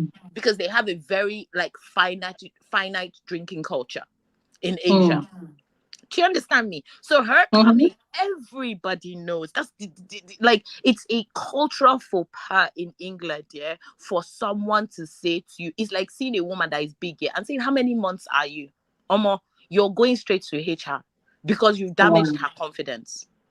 Do you understand? Because what's your business if she's pregnant? Even when you can see the belly rounding up, you will keep quiet until she tells you that she's pregnant. Nobody's asking. I can't imagine someone asking my age, because I'll be like, excuse me. Even when people, like when you're like on a dating app or anything, and someone should have asked you, how old are you? You understand? At least you guys are going to be like, you're going to be in a relationship of some sort. So it's like a relational, things that you should know about someone you're going to relate to. Do you know what I mean? But not someone that is just an acquaintance, and not even an acquaintance that you have been around, an acquaintance that has just met you. That is grounds for me just saying to you, like, we're not going to be friends, because I already know that you are a rude person. Because those are traits of rude people. You understand? People that invade your personal space, and they want information from you that literally you haven't volunteered to them. And then she's saying she has etiquette and she's well traveled and no one should insult her. Why? Girl, you ain't Jesus. Even Jesus self, they are more in what is about Jesus online. Do you understand? So who are you, girl? And then she keeps on mentioning her crowns. Girl, please, bye. Do you know what? Her crown thing, I don't even get it. I don't get her obsession. No, actually, let me go back to Chioma. Chioma, for me, I think, there's a thing that they say when you have like a lot of plastic surgery, that plastic surgery and the chemicals they put into you, this is alleged. I don't know. I read it somewhere, and I read it, I think, on a clip on Instagram. Those things that people are talking about. And they say that the chemicals make you like either more bitter or more angry or something. You understand? Or something. I don't know. But they are proving Chioma is a case study that is live and direct in our face. You understand? Chioma is not only bitter, and she's not evil. She's just bitter. Do you understand? Because I've been looking at everything here, and Chioma's personality doesn't track with the personality she actually introduced us to. It doesn't track. You understand? She seems Mm-hmm. like her insecurities were right from time. It wasn't, this is not a new thing. She was always insecure. That's why she has to always be with the most popular person. And I've said this before. So it's not a problem that she is not what do you call it? She's just showing us her insecurity. If you have that much surgery, you have to be insecure. You understand? And last week I said that it seems like she wanted to be a Kika. You understand? Because look, Mm. let me tell you, for example. So I went to Kika's thing and her thing. Yeah, she her last Instagram post about where she was. She was in Dubai with Kika. And the Mm. thing is, this is what she did. Yeah, this is your best friend that we know is your best friend. Yeah, this girl addressed her own best friend to her own party, to Kika's own party. How do you like? My sister cannot even try that because she knows me. But I always come correct, to be fair to myself. Yeah, I can't imagine my friends coming and then deliberately. You understand? And for some reason, Kika she looks as if she's going through something, but God will help her through it. No offense, because she's not on she's not on this thing, yeah. But I just wanted to mention it. Like, how evil must you be that you didn't even tell your friend, like, look, okay. You know, Kika was dressing off. She was dressing off plan. You understand? Kika usually she brings everything to the show. You understand? So I'm like, bro, your friend is dressing off plan and you're coming and you're even making sure that, please maintain this, your ugly dressing, so that me, I can shine more. You understand? Because if you see everybody there, yeah, they were looking as if they brought their A game to this match. You understand? This was a match. Yeah. It wasn't even a match. It was a battlefield because these girls annihilated Kika for her own birthday. And Kika was served, like, as she came and she was dancing, I just felt like, oh, you don't know that these are ops. These are all enemies of progress around you. Because they can't tell you that this jeans you're wearing, it makes you look like Palato Washoko. You can't be dressing like this on this day. You understand? This is not right for you, my daughter. You understand? That is what a good friend will do. If Kika, our own friends, doesn't get honesty from her, how will someone that she met on the show get honesty from her? Please tell me. It's impossible. Because the girl, you see, you people are forgetting this girl. She has been. You guys are saying she has money. She has money. We don't know if she has money. We just assume she has money. You understand? Because if not, then we'll be asking other questions like, so which how. Anyway, last week I really went in on her, so I want to be civilized this day today because I'm a gentle human being and nobody's going to catch me off color. Girl, you're tearing me up. This girl, yeah, the source of her income, they haven't yet told us. So because if it's hair, I've told you we should do hair branding. Because this chick, the money she's getting, it doesn't track. You understand? We all know how much hair costs and everything, and it's not every day women buy hair. Even that's the fact of the matter. Aside from which, the working bill, it just reeks of her insecurity, and also it reeks that she. That person that wants to come into your space and become you. You understand? She's Yeah. been dying to become the queen bee. You understand? But she can't do it, like, she can't do a straight up fight with the person that she assumes is the queen bee. So she has to gather other people to fight for her so that when the fight is over, she will come because all of them will be dead by that time. You understand? She will just come and say, because the other, the townspeople wants me to take over. I begrudgingly take over. Not because I want to, because you people will not have a leader without me. So, because everybody else is dead. That's what she's doing. That is like literally it. Because it doesn't make sense. Chioma is like, I don't know, she's following my hand every day. And like let me tell you, Rommel's lies. Rommel's lies, yeah. I've never been frightened. At this my big old age, I was You were scared. I was frightened. No, scared is when you are like in a situation. No, I was frightened. As in live and direct, as the lies were coming out here, I was frightened. I was petrified because I'm like, so human beings like this exist on this earth. I never met someone that has lied unprovoked before. But lie, unprovoked lies. No. Do you know what? The irony was when this guy was telling these lies, I was having a similar issue. Not a similar issue. I had something come up that someone said something and it was it's literally defamation. You understand? And I read it and I'm like, what? You understand? So I was very upset. So by the time I watched this thing, it was like seeing the live screen of what was occurring parallel in my reality. And it Yeah. was mad because it literally, I don't even know what I'm confused. See, you can hear me just stammering because I was petrified. I literally, at this our big old age, yeah, nobody lies unless there are like a few circumstances you lie. Like you lie if you want to be polite, you lie Mm-hmm. if you want to, protect someone, you lie if you have no alternative, you lie, not no alternative, I should say when it affects your money. You understand? Or when it Mm-hmm. affects your image. Do you understand? But for you to just lie, eh? And not small, not lies that is like, oh, he might have felt nervous. He might have felt scared. He might have been under, he might be under a lot of stress. Oh, it's affecting his money. This guy was just lying. Just lying. Just like you just open the brain of a child and the imaginations and imaginations of a child just starts to filter out and play in real life. This guy was lying, boom, boom, boom, like heartbeat lying. If thunder was striking someone, my God, this is where you start calling someone to swear with Ogun because the guy lied. Big lies, lies, Yoruba people say bangba lies. You call God bangba and what do you call it? The way you're saying he's big or something, there's a song that he's big, he's Agidingba lies. Agidingba lies. My sister Agidingba lies. I fear this man. Woo, Bella, my chest. do you know what scared me the most, right, about Oh, Dr. Rommel's lies?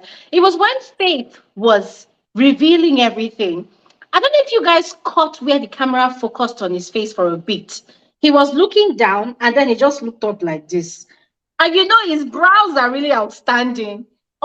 That was the part that really scared me. The way he just looked up, and the look was like, I'm coming for you. I will the, destroy you. the, Omo, my heart was doing big because game. it was malicious.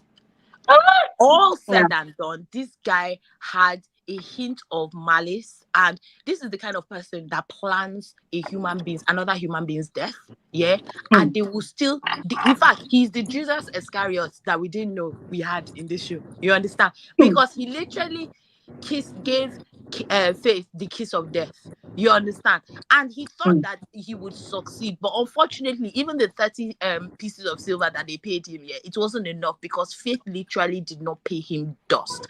You know the irony, yeah? I don't know whether anyone else saw this, but this gentleman, I will call him a gentleman because when I call him a puppet or a muppet, it really affects me because I feel I'm better than that. You understand? And when I come up with a suitable name for him, I will insult him properly. But this particular situation, I feel like he'll give me cause in when we get to reunion, when they start defending his stupidity. That's when I'll find a word for him. But did anybody else see that it went from him saying that Faith wanted Paulo to Faith wanting someone like Paulo, which is Yeah. a very distinct thing. I don't understand how distinct these two things. First of all, what you said, the original statement, the context of the original statement stated that this lady literally wanted to snatch Paulo. You Mm-hmm. understand? Take Paulo Mm-hmm. away from what do you call it? From Iyabo. The second context means that she believes that Iyabo could introduce her to someone similar to Paulo. I'm Word. sorry. Did anybody else catch that? And then he even lied about what he said about the ladies, but everybody knew that from the season. God bless Chef's kiss. In fact, God will bless that gentleman that did this editing this season. No, this particular Now the episode. guy came prepared. You understand? Every basbos that was occurring, that every agidingba lie that was coming, Father, you're still agidingba, so no. But you know what I mean? The grandiose lies, the grandiose lies that this guy was lying, they were giving him back to back. You understand? Bumper to bumper. You understand? This one now bumper to bumper, not bumper to fender, bumper to bumper. You understand? Crazy. As he backed up, they backed it up for him. He, He paid me for him. But you know what? I'm not even surprised, because at the end of the day, the desperation he had been reeking of desperation from the first moment we met him. Yeah.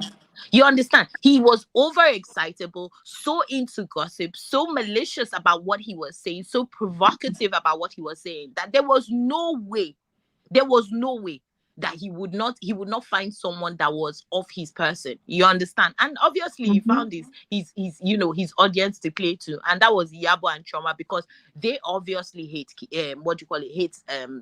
Faith. Same. And I do understand why they hate her. Well, I do understand why they hate her.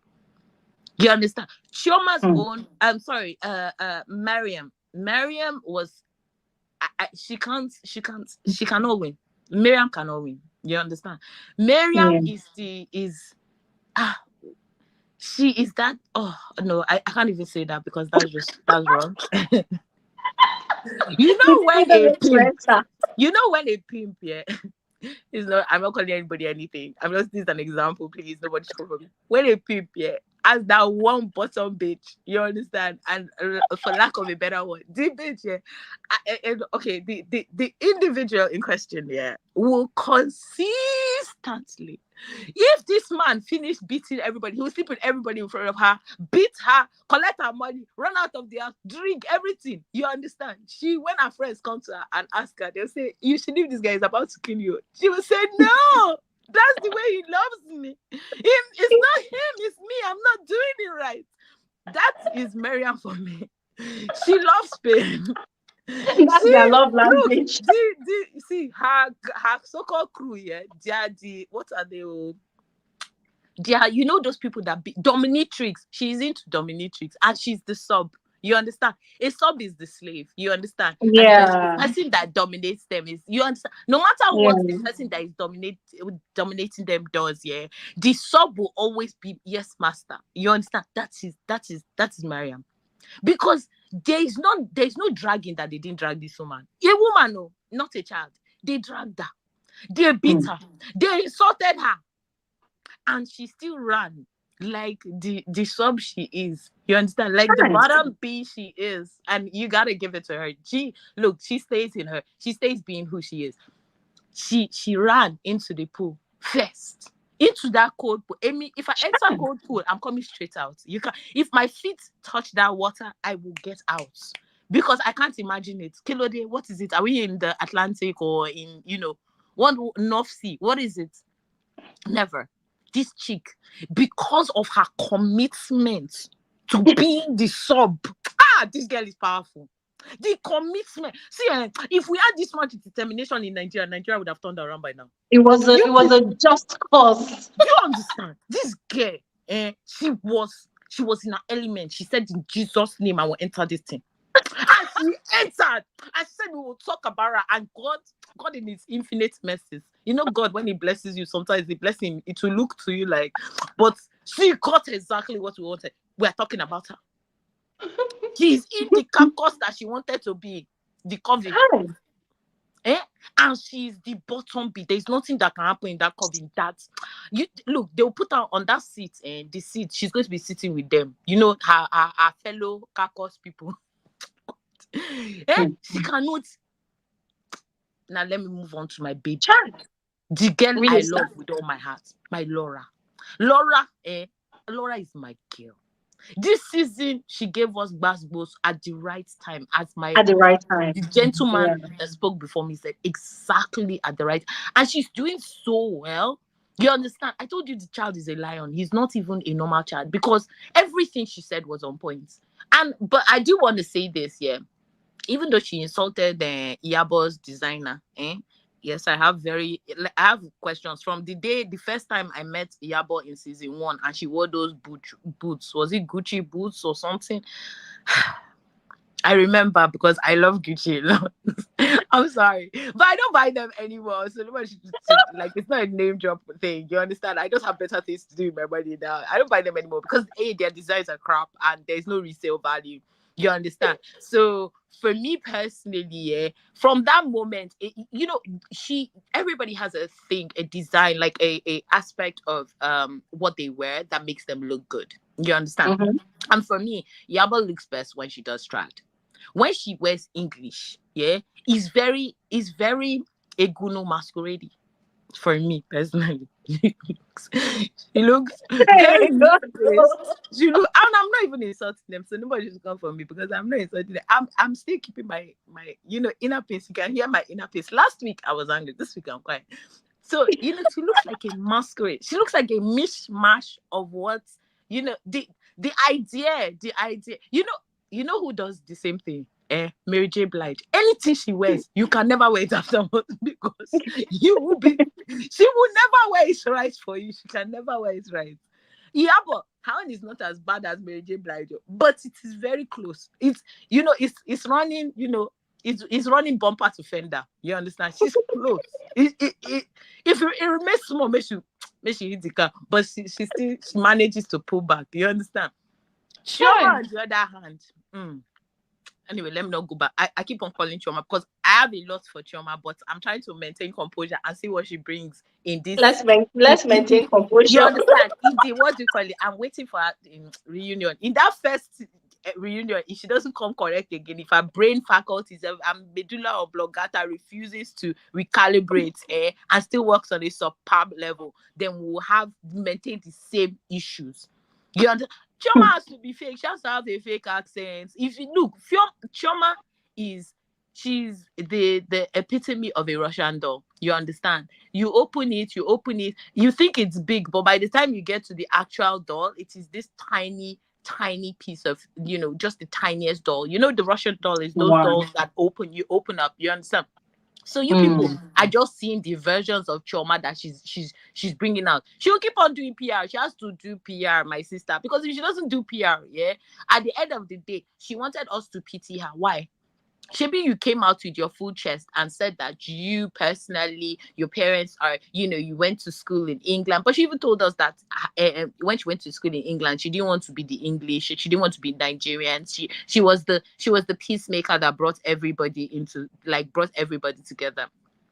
Anyway, nobody can.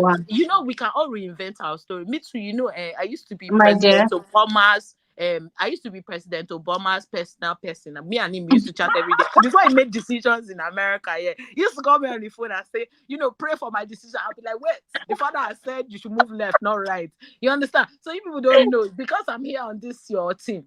Anyway, that girl, the reinvention that she's reinvented herself is because this is the person she truly wanted to be, but she's just showing us her Russian doll image. You understand? And that's why she will always maintain her fakeness. There is nothing else. She has nothing for us. She's just a hollow human being. Just hollow, nothing inside. Before, the image she gave us was this idea that she is, she's a pristine, she's a good person, she's kind, she's gentle, she is not. See, the real image of her, we haven't even seen the full scale image. This is just, you understand, introductory course. We are just doing introduction to Chioma.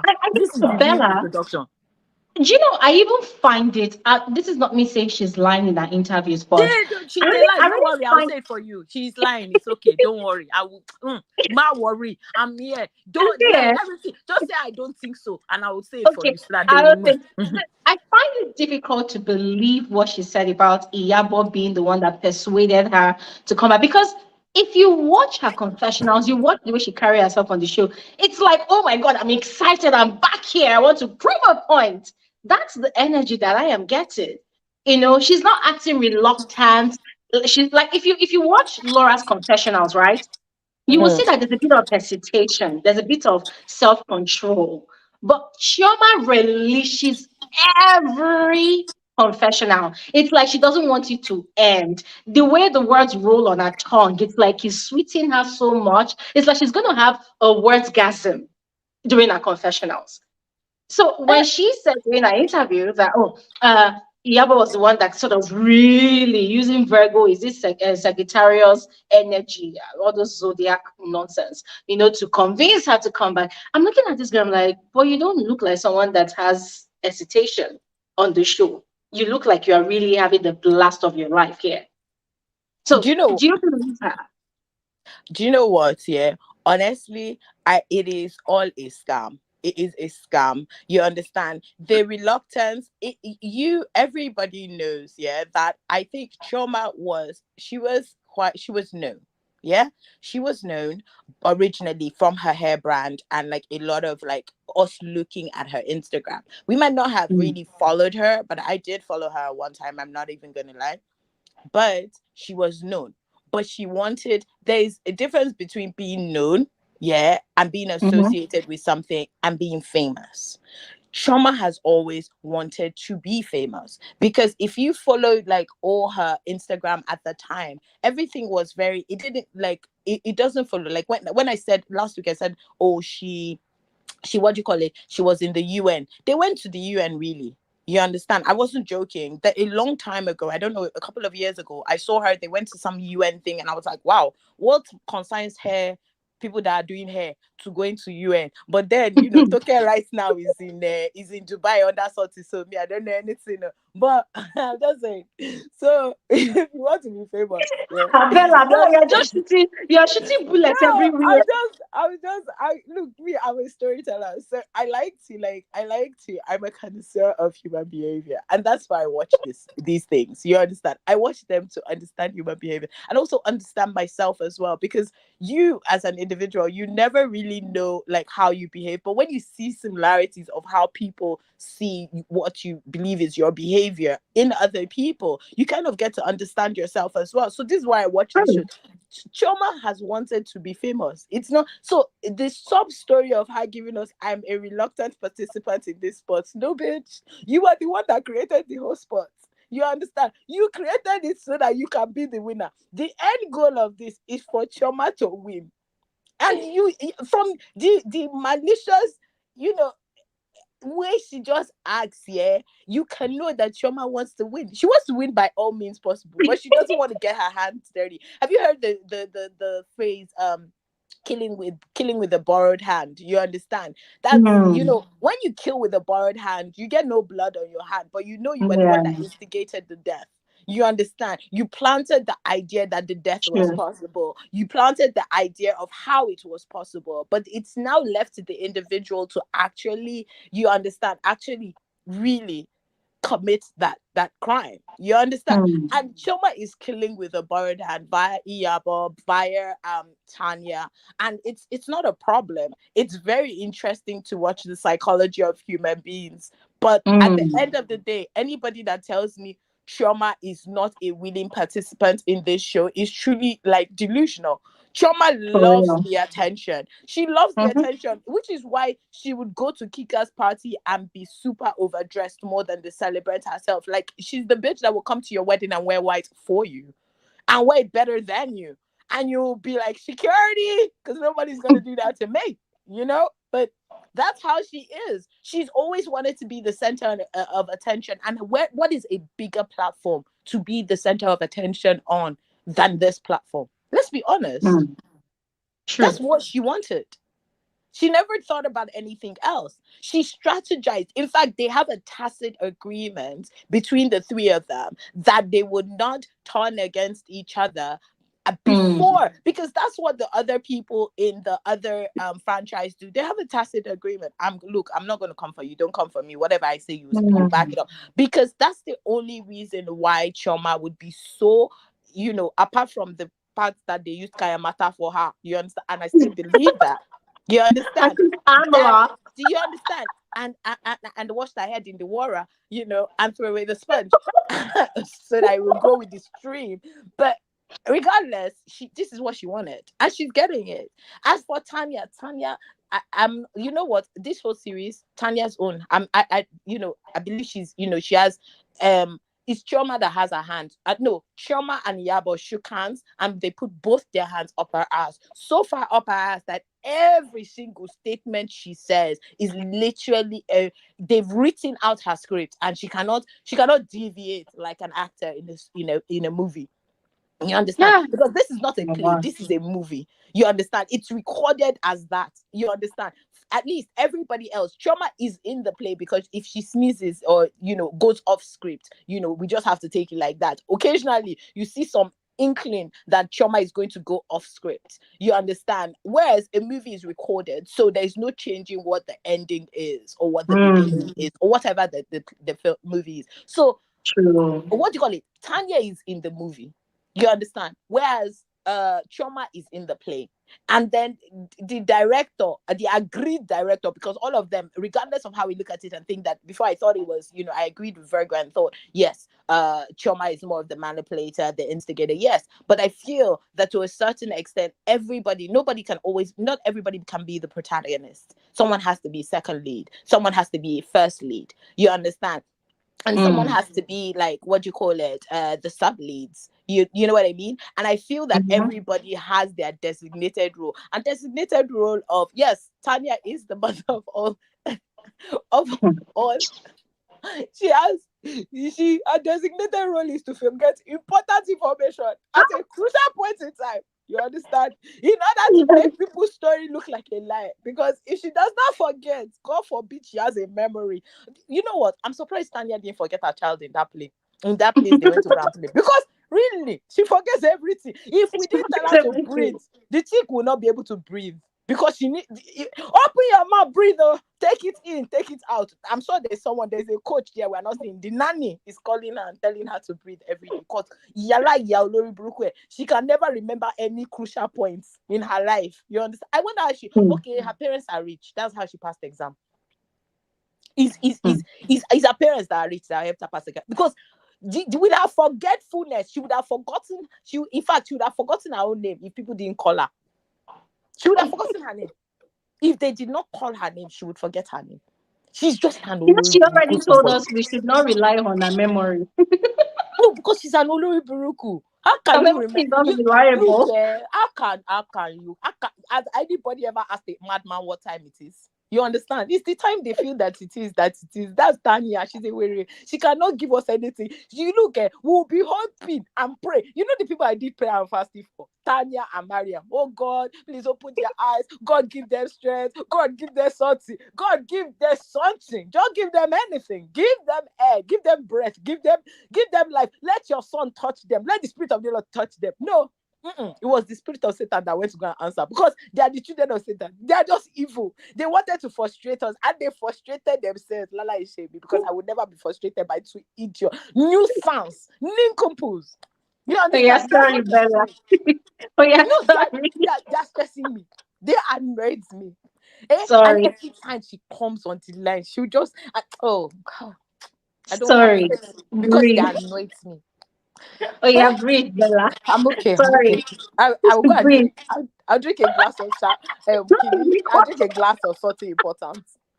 You, you know they're Ah, lucky. They're thank lucky we're you. not allowed to go to the movie, to the stage, to the reunion to go and watch, because I'm sure I'll be the one attacking them just It for would the have been strength. so nice though.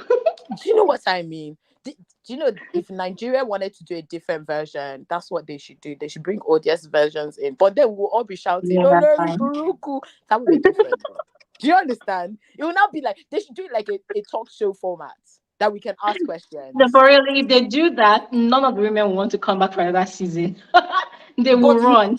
but we don't want them. We want a swap. We want them to exchange Tanya for the chick. I don't know whether you saw on your Instagram. There's this lady. She's not married and she's against marriage, but she's so well dressed. You understand? She's Hmm.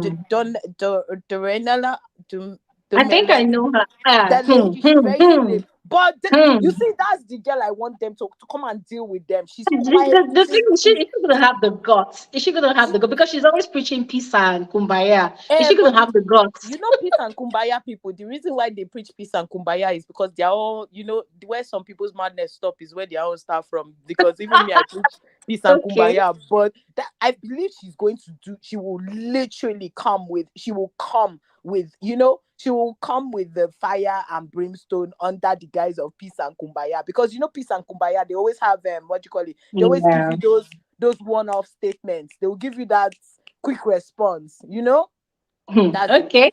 Anyway, All right. I've taken enough Thank you time. so I much, feel Bella. satisfied. I feel satisfied. May God catch Romel. That's why he didn't grow, because God knew he was going to be a little bush baby. That was my name for him, bush Gonna have baby, for the mercy. rest of his life. God knew it. That's why he didn't grow as a human being. My baby Faith. Sorry, let me just say one thing about my Faith. Did you see how Faith was just looking like?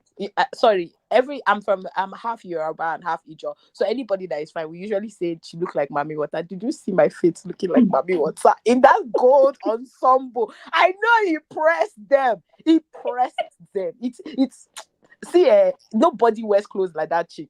Nobody. The girl look like Mami Water. If I was not already married and I wasn't with my husband and I wasn't straight, that would be the woman. Child. I'll be chasing her. I'll be spending my money on her. She's so fine. And that the composure of that girl. And they say she's 30. It's insane. If I had that kind of composure, yeah, I would literally bottle it up and sell it. You understand? Some people will be using kayamata, some people will be using composure to fight. See the difference. The difference is clear. It's my sister, I All beg, right, please let me so go and drink and chill. Thank you very much. thank you, I did Bella. not say Chioma's accent was fake, Virgo. I meant like in a way of her being fake. Her accent is actually real, so nobody should quote me that is fake. Sorry, I was Okay. ad-libbing, as they say. Enjoy. Ciao, Ah, bello. Bye. thank you. Thank you so much. Hey God, you guys are cheering me up today. Okay. I think we have Abby here, and then we have Virgo, and then we have Gigi. Hi, Abby. Hi, Gloria. Can you hear me? Yeah, I can hear you. So sorry for the long wait. Oh You're my God, welcome. it's okay. I'm going to try to be fast because I need to go to sleep. I'm working tonight. Oh God. Okay. All right. Please carry on. I'm not going to ask you any questions, but just give us pointers to your own opinion. Okay. Okay, so firstly, I think they ended the show where it's supposed to end, right? Yeah, I agree. The season, episode 12. That was like Mm, the best ending. There was nothing else to be said. Everything that needed to yes. be said was said last Yes. night. I was so Yes. happy. I was watching this show. I was like, I have a friend, and that she said that she always say, I don't like beaches. I don't like beaches. I don't like. Now I understand why she doesn't like women. She cannot stand women. The way we are friends because she's older than me, and she's more like she's more like a elder sister, right? But Mm-hmm. women her age, she's such a loner because she doesn't like women. Now I understand because I'm looking at all these women. I'm like, wow, like literally, they are crazy people walking among us, just in fancy clothes. And there's this saying, no be only mad, no be the only person with the waka for. What is the saying? I can't. Sorry, my pigeon is just somehow. Like it's not only normal people that walk on the road. No, it's not. It's not be the only person with a craze. Also, I Um, can't. I don't understand if it's like not the only can person you with just a in craze English? for road. Like there are still people that are normal, that are crazy. Like you think they are normal, but literally Oh, because of their dressed well and stuff like that, you will not know that they are mad underneath those fancy clothes. And I'm just like, what the hell? Like, this is so ghetto. Like, you guys are fight, and I feel like they fight about the tiniest thing that can be resolved by just having a conversation, a proper sit down conversation among themselves. yeah. Like, yeah. Oh, good. Coco Jones said it. Not the only person where the craze they waka for road. Yeah, that's what I'm trying to say. Because I just feel like majority of them are mad. They are mad. Like, what is this?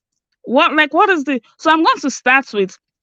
I feel like the way Iyabo is acting, it's the fault of all the women except what's her name, Faith, because she's Okay. the newcomer, and Tanya she's among them. Um, except for Faith.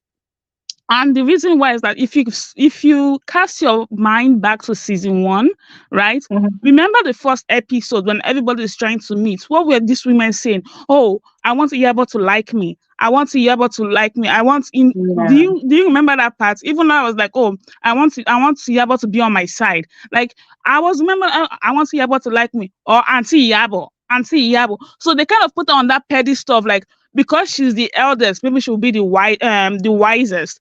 But no, so they put her on that pedestal. So she came and said, oh, yeah, I'm the queen mother, right?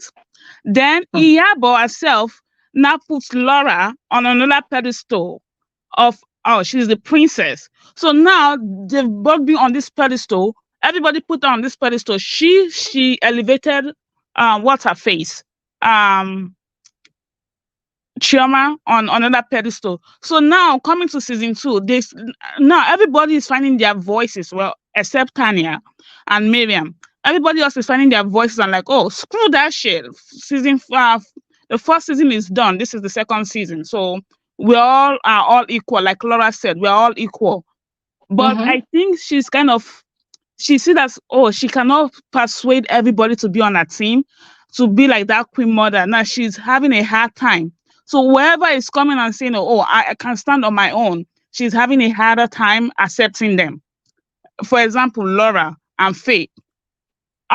So I feel like they are all at fault putting her on that pedestal. Now she's having a harder time accepting people who wants to be on their own. Mm. So I'm now gonna go like fastly with the lady. So in terms of the first episode, oh, when I saw Faith, like I had no opinion about her. I'm like, let's see what she's going to do because I miss Caroline, right? And like Yeah. that other caller said, Caroline is the fault of why Tanya is our like, and Tanya is our punishment of Caroline leaving. Like, who asked for Tanya? I was so, and to be honest with you, yeah, let me be honest. When Tanya was coming, I was like, oh, good. Let's see what she's going to give. Like another caller also said, I watched that interview with Toke Makinwa, and remember, and I'm not just trying to stir up shit. When she was dating Whiskey, like long time ago, if you can cast your mind back, long time ago, we never heard her say anything. We never heard her speak in public. We just said that Mm. she's this pretty girl that Whiskey takes everywhere, right? So when I Mm. saw on Toke's show, I was like, oh, she sounds kind of intelligent, right? She sounds like she has a personality. Let's see what she's going to bring to this show. So I feel like I put that, like I was expecting so much from her, and I was so disappointed when she started acting, oh, I don't want to step on anybody's foot. I'm like, do you know the assignments you were given? Do you know why you were here? Like, I don't think she got the memo. I think she was just here to just be like a dummy and just follow and follow Iyabo wherever Iyabo is going. So now like, I was like, please bring Caroline back because like, we would have done without Tanya on this show. If you Mm. get what I'm saying, like Mhm. Tanya would not be missed if she leaves today. So she was And just kind of let me say something, Abby. You know what's even weird? It's like if so. This is what I would have done if I were to be in Tanya's shoes. First time I meet all the ladies, and then one big auntie there, Iyabo, refers to me as this is it Caucasian or half caste bitch or something. I'm not going to react. Well, let me not say I'm not going to react because I don't know what I would do in that instance. But one thing I know I would definitely do is I would do my research because Tanya will she cannot tell us that she did not watch season one of the show. That would be a blatant lie, like a big lie from a bit of hell. So I am very sure that she knows that okay, there was a Caroline on the show that we sort of look alike, skin color wise, and physical looks like there was a Caroline on the show. So I would have done my background check on the Caroline. Oh, why did Chioma and this woman, refer to me as this person, that kind of thing. And yes, I know that she's friends with Chioma, right? But how about reaching out to the Caroline? You know, if Caroline would speak to her, how about reaching out to find out, hey, what happened? What's up? You're on the show, that kind of thing. I mean, I Mhm. would do that. Yeah, I would do that to But prepare myself Tanya, for what's to come. Yeah. at the end of the day, I think we all can conclude that Tanya has no sense. Like she does not have sense, right? Somebody called you a misrace bitch, and all you want to do is run behind her. Like, make that make sense. I was so confused after that. I was like, that can never be me, and it will never be me, because Mm. now Tanya is the type of a person, like if you have a daughter, you will pray against having Tanya as your child, because you're just pretty for nothing. Like, how are you so pretty and you have no sense? It does Mm. not make it make sense. Not, you are not like, I can't believe that that girl, you will never convince me that that girl is book smart and then she's not street smart. Like, then what do you have? You have absolutely nothing to give. And so Mm. in that aspect, I feel like Tanya has no sense. We cannot expect much from her. All she's there is create chaos behind everybody's back. Mm. Then moving forward, the first episode of this season, that's where I start liking Faith immediately, because when she came, I'm like, okay, you will never miss Faith in a crowd. She's giving face, she's giving height, she's a pretty girl, like off the bat. True. And I was just like, okay, let's see what she can give, right? She came, she wore this long train. I was like, okay, train. She's giving something. I'm like, but does she know where she's going? Does she know she's going to a spa or whatever that was? But you know why I respected that initial in that episode when Iyabo stepped on a train and this lady was just looking at Iyabo like, I was just like, wait, what? Because I was expecting her reaction to be like, again, like, give us something. Give. She was just looking at Iyabo like, and if I was Iyabo, I'll be so ashamed because she looked like a fool. Iyabo just looked like an absolute fool. But I was like, this is growth, and this can never be me. God, why can't this be me? Because you see how Iyabo thinks she's crazy, eh? Where a madness stops, that's where mine begins. Because if I was, what's her name, Faith, I would have pulled that train and make sure that Iyabo falls. And you see all those veneers that she went to Turkey to get last year, they would have all broken. Then she would have saved another money to go to Turkey again and get another one. That's what I would have done, because I was just looking at Faith like, sister, you're gonna allow them just step on your clothes and you do nothing. That cannot be that. I was like, she's grown. That is a grown woman who is emotionally. She have like emotionally grown. I was like, I can't do this. I would have put that trend because Iyabo did it twice. If you can Yeah, remember, it's nice. she did it twice. The first time, let's just say it's an accident. But the second time, I would have put that train underneath from her. So she will fall and I'll be looking at her like you stepped on, like you invaded my privacy. So this is what you get. I was just like, there are different kinds of people in this world. And this is like, my heart was off to her. I was like, that is good. And Abby, you need to take some lessons because whatever you're doing, it's not working. It's Like not working. that was wild. I was That shocked. I was shocked. I was like my jaw was dropped. I was like, this is that's a different. She's on a different level, and I haven't gotten there, and I'm praying to get there. That's all I can say. Moving Mm. to Chioma. Oh, Chioma, what can we say about her? Because I'm gonna tell you something, eh? Chioma, the minions, like you will say them. I found in one of these posts, in one of the comments, somebody said Iyabo and her bridesmaids. That's exactly what they. God. That's exactly what they are. That's exactly what they are. So So very they sweet. reminded me of elementary school. Back home, we call it primary school. But they remind me when I was in elementary school, when these girls, all they do, I hate gang, eh? I hate that click, click, click right from childhood. I can't stand it. I'm like, because Mm. I'm that type of person, I can be on my own and I'm okay being on my own. But if I have some good friends, I don't mind being among, but to just like, oh, because I want to be in a clique, I want to be accepted, I have to change my ways. That does not work for me. So they kind of remind me of these girls when I was in elementary school. And Yeah. back then I was 10 years old. I was like, why are they acting like 10 years old kids? Grown aunties, mothers acting like Very annoying. children. I was baffled. So when I saw them, I was like, and I thought Chioma would be like the smartest one among them. Like you said, she's well traveled, she's a lawyer, yada yada yada. Nobody cares at this point.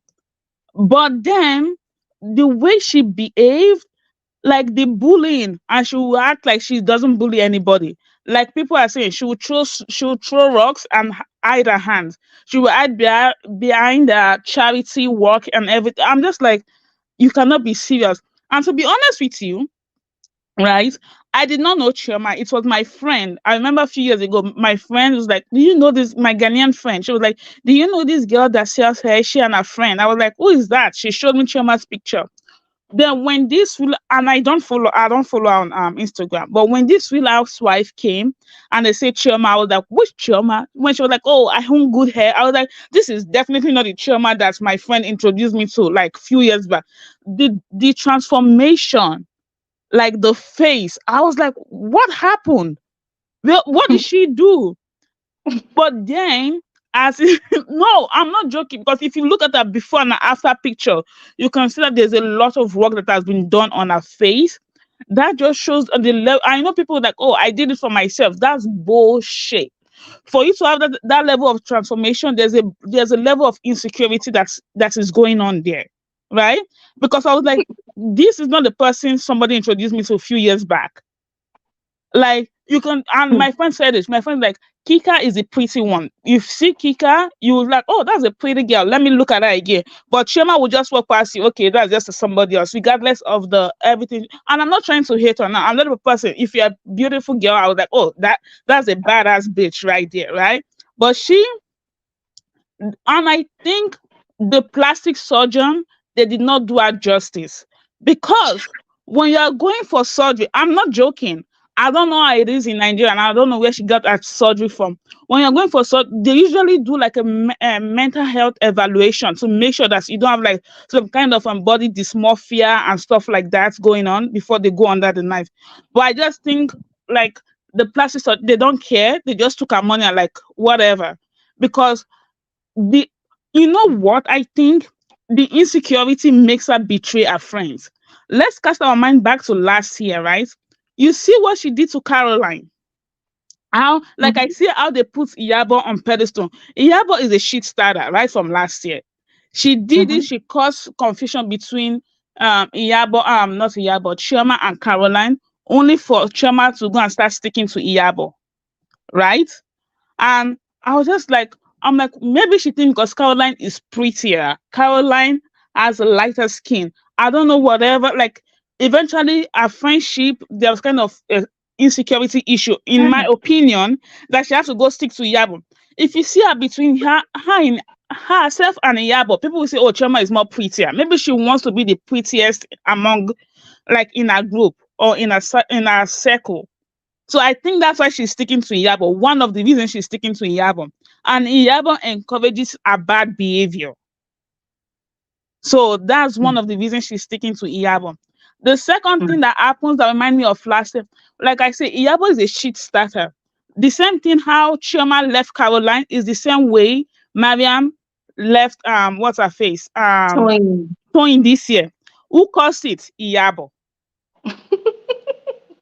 So I feel like Iyabo just bask in chaos. She loves chaos. So everybody are fighting with their friends to come and like gum body. Is that the one? I think that's the right word. Gum body with her. Like, that's the thing. Like now, like the fight between Toyin and Mariam, I was like, how did you guys allow Iyabo to get between you guys so bad? You guys did not learn from Caroline and Chioma last year. Now, yeah, Toyin and Mariam. Now Mariam is trying to go join the gang. I was just like, this is too high schoolish for me to even digest. So Chioma on is just the insecurity. I feel like there's a bunch of lies in there. I don't know, like, because I cannot find the common denominator that makes her and Iyabo's friends. Like, what is that thing that they have in common that makes them friends? Because if someone is your friend, there has to be something you guys have in common that you guys enjoy doing. I still cannot figure both of theirs out. Like, is it chaos that they like, or is it because Iyabo puts Chioma in a certain pedestal and that is just making Chioma's head swell? And she's like, oh, I'm pretty. Because remember when Chioma was comparing, like, oh, Faith is trying to compete with when she was like a queen and Chioma was the standard. She was comparing um Faith with. I was like, chai, Iyabo's standard is so low. No matter, like, regardless of how much she has in her bank account, how much she's like traveled out like a celebrity, her standard is so low. For you to be comparing, Chioma is your standard of what a queen is. I was shocked. I was like, you know what? This is just getting ghetto and ghetto by every episode. And then that's Chioma's part. Miriam needs to get a clue, because for somebody who is a public relation PR, like, she needs to go and ask Faith, like, where Faith got her training from. That's what she needs to do. No, she needs to actually go and say, girl, I know we are not friends, but hook me up. Because you see that standard that you have, I feel like Faith should be doing Mariam's job at this point. Because as if they reverse role. Hook me up. Tell me who was your teacher. Let me go there, because Faith will never represent me as a PR person. Like look at how you're representing yourself, how you're marketing yourself on the national TV. So she is fighting with her friend now just to go and join this stupid group. And in that water scene, when she came and said, oh, I have a code, I was dying. I was like, that serves you right. At this point, whatever you get, whatever you see, just take it with your full chest. Because then she was calling, not even up to what they've done to her in that group. and the only reason they like, whenever they like her, the only reason they like her because she causes chaos. It's like she does their bidding, mostly when she's attacking Faith. Because normally they do not care for her. They do not. To the point that what's her name? Iyabo was like, oh, she has a spiritual issue because she cursed Chioma out. That was the first thing that came out of Iyabo's mouth. She's stupid. She needs to eat more chicken to put some weight on. And I'm not trying to body shame her, but she needs to eat. Because that's why she got a cold. You know you're skinny as hell. You're going to join these people who have some flesh in cold water. That's what you get. So it's like, oh, I have a cold. I said, that serves you right. Next time, you will mind your business and stay where you are wanted. Then, I hope she learns. Oh, you think she will learn? I don't think she will learn. But I know. What's her name? The fashion king of what's her name? Toyin. I wish Toyin a safe recovery, right? And I like her this year because you see when they were Dr. Romel or whatever, because that man has so many different names on the internet right now. It's not even funny. When Dr. Romel was trying to buy Toyin over to buy Toyin's favor, like to himself, and saying shit about Faith. And Toyin was like, no, that's your friend. You're supposed to call her like at the side and speak to her. And she was like, I'm going to get to know her for myself. I was just applauding Toyin. I was like, you go, girl. Do not let nobody corrupt your mind. And do you see that Dr. Romel was shocked when Faith was walking the wrong way for Toyin? Is that Faith? Is that Faith? I was like, no. Who do you think that is? So that's why it's like, oh, me and Toyin are not friends, because Toyin likes Faith. So because whoever likes Faith, he tries not to become their friend. So that part, I was just like, Toyin, you, as other than the fight you have with your friend this year, I applaud you. You and Laura growing up and making up, I love that for you guys. You just having a mind of your own. That's why I'm saying that most of these ladies, they can't stand on their own. And that's what if you listen, Laura said it. Laura's like, Mariam cannot be alone. Mariam cannot stand on her own. That's why she's trying to go towards Iyabo. Even this babe, Chioma cannot be on her own because she needs somebody Mhm. to feed her ego. So she cannot be Mhm. on her own, like stand on her own 2 feet. Iyabo need people like Iyabo feels good. Iyabo feels like powerful when she have people that she can talk down on, and she know that regardless of what she do or what she says, there are always people behind her, like like no question asked. So she Mm. definitely cannot be her own. Let's never speak of Tanya because Tanya needs somebody to control her. That is a different case on its own.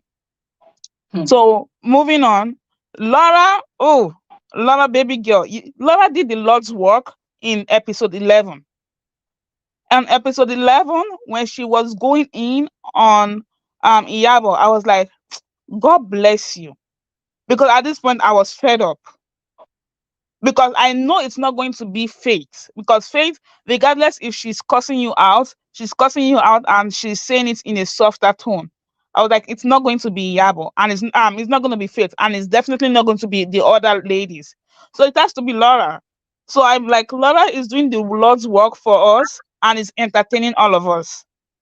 So Mm. I applauded Laura, and Laura was like, sit down, like, shut up and sit down. And she took offense. Who are you to tell me to shut up and sit down? Who are you? I was like, sit down. You're making a fool out of yourself at this point. I'm just so happy, regardless of everything. Laura was not touched because that baby needs to be safe. Like, I was just happy that and you know what I like about I know that Laura and Faith keep I don't know why they keep going and explaining their relationship, which I think was they've done it separately. They don't need to keep explaining their relationship to nobody. They Yeah. understood each other. They knew where they stand with each other. It's not a forced relationship. It's a cordial, Mhm. like they respect each other. And they said it, Yeah. like, what's the issue? Why do we need to force it? Like why do we need to show you guys that we like each other? I don't get Exactly. that. I don't get that mentality. But do you know what? The way Faith treats Laura and the way Laura treats Faith, you see those 4 people that are running with themselves, they don't treat each other like that. Mhm. And they call each other bestie. Because if you can come, like when Iyabo stood up to go attack Laura, Faith stood up immediately and like defending Laura. Like, bitch, not today. Yeah. And you could see like my thing is it was just the gesture. Like when they were walking going up the stairs, the way Faith tries to hold Laura and like walk her up, or when they got in the pool and they were trying to get out of the pool, Yeah. Faith was like, sorry, Laura was like, how am I going to get out of this pool? Faith was like, hold on, let me get up first, then I will help you. And Faith got up and helped her, like, and doing breakfast too. When they finished eating, the way Faith, I'm like, I know it's not because Laura is pregnant. I just feel like they both respect each other enough to treat each other with respect. I'm like, and this lady Mhm. they have no clue. And they're over there saying, oh, she's my friend. She's my friend. I was like, oh Mhm. God. Then I just appreciate and respect their relationship. I'm like, if every relationship is like this, even though we are not best of friends, let's just treat each other with respect and Yeah. keep it moving. And Right? you know something. Thank you for even pointing that out. I just want to quickly say something about it. You see, when people speak about refinement for women, even this gentlemanliness for men, a lot of people don't understand that it is not only men that should possess that grace to be gentlemen to women. Women can also be refined to women. And that was exactly what Faith was showing, right? Now, she knows that Laura is a strong woman. She's independent. They don't have to follow each other to prove any point to anybody that they are friends and they respect each other and they communicate very well, right? But now Laura is pregnant and she understands that Laura needs to be treated in a certain way. In other words, she needs to be handled with care, hence the reason I personally feel she was doing all those things that she was doing. Laura wants to get up from the breakfast table, Even though the other women left, she did not leave. She waited, she stood up, helped Laura up, and then they walked together. It goes to show that this person does not just understand the concept of refinement just for the knowledge of it and just to prove that, oh, I'm classy and all whatnot, but she actually understands it and she practices it and she lives it even to a fellow woman, not to even impress men out there. But she also practices it, she exudes it. And it also increased my respect for her after watching all of those instances on that episode 12. So yeah, thanks for mentioning that. Yeah, and um, I'm just gonna say this about Iyabo one last time. Iyabo needs therapy, okay? Because I feel like like the way she acts is coming from an like a hot place. She has been hurt, so the way like she acts like an agbero, right? The way she's like, oh, I'm gonna break your head. And the way she was just shoving all her friends. Like, I was so shocked. I was shocked lies. I was like, what is this? First, you make Mm, Chioma kiss the ground. Then, Mariam was trying to calm you down. She pushed Mariam and she told me, do not touch me. Then, Tanya was trying to block her. She pushed her. I was like, this cannot be normal, right? And this kind of cast my mind back to remember in Big Brother Nigeria, the All Star season that just funded up, right? Remember mm, when Toyin told Venita that how will you act if this is your child? Because the way she was acting towards Laura, like she was going to beat Laura and stuff like that. I'm like, if that was Priscilla, because I think that's the name of her daughter, mm, how will you act? You know that your daughter is pregnant and somebody is trying to like, oh, I'll beat her. Like I was just like, this lady has no clue. She needs to heal from whatever is happening to her because it makes no sense. So mm. that is just one thing I think that she um Okay. um during the dinner part too, not the dinner, the breakfast part. Oh, Dr. Romel almost make me. I was at work last night and I was like, the way I was just looking, I was like, this cannot be real life. This like the way this man was lying, and if you can see the way what's her name? Iyabo's face. Iyabo feels like she had been validated of the reason she did not like Faith. The Mm, way she keep making her face. I was like, Iyabo, I hope you know that this is a lie and this man is just making up scripts in his head and just making you believe whatever he wants you to believe because there's nothing here to validate. There's absolutely nothing here to validate. Oh, the Faith wants Polo. I was like, Faith does not look like somebody that will go for Polo. I don't know her. I'm not gonna sue and say, oh, she did not. But I was just like, from where mm. to where? All right, round up, Abby, round up, Yeah, Abby. so I'm just like Dr. Romel is the devil is learning handwork where Dr. Romel is because he's lying. I was just like, is this man, if the way this man is lying, I hope he knows that there's receipt somewhere and people do not forget. If even though we forget, somebody will find it in the internet somewhere. So that's what I'm just gonna say. Thank God this season is All done. right. We can all move on and wait Yeah, for the what's it called? The the reunion. reunion. And I Yeah. nominate either you or Gbemi O because Gbemi does not give a shit.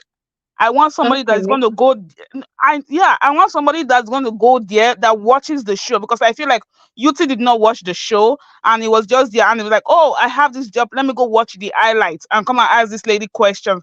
I want somebody who knows the show, who watched it from episode 1 to episode 12 and asking this lady detailed question that we need answers to. I don't just want like mediocre reunion. I want everybody to All be right. there to speak for themselves. So that's all I'm going to say. Thank you Thank and you. have a good day. Thank you so much. Thank you so much, and thanks for the nomination.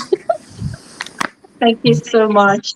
Okay, we have Virgo here, and then our last speaker for tonight, obviously, is going to be Gigi. Hi, Virgo. Hi, I don't know. All of a sudden, See, my every earbuds spirit of decided sleep, I cast and bind from you right now. amen I because cast and bind. eyes are closing, brain is oven, earbuds are not working properly. It's a Oh my conspiracy. God. First, it was Are you there? Oh, Niron. Hey. Hello, Virgo. Are you there? I'm here. Oh, my enemies have gathered. I'm here. No, no. Can you We hear can me? hear you Yes. clearly. See, my eyes Yeah. have opened because my enemies gathered. And they know it's together. I shall win. First of all, the words of my people, we need to look for Ayelala because the way Rome lied, somebody was saying they should go to Ogun. This has passed Ogun's power. This is Ayelala. Ayelala needs to be activated. I don't know why I watched this episode while I was working, but as soon as I found myself watching Rome lie. At first, I was still like, ha, ha, ha, ha. Then at the point, I was stunned into silence. And then I was like, Wow. what? And then I just realized I was sitting on the floor. How I left the couch and got onto the floor till now, I don't know. But I was like, what?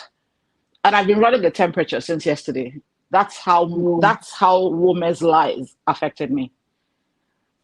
In Yoruba, we say Entobari Rometio Basa Zubiada. What that means is I don't know actually, but it's a saying we say. You have to see Romel run, basically. I can't translate it. I can't translate it. There are Yorubas in the chat. They should be able to translate it. I don't even know where to start because everybody has been on fire today. They've said everything I wanted to say and then some. Everybody has been on fire from Bella to Ayomide to Jay to even to Hilaria, who married my brother last. Because people were just speaking my mind. They were speaking my truth. For me, I don't even know where to start because it's like there was so much ridiculousness on one episode. But I will start with my favorite character on the show, Mariam. Whoever did Mariam's boobs needs to go back in and reduce her boobs because I think her boobs are too close to her brain that they're sucking some kind of pressure. Her brain isn't working. I think because she has turned her boobs into a choker, it doesn't allow her brain function as it should. And then there was one English that Mariam spoke in this episode. Mariam Timmer, wherever you are, my God will judge you. Because that English you spoke, I'm a melanated chocolate. What the hell was I didn't understand a word she said. I did not understand a word this girl said. I was like, is it just me? I put on closed captions. Even closed captions was confused. I was like, what is going on? Why does she keep doing this? This is unfair. And then Chioma, Auntie Chioma, the monitor of English, who realizes who has fake accents. You can see fake accent, but you cannot identify the accents of many nations around you. Because Iyabo's accent has never chosen a continent and stayed there. It's intercontinental and transcontinental. It just goes. Sometimes it enters oceans. It's gone from the Pacific to the Alaskan to the Atlantic. It just moves to the Indian. It's just, I don't know where her accent comes from. But she has no issue with Iyabo's accent. But it's face accent that she has a problem with. Now, I have a problem with people that keep saying that Iyabo is the cause of Chioma's bad behavior. Iyabo is not the cause of Chioma's bad behavior. Chioma herself is a terrible human being. Chioma is a disgusting person. And I'm going to give you instances. The way in the first season, she was saying that I can't remember who she was talking to. She was saying that if not for something, would you ever be able to talk to me? Who are you, darling? Oh, yeah. Then the second one, Laura. It was Laura, yeah? She said it's Laura. And then she did it again this season. Because everybody's saying it's Iyabo. Is Iyabo with Chioma in the confessionals? No, she isn't. That's solely Chioma. And Chioma's nastiest things have been said in the confessionals. Because she said that you will can never be as well traveled as I am. Madam, people that are going to Ibadan, they traveled as well. Rest now. People going from VI to Aja every day, they're traveling back and forth because it takes 3 hours. Auntie, rest now. Where did you go that nobody has gone to before?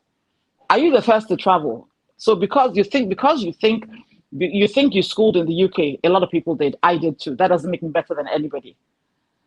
You think you've traveled widely? I have as well. That doesn't make me better than anybody. And that does not mean that everybody at times we make bad decisions. We say things that we really shouldn't say because we know better. But the best thing to do when you've been told that that was not cool is to apologize. You don't start spewing rubbish in your confessional saying that she will never, has never, can never be on my level. I've stayed outside of Nigeria longer than she has. Auntie, stop now. That's not a badge of honor. Rest. That's not a badge of honor. I don't know why people are so, what's it called? What's this word? Brainwashed into believing that anything outside of Nigeria is better than what we have here. And because you've traveled, Beleo, clap for yourself. You still haven't told us what you do for a living. She was talking about being a proud Nigerian. Very contradictory statement. She is the most. The thing is, she tries to be elitist, but there is no elitism for her to be elitist for, because she's trash. So you're better than nobody, but you keep trying to think that you're better than people. You aren't. And the way she talks about people, she just looks down on everybody because of your... Madam, I've identified a few fake designers that you've worn. Be guided. Stop now. Because it's not only Iyabo that is wearing fake Balenciaga. All of them are wearing fake designer. The only person that I've not seen... Thank you. You traveled 36 states in Nigeria. You are well-traveled. Can we rest? That's the way go by the Republic is well-traveled. He's traveling. All is traveling. Everything is traveling. Nobody should come and be using... he's traveling now. Everybody should rest. So everybody, she looks down on everybody. She talks about everybody like a dog. And like, who are you? Who died and made you think that you're better than anybody? That just shows you that she's a nasty person by nature.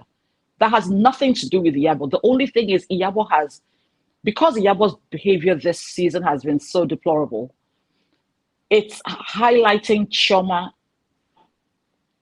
for who she is. Chioma is a nasty person herself. And then she's like, oh, yeah, I didn't like the statement that Faith made. I have a problem with that statement. When people say things like, oh, is that how you do in Nigeria? You Nigerians, Sha. You know how Niger people, I have a problem with that. I fight. Because what annoys me is people that say that are usually Nigerians. The fact that you live abroad or you've gone abroad or you work abroad does not make, because it comes across very condescending and it comes across as if they're trying to say that, oh, they're better than Nigerians because they live in diaspora. Get out of here with that BS. A lot of us in Nigeria are living larger than you that are living there. So stop carrying shoulder. Instagram is not real life. Sit down. Sit down. Because we see you when we come. We see how life really is. So don't be acting like because you're abroad, you're in America, you're in the UK. Go and pack your shit that you do normally. And stop thinking you can come for us that we're living large. We're eating fresh fish and pepper soup. You people don't even sleep. So rest, get the hell out of here with that nonsense. So I had a problem with Faith's statement.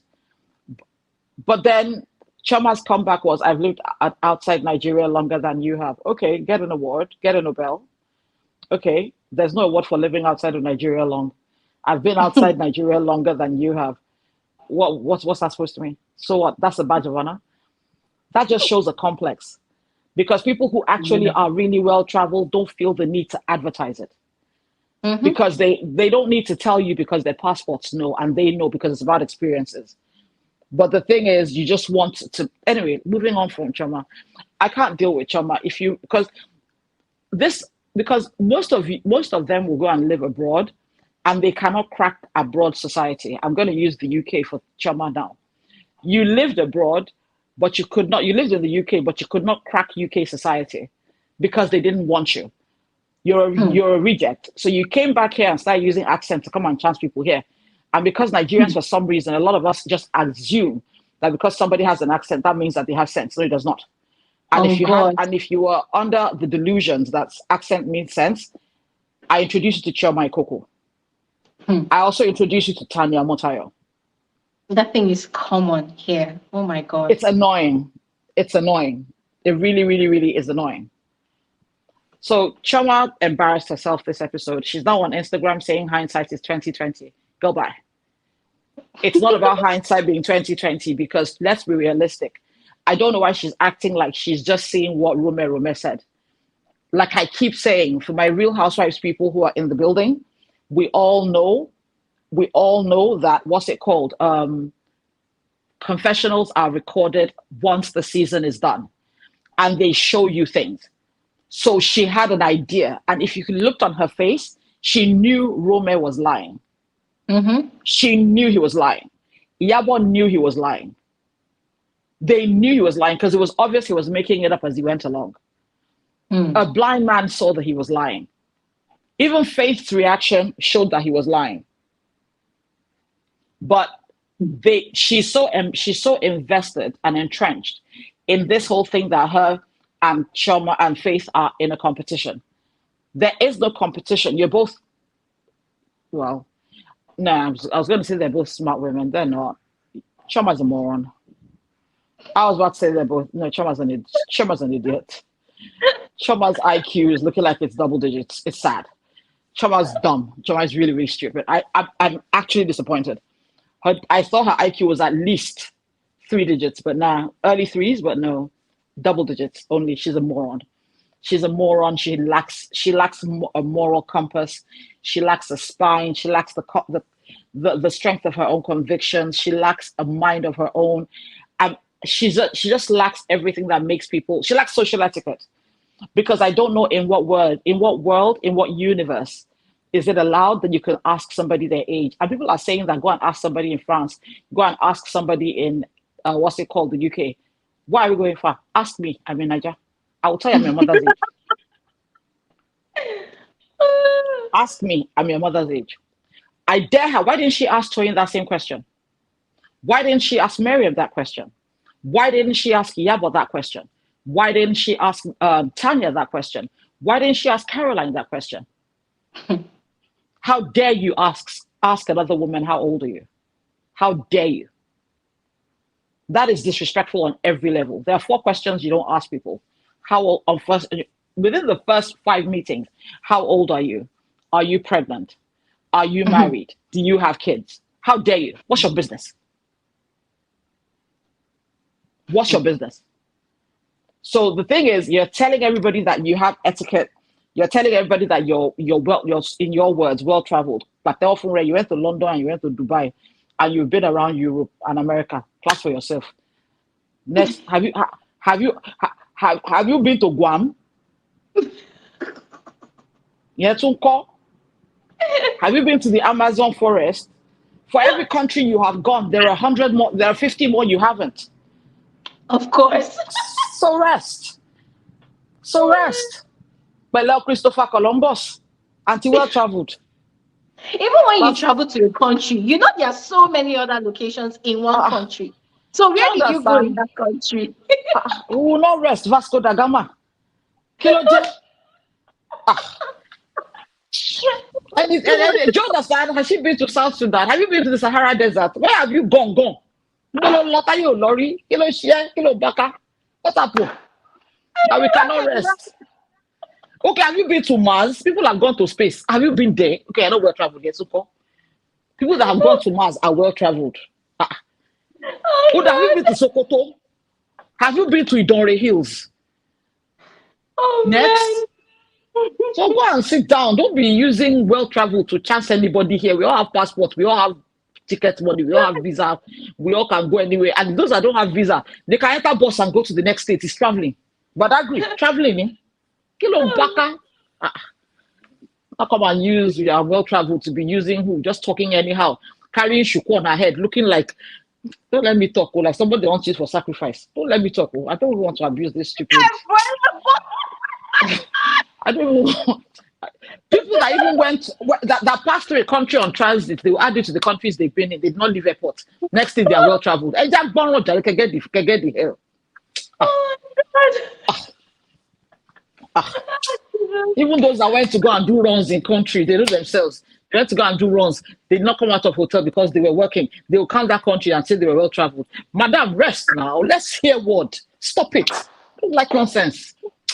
I don't like bad behavior, and I don't want to insult Chioma. That's the thing, because I think her life is insulting enough. I think everything she's going through in life Because this level of misery and insecurity and spinelessness and brainlessness, it must be torture.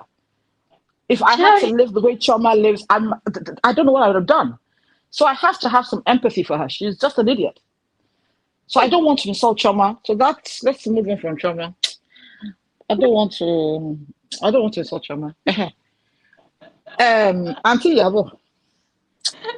How do you know, Auntie? Because something is wrong with Iyabo. I don't know what it is. I agree with the person that spoke last. I think Abby. I think she has like a mental defect or something, or I think she needs psychiatric intervention because her behavior cannot be normal. Because if this were me and I'm watching myself, I would actually voluntarily get into therapy because I would be so embarrassed. I would shut down my social media. I would actually stop leaving my house because I would be so embarrassed. I'd be appalled by my behavior.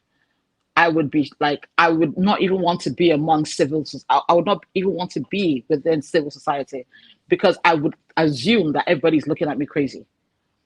And then I went back to watch because somebody dropped a comment on Instagram that Tanya actually told Iyabo that Laura was pregnant. When she was tapping her, when they were still insulting each other, Tanya said, leave her alone, she's pregnant. That's when Iyabo pushed Tanya and said, leave me alone. So all that one that she was pretending like Mariam was the one who told her she was pregnant. Tanya, if you go back and watch that episode and you just really watch, Tanya said she's pregnant 3 times.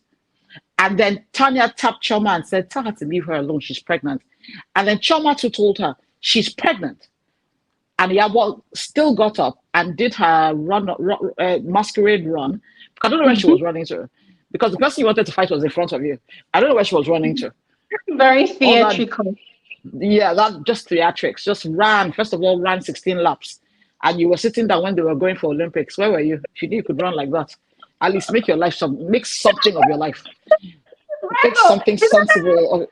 Chad was like, hey, you want to remove the quota, but I don't understand. I don't get it. Where were you running to? Where were you running to? And then she ran all the way, and then she ran back and then said, why did you tell me she was pregnant? You knew she was pregnant before then. They had obviously discussed it. Tanya told her again. Chioma told her again. And for me, if one more person talks about Toyin's violence, I will lose my entire rag. I don't want to hear it anymore. I'm done. I do not want to hear about Toyin being violent. I do not care.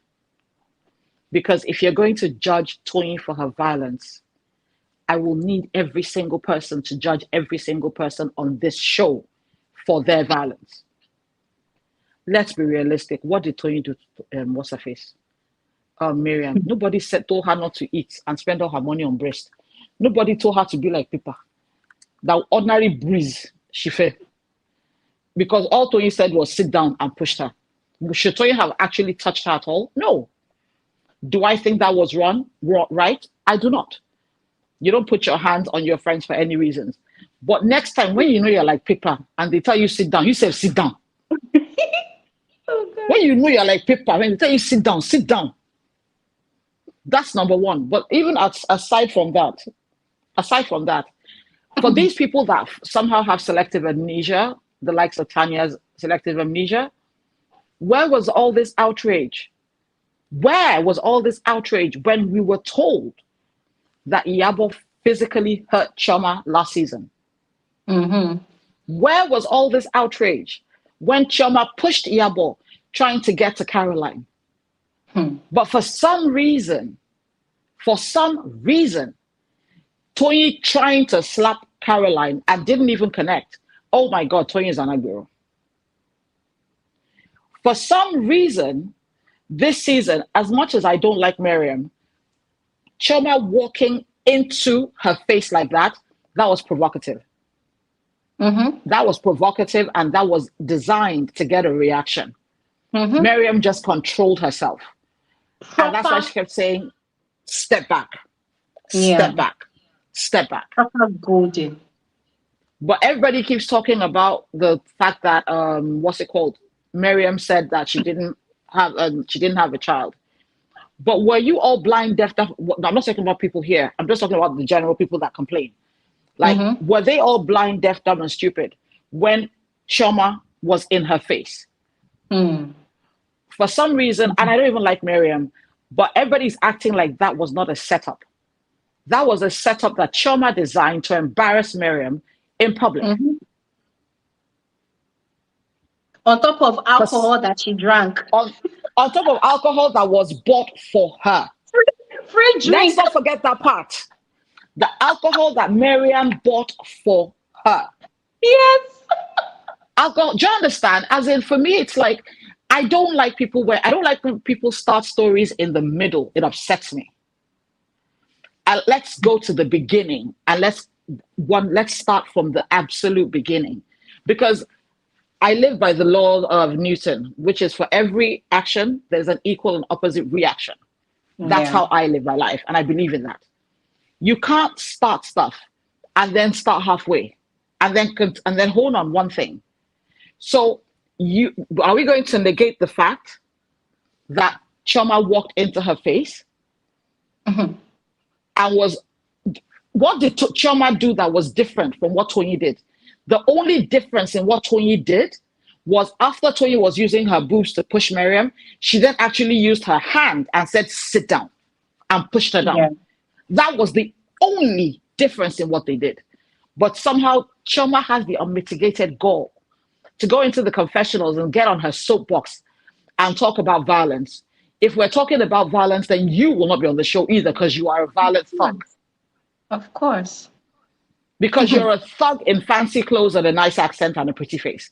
But a thug is what you are, darling. A thug is a thug is a thug. Whether the thug looks like Iyabo speaking Yoruba or the thug looks like Chioma speaking English, a thug is a thug. Of course. Then for some reason, so Laura has had her moments. The only person on this stage right now who can say they've never actually tried to be violent is Tanya and Faith. That's the truth.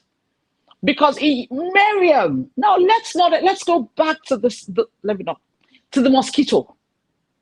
Let's go back to Mariam, because Mariam was in such an uproar about Chioma being in her face.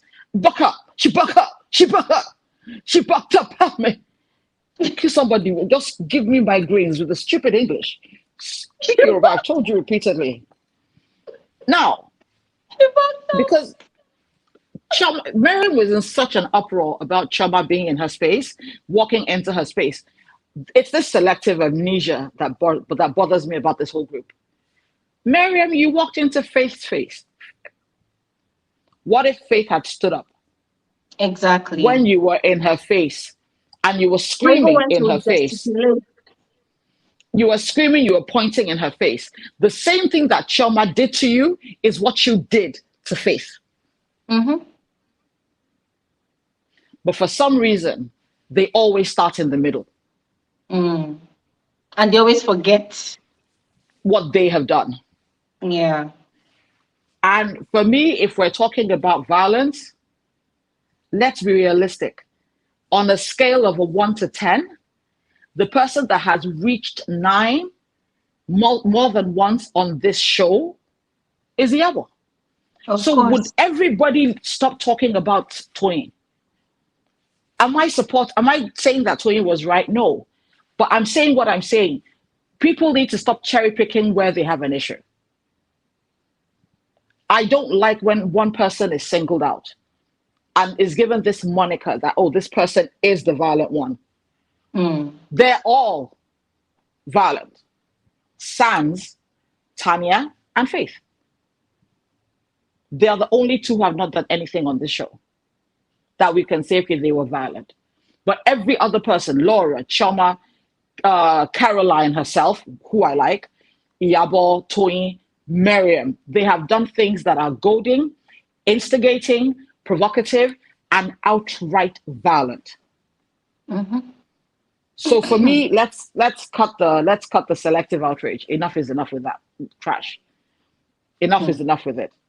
enough. I'm done with it. Toyin is not the only person. And Toyin, let's be realistic. What Iyabo did to Chioma in season 1 that we did not even see, for Chioma to have the level of physical injury that she had, that just shows you that Iyabo went wild. Mm-hmm. And for Iyabo to be threatening to break a bottle on a grown man's head just because he works with you, that shows you who she is. To be threatening to break a bottle against a pregnant woman, running up and down like Usain Bolt, looking for what nobody knows. So for me, it's like, let's stop with the, Toyin was so violent. Toyin was violent last season. Stop it. They're all violent. If you're going to say Toyin, say everybody else. We're not going to act like none of these other incidents happened. All these incidents happened. And so let's move on from that. I will discuss Romel last, but I want to touch on Mariam.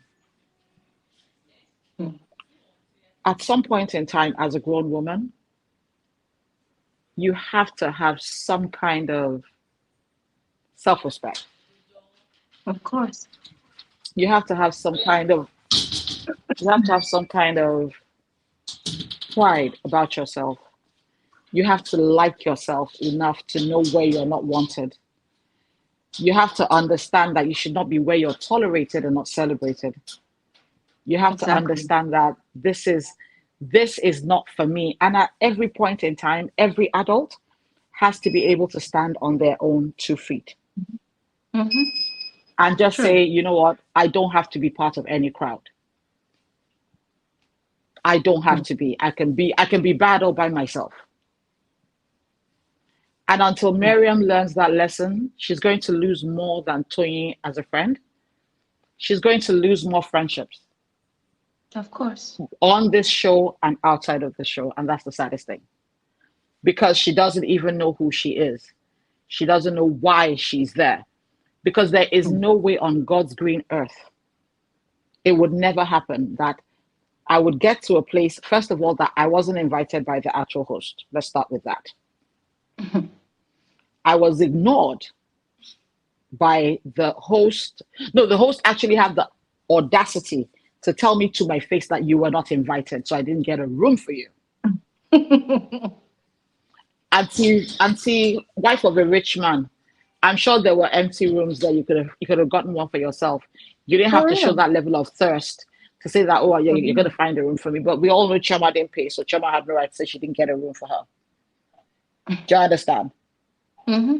So after that, then they all went into the person that brought you, being Laura. All of a sudden, you no longer wanted to hang out with her. You started ass kissing the people that did not like you. You guys went into a room. They ignored you like you weren't there. They were having a full-blown conversation. They pretended you didn't exist. It took a while for Iyabo to even recognize you and say something to you out of pity.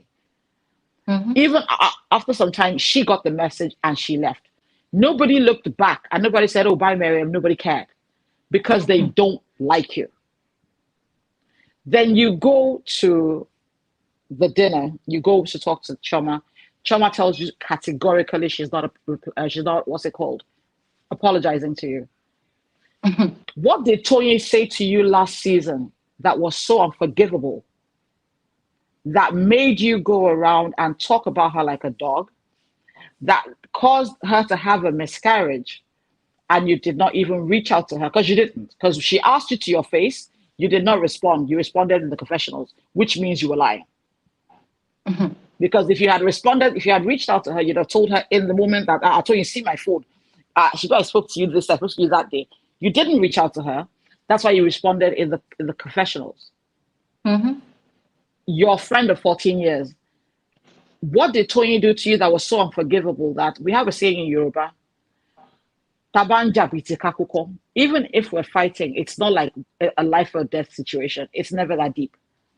Mm-hmm. That you would hear that your friend of 14 years is having major surgery, even if you are angry, which you have every right to be. I'm not negating your emotions or your feelings. At least I heard you're not feeling well. I'm just checking up on you. I pray your surgery goes well. and I can block you. Me, I can block you after that. Kind of person I am, I'll block you after that. And then I'll block you one day and just checking on you again. Once I know you're fine, I'm blocking you permanently. We're still not friends. But I will make sure you're fine. What did she do to you that was so unforgivable? That Iyabo, Toyin, Tanya have not done worse in the short time you've met them. Imagine. But for some reason, Toyin was too toxic to come to your house, and you told everybody but her. So, for me, Mariam needs to develop some kind of. She has to have self-respect, because the way they treat her, people treat puppies better than the way they treat Mariam. They don't hide the fact. Tanya calls her what they see her, a nuisance. Mm-hmm. And they don't hide the fact that that's how they see her. She's a nuisance.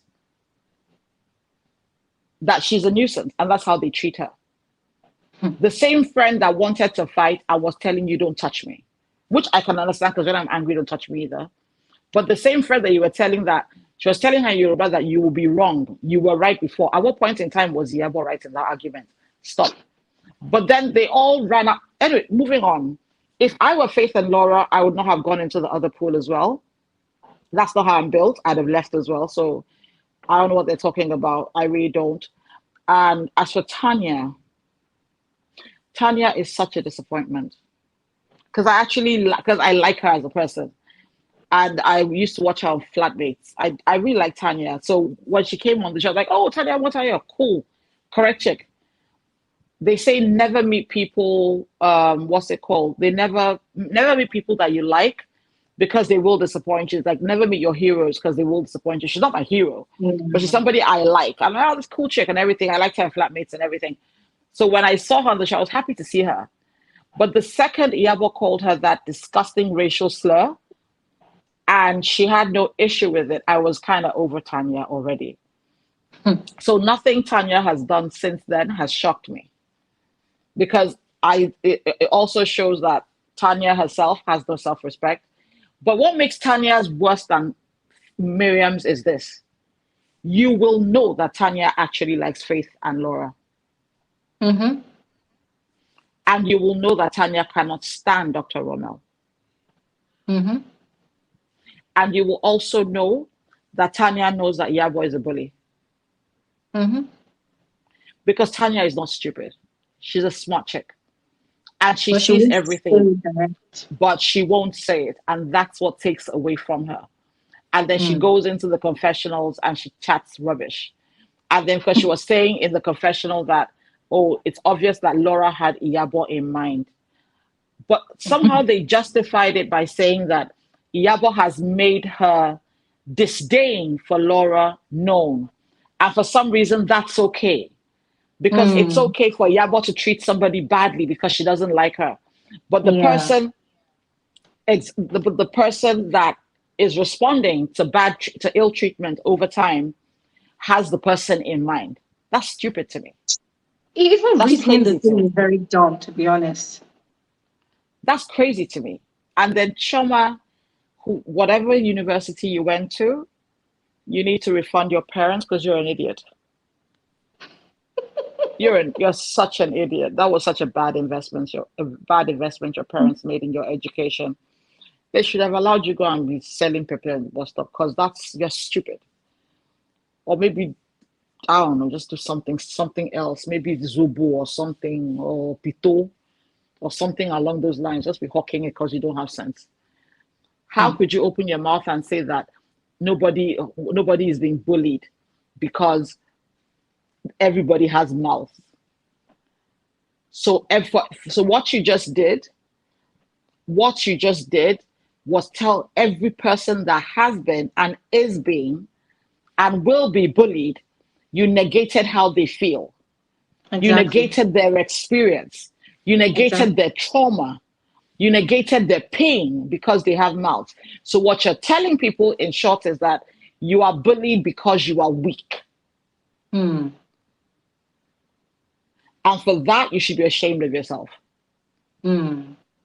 Because the truly weak are the bullies. And since you co-sign bullying, that shows how weak you are. because you don't have a mind of your own. And I'm not even going to say she doesn't have a mind of her own, because it is her mind, because she is a mean girl, because she is one of those clickety girls that like to come together and laugh at other people and be mean to other people. Chioma is that kind of girl that anybody who went to boarding school in England, you'll know those girls. Those are the girls that would hide your duvet at night.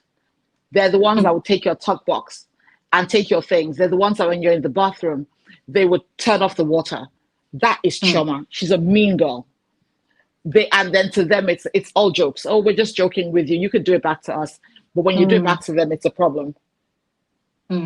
Exactly. Why didn't she use her mouth when Miriam said she was? Why? Okay, so her mouth went on vacation when Miriam told her she wasn't a mother. But she could cry and say that was despicable. That was that.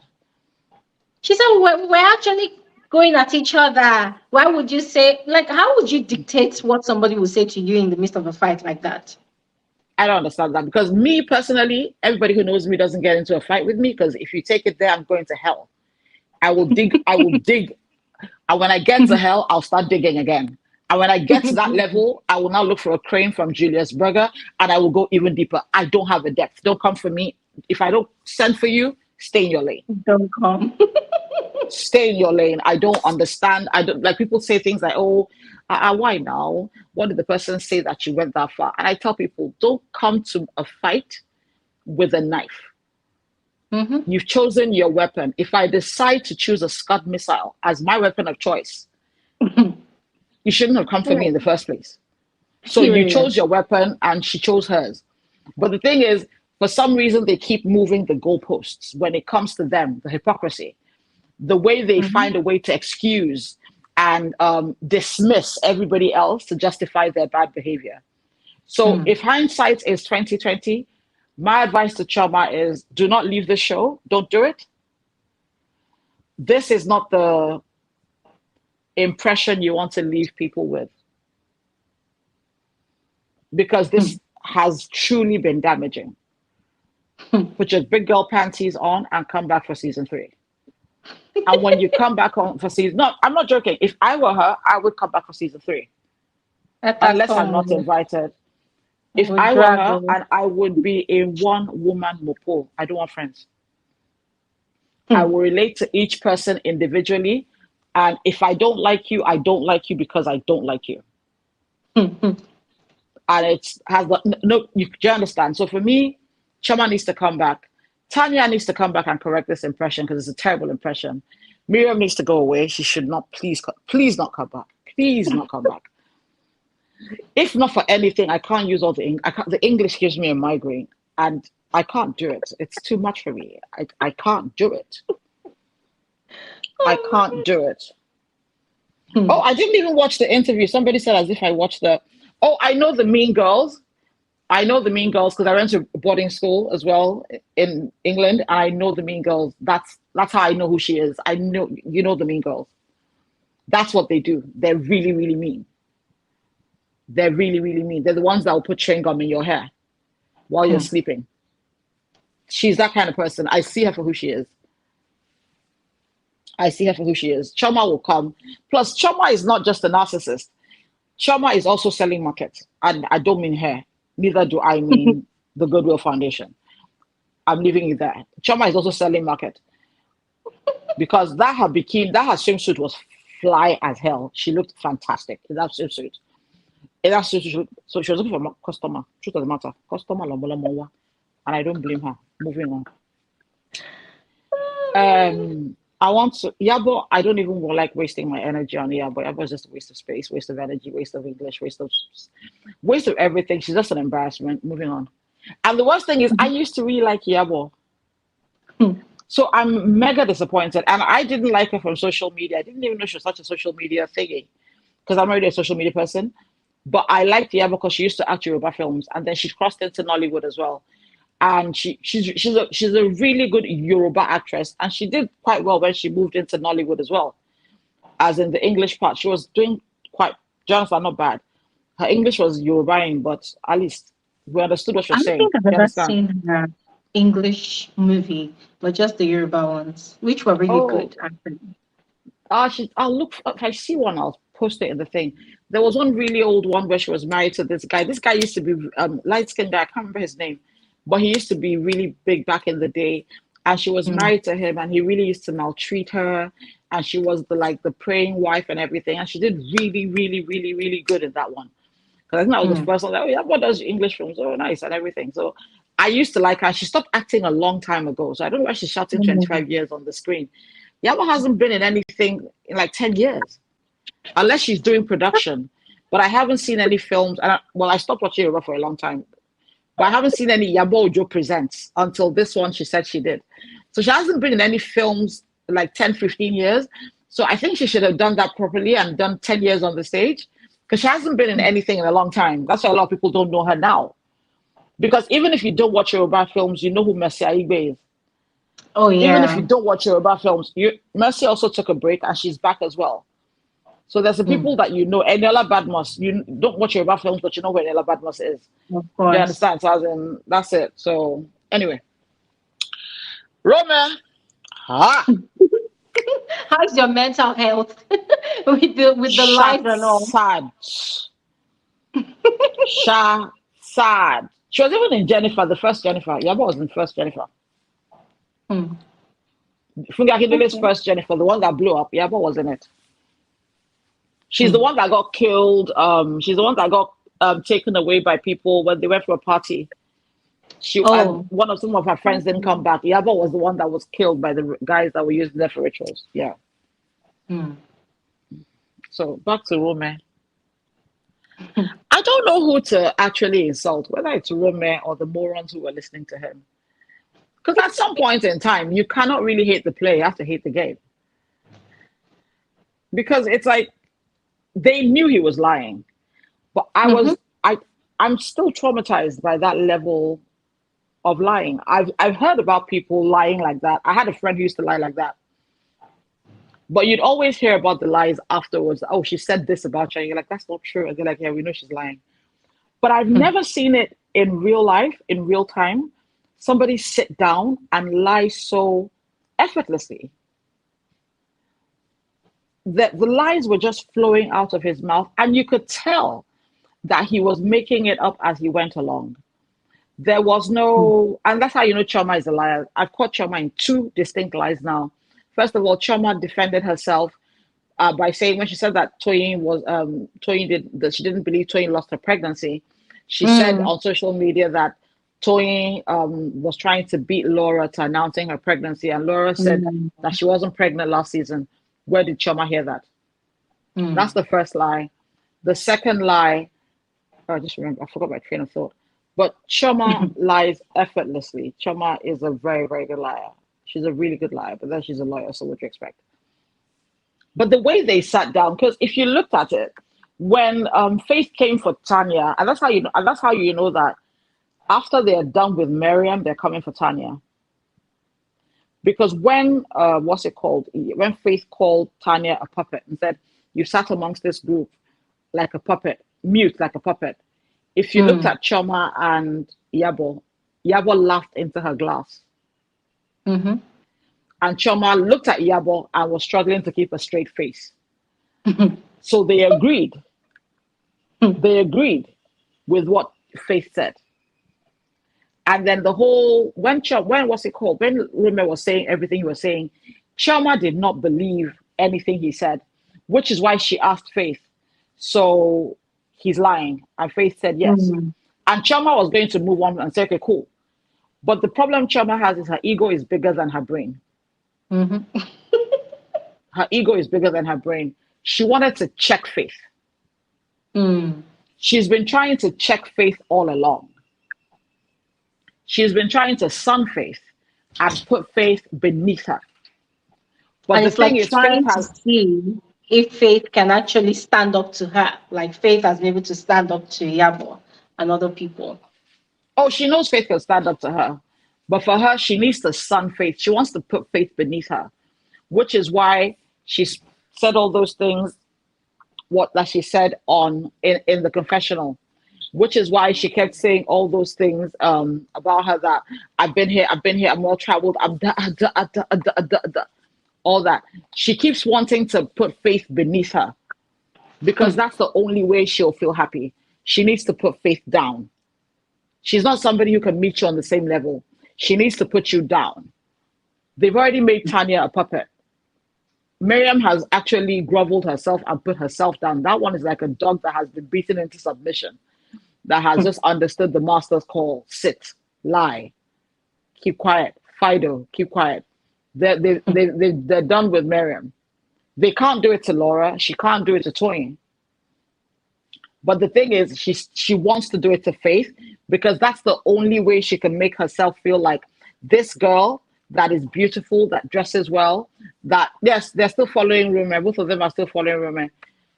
They're still following Romel. This girl, I need to put her down. That's why, if you notice when she was talking in the confessional, you would see the venom coming out. The venom, the anger. So when she asked, that's why she brought up the whole situation of the whole age thing. But what she didn't expect was that Faith was going to stand on business. So she was trying to sun Faith again, and Faith was like, I've been watching you enough. She already sunned Faith the time they were in, I can't remember where they went, I think Ekwen, that she asked Faith to go for tennis, and then Faith got there and she was an hour and a half late. And then when she came, she was talking to Faith so condescendingly, so dismissively. So Faith had peeped her game already that, okay, this is how you want to play this, let's do it. And they've avoided each other. But the thing is, Chioma has this incessant need to sun people. She wanted to sun Faith by all means necessary. She needed to sun her. But what she did not expect was for Faith to come back. And if you look at that thing, you'll see that it was edited. Because it was obvious that Faith was winning that war of words because Iyabo jumped in. Iyabo jumped in. That's how you know Chioma was losing. Because when Chioma is winning, Iyabo sits back and watches. But when Chioma is losing, Iyabo jumps in. Romel, I just think he needs psychological assessment. I'm sorry. I just think he needs psychological assessment. He can't be normal. That's not normal behavior. It's not. I can't even drag him because what's there to drag? He's already on the floor like a rag. How many is him and table? That'll now be dragging again. Danku Arawani. He's very close to the ground. What do I want to say about him? He's a confused entity. Are you Chioma's father's age? Are you her sugar daddy's age? Or are you her friend? Which one is it? Are you this renowned doctor who is accomplished? Or are you just the random token messy gay boy?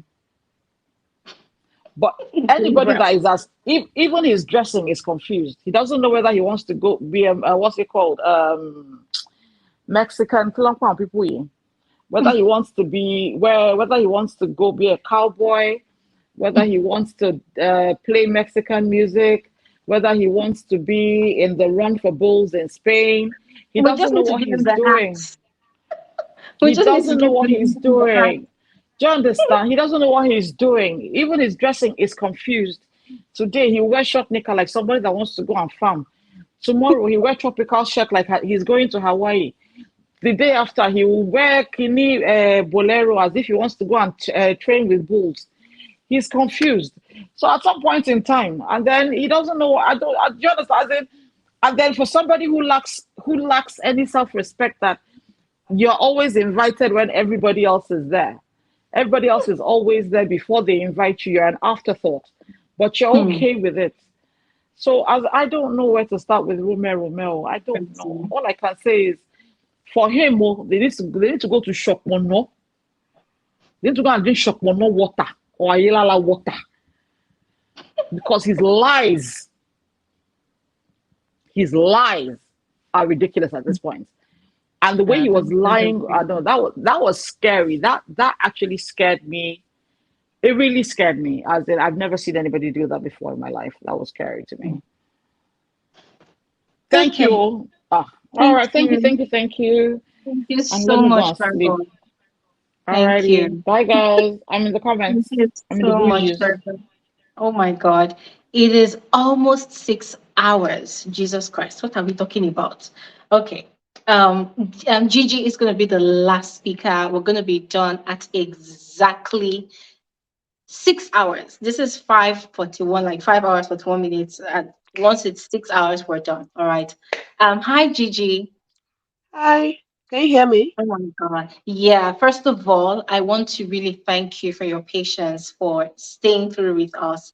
Thank you so much. And apologies for keeping you in waiting. All Oh, right. no problem. No need to apologize. It's All your right. show, and Thank you. yeah, so it's nice. Thank you. Yeah. First of all, yeah, this season two was it was a lot, I have to say. Yeah. Uh, yeah, it's I don't know, too many drama. It's just looked more drama than it was like as if I was watching a seasonal movie rather than a reality TV show because it was just full of drama. No, you can't really tell until for me, I always like to wait till reunion before I give like my final judgment when everybody's facing each other, like, and they Yeah. have seen the behind the scenes of each other, and they start bantering words. Then I will now know, okay, this person's lying or this person's saying the truth. But Yeah. there's one thing I want to correct or I want to say. Um, I would not say I would say it was both right and wrong of Chioma. One thing is that when I moved to Europe, the first cultural shock I got is they ask age. Like it's almost like after your name. Oh, hi, how are you? I'm Glory, Elijah. Oh, the next age is like the next question is like, oh, how old are you?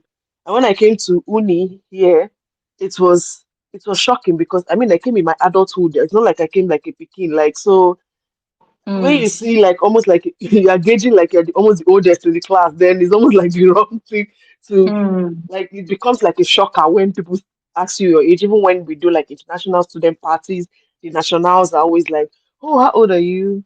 And at first, I even forgot my age. Like I was given 1 year younger than my actual age, and then I Mm. had to because it was a different language. It was not English, and then I had to like learn that okay yeah this is a norm here that they do acts like is a bold kind of thing in a normal setting even in class. Oh, introduce yourself. You see, oh, I am Mr. X, I am 20 years old. You see, oh, I'm Miss X, I am 10 years old. This one is so it was very weird for me like when it gets to my turn for me to say, oh, I'm Gigi, and then I keep quiet. I'm from Nigeria, that's all.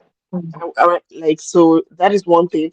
But why I would say Chioma was wrong is because when she added the statement, I wanted to see how she has an 11-year-old child. So when she put that in that context, it just made the whole thing kind of wrong in the Mm. sense. Yeah, for me, I like after staying like the first 2 years, I got used to people asking me my age here. It became like a normal thing. Some people didn't get used to it. Some people just say, "Oh, I'm in my 20s or in my 30s," just so that they don't give it out. Like if you're Mm. not comfortable with that.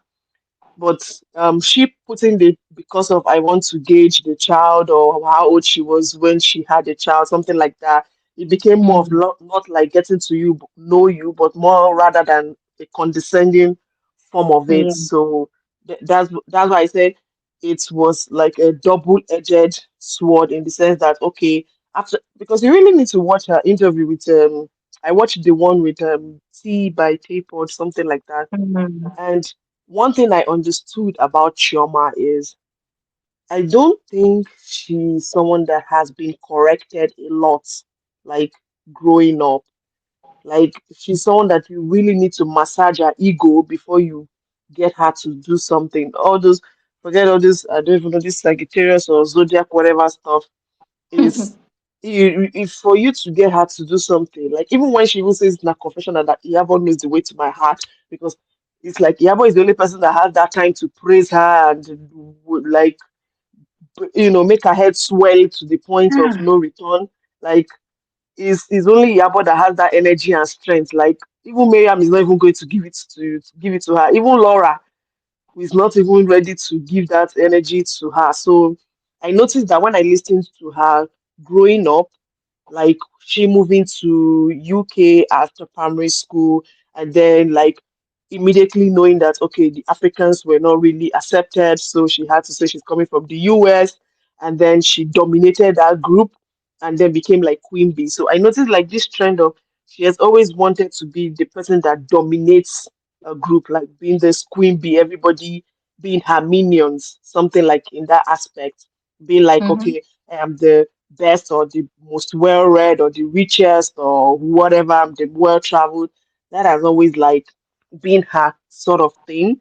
And then seeing Faith that I mean, if I'm Chioma and when it's time for the reunion and they ask me that question, I will just be like Laura in the first reunion that said, "Oh, I actually did not have a problem with Caroline. I think I was misguided, something like that. I just Mm-hmm. apologize because looking back at the flashback, like Faith even gave you your flowers that oh, this girl is intelligent, she's eloquent, Mm-hmm. she's she didn't.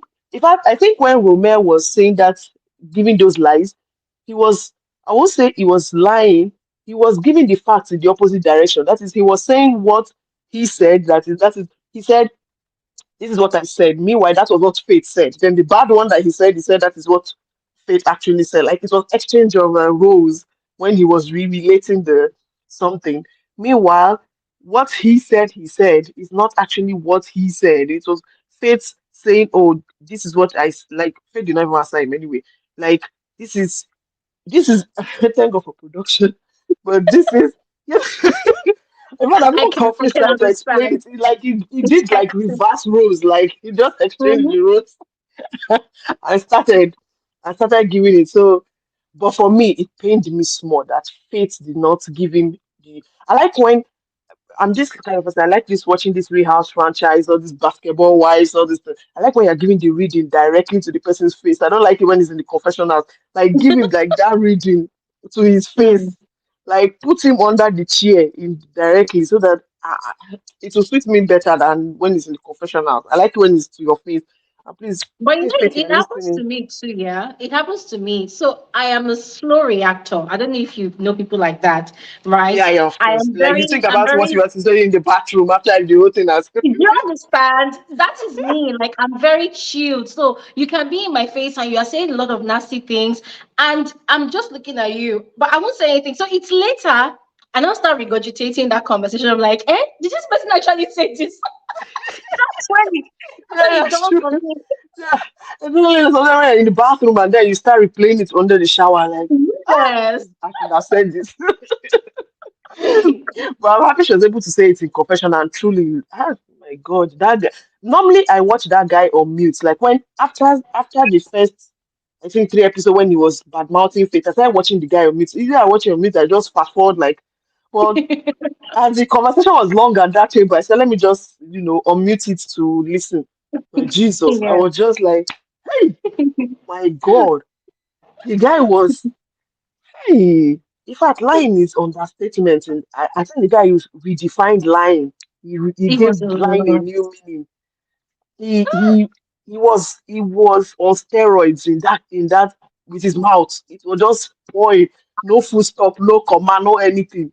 So it was really really bad. Then Miriam, I think for me, Miriam reminds me of like I do watch these basketball wives, and there's this new person that came in, Cleana, and she's always fighting with everybody. The fight doesn't have origin, so so that was what who Miriam reminded me of.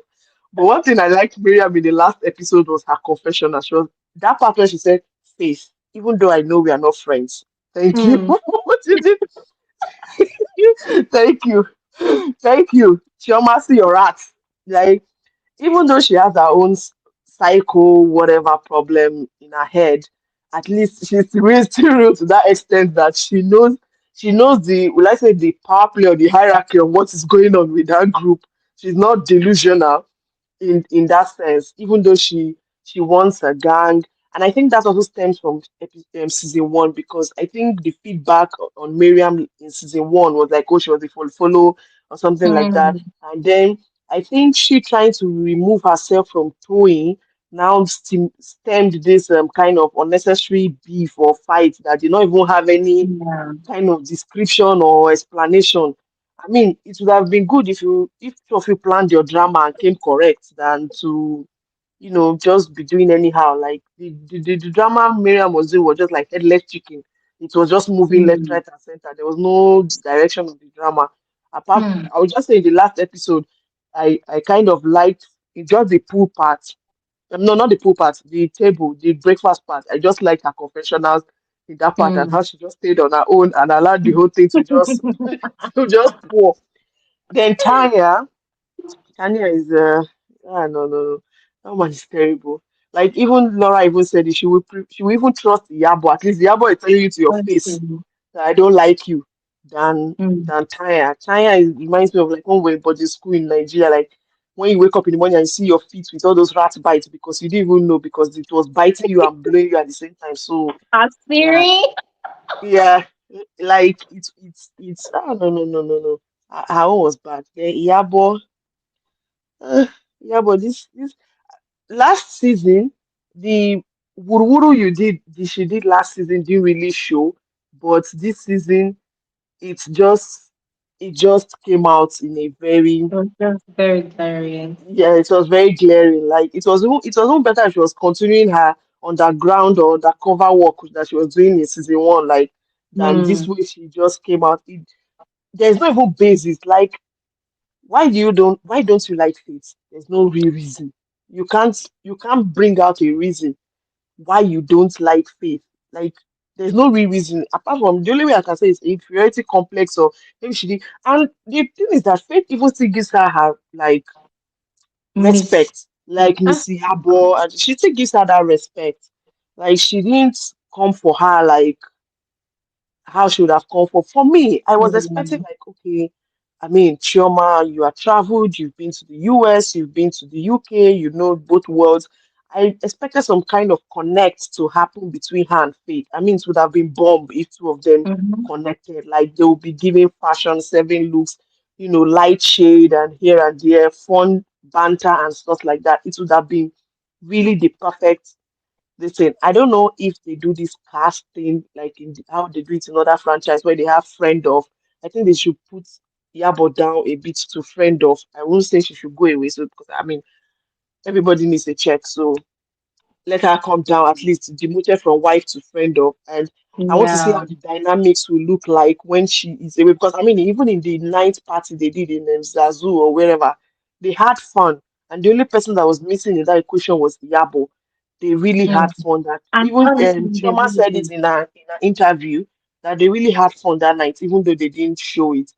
And the only person that was missing there was Iyabo. So I would really like to maybe have production or people reduce her roles and see what the dynamics will look like. Therefore, Chioma, she Mm. really needs to, I mean, just come humble this reunion.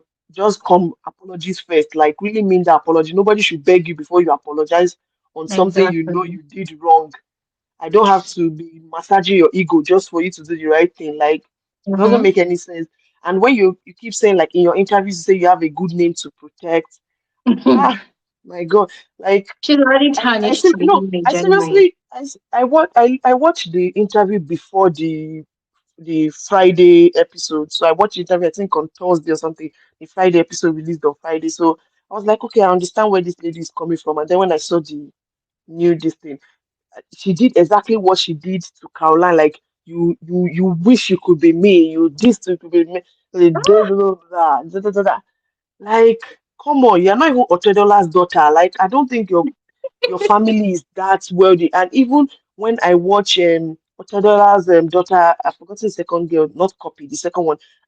She's still down to earth. Like, I still like watching her because she's still relatable. She's still humble. And Mm-hmm. two of you, the truth is that your wealth don't compare, but you do it through like you don't have to always be like the queen bee or whatever. Even if you have to be the queen bee, doing it the way Faith does it will even make it more better for you than actually running your mouth. Like it spoils the good you do kind of. I enjoy that she Exactly. does the good charity work. I mean, it's a good thing. There are people that benefit from it.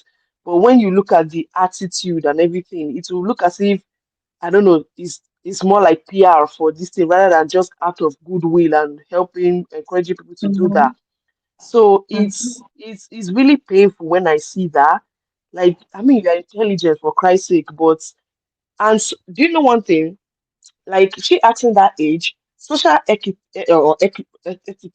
make me English no go scatter my mouth. Social etiquette do not also requires you to know when somebody is uncomfortable with some kind of questions. Yeah. So you, it might be the norm, like, okay, I grew up in Europe.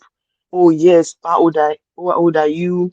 Or something like that. When she said, "Oh, I'm 50," just take it as you're supposed to take it as this lady is not comfortable with that question. That is what you're supposed Mhm. to take it as, and then just joke or just throw a light, joke to just wipe off that Yeah. topic, not now hang on it on top of age. And when she even corrected you that, oh, you don't ask people your age. I mean, you're in Nigeria. It happens in Europe. Somebody might not take it personal, but you are in a Mhm. different. You say you pride yourself on that. You are Nigerian. You are this. You are that. Now you are in Nigerian. You are intelligent. Behave like when you get to Rome, you behave like the Romans. Now you are in Nigeria. You behave like Nigerians. You don't see people in Nigerian setting asking each other how old are you or something like that. Especially when you are just meeting them for the first time. You don't do that. Even Mm. it takes a lot for somebody to tell you their age. You just may know their month and day. You don't know the year. That's just the thing. I mean, so I don't know. I just pray she comes down to earth and in retrospect, like really Yeah. apologize. And she should come back for season 3 because she needs to repair her image because this one she just This it would have been image better they've she been even saying left should in become season my one. fear. She will come Yeah, and it would have destroy been. it again. Yeah, because it would have been better she didn't come back for season 2 because she even worsened the situation more than what she did in season 1. She made it way worse, like way bad. That's it was paining me for her because I was like, me self I be Igbo. And I have come to this Europe and see how things are. Like you are giving bad representation all around of Mm. what class is. I think it's more classist. It's not illicit. I have to go and look at the word. She's classist. Like she thinks they are better than the anybody that is not up to par with her. And that's why her and Yabo works because Yabo will massage the hell out of the ego that is in her. That's just it. She will massage and massage and massage and massage it. But my God, there's no coming back from her. But Tanya, Yeah. I, they should just step down Iyabo as a friend of. Then let me see how the dynamics will look like in season 3. And Hmm. please do not bring Uti. Bring somebody that have watched it. You please, I bet you can volunteer yourself, or you should bring Ebuka. Or please, it's the truth because if they know that the topics are not enough, please don't make it only 2 episodes. Other reunion, they see 3 episode reunion. So in case it's too long, please make it 3 episodes. I don't mind watching the 3 episode as long as we touch on the issues that are on ground. So that's all I have to say. All I think I right. met the time for 6 hours on the dot. So thank you Yeah. very much for the opportunity and keep doing what you do.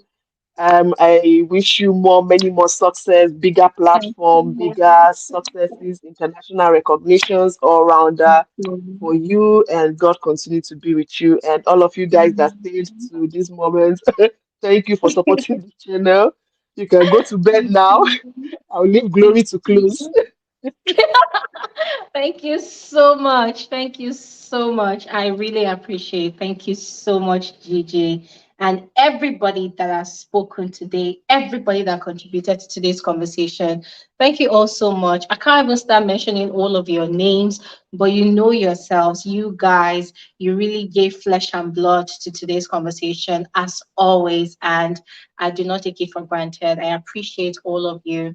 And I just enjoyed the fact that we can all come together and just forget our emotions about the show. I mean, come on. You know, there are times you watch a movie or you watch a show and you just want somebody that thinks like you.